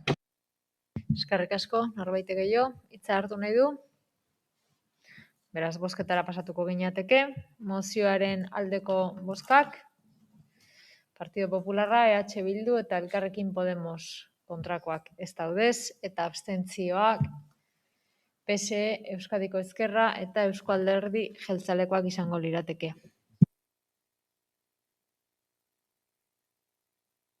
Honekin batera, mozioen atala amaitutzat ematen dugu.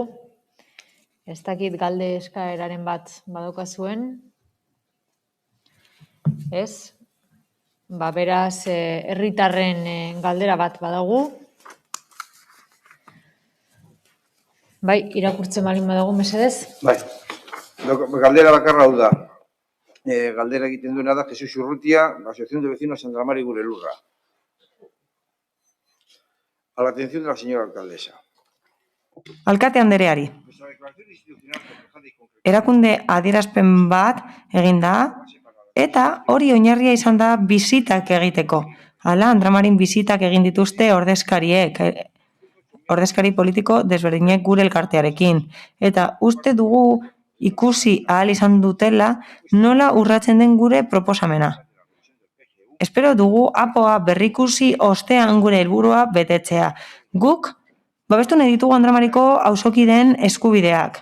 Hala, zehaztu behar dugu bizita bat peperekin. Espero dugu haiek ere babesa ematea. Uste dugulako beste alderdiek emango digutela babesa. Bizitak lasaitasunez egin dira eta gizarte bakea gailendu da.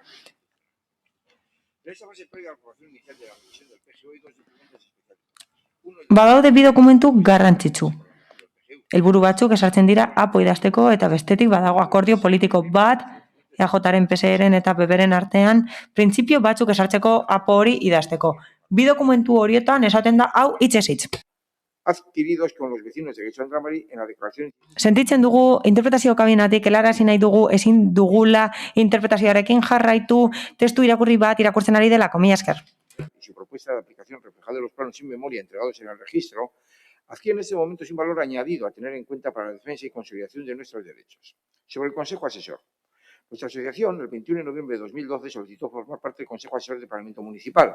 De hecho, a través del impreso destinado a su efecto, con el siguiente texto que incluimos en el apartado correspondiente a la actividad de la asociación. Colaborar con todos los interlocutores sociales políticos en la consecución de un PGU que ampare, salvaguarde y compatibilice los derechos e intereses de todos los vecinos de Guecho en general y de los de Andramari en particular, cumplimentando, desarrollando y concretando todos los apartados incluidos en la declaración institucional aprobada por el Pleno del Ayuntamiento de septiembre de 2020. Esperamos y por ello solicitamos seguir perteneciendo y desarrollar nuestra labor en dicho Consejo hasta el final de su cometido dentro de la revisión del PGU. El artículo 109, apartado de la Ley de Suelo Vasca, en referencia al Consejo Asesor del Planeamiento Municipal, funciones indica el Consejo Asesor conocerá de cuántos estudios, programas, directrices y líneas de actuación y labores nos establezcan las administraciones corresponsables de la formación del PGU para coadyuvar su elaboración. El Consejo deberá recabar, conocer y emitir informes de cualquier otro plan o instrumento de ordenación urbanística.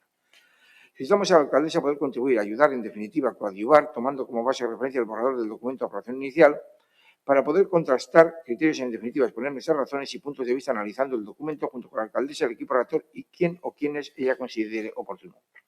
Creemos de mucha importancia que nuestra solicitud para cumplir su función debería situarse en el tiempo apropiado u oportuno. El programa de participación ciudadana para la revisión del PGU en el periodo de exposición pública, 2 meses del documento de aprobación inicial, el Consejo Asesor de emitir o redactar un informe en base al artículo 109 de aludido. La asociación solicita la reunión previa mencionada sobre el documento borrador antes de su aprobación inicial. Solicitamos también, cuando la pandemia lo permita, poder asistir en directo a los plenos.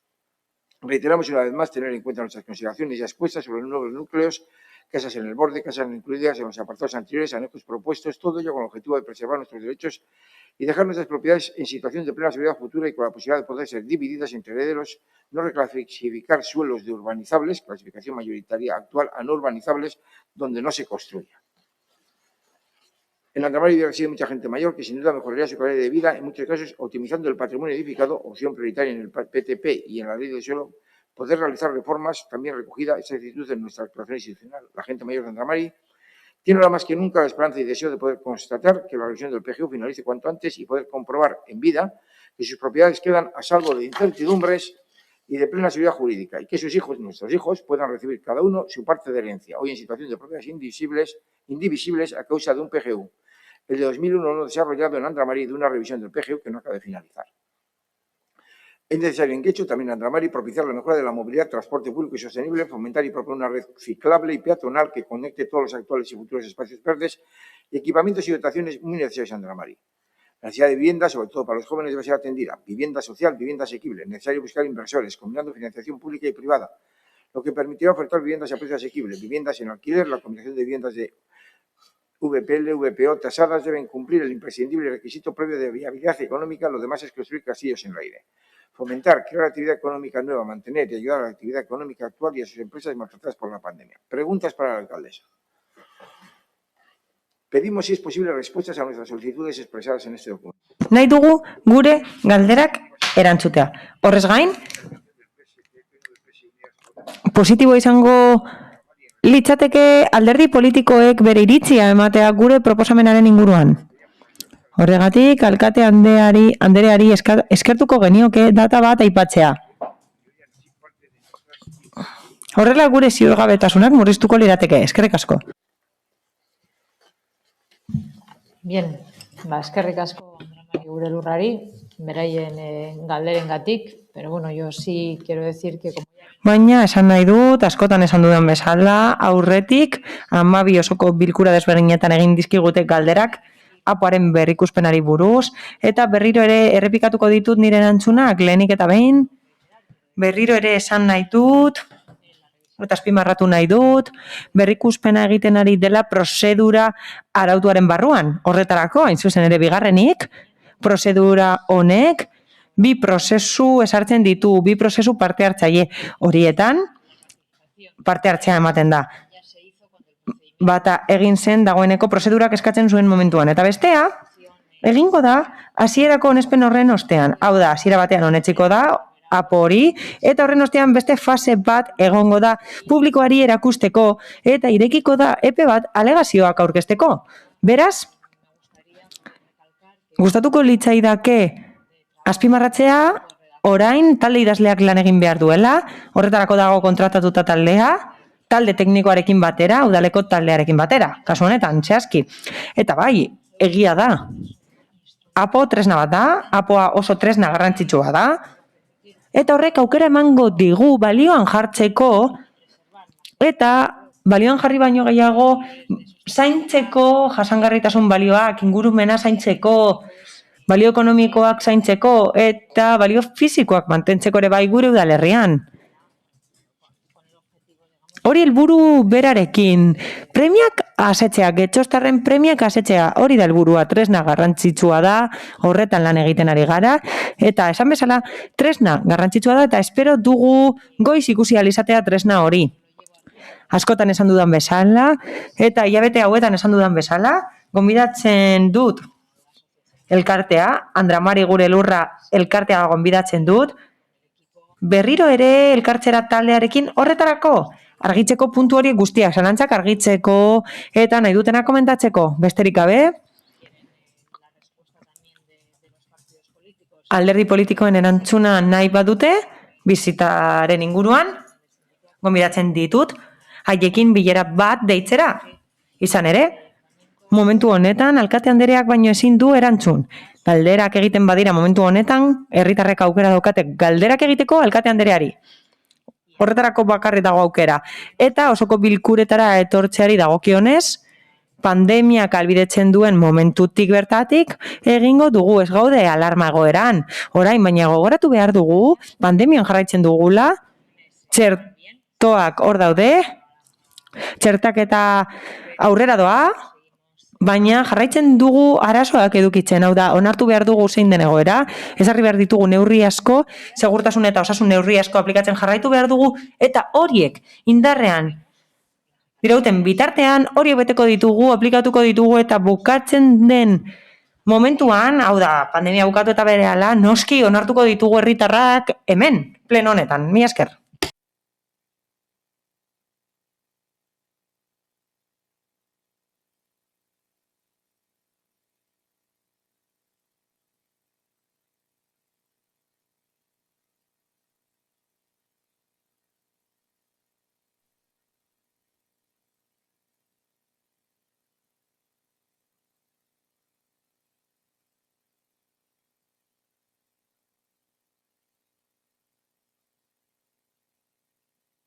La grabación se ha detenido.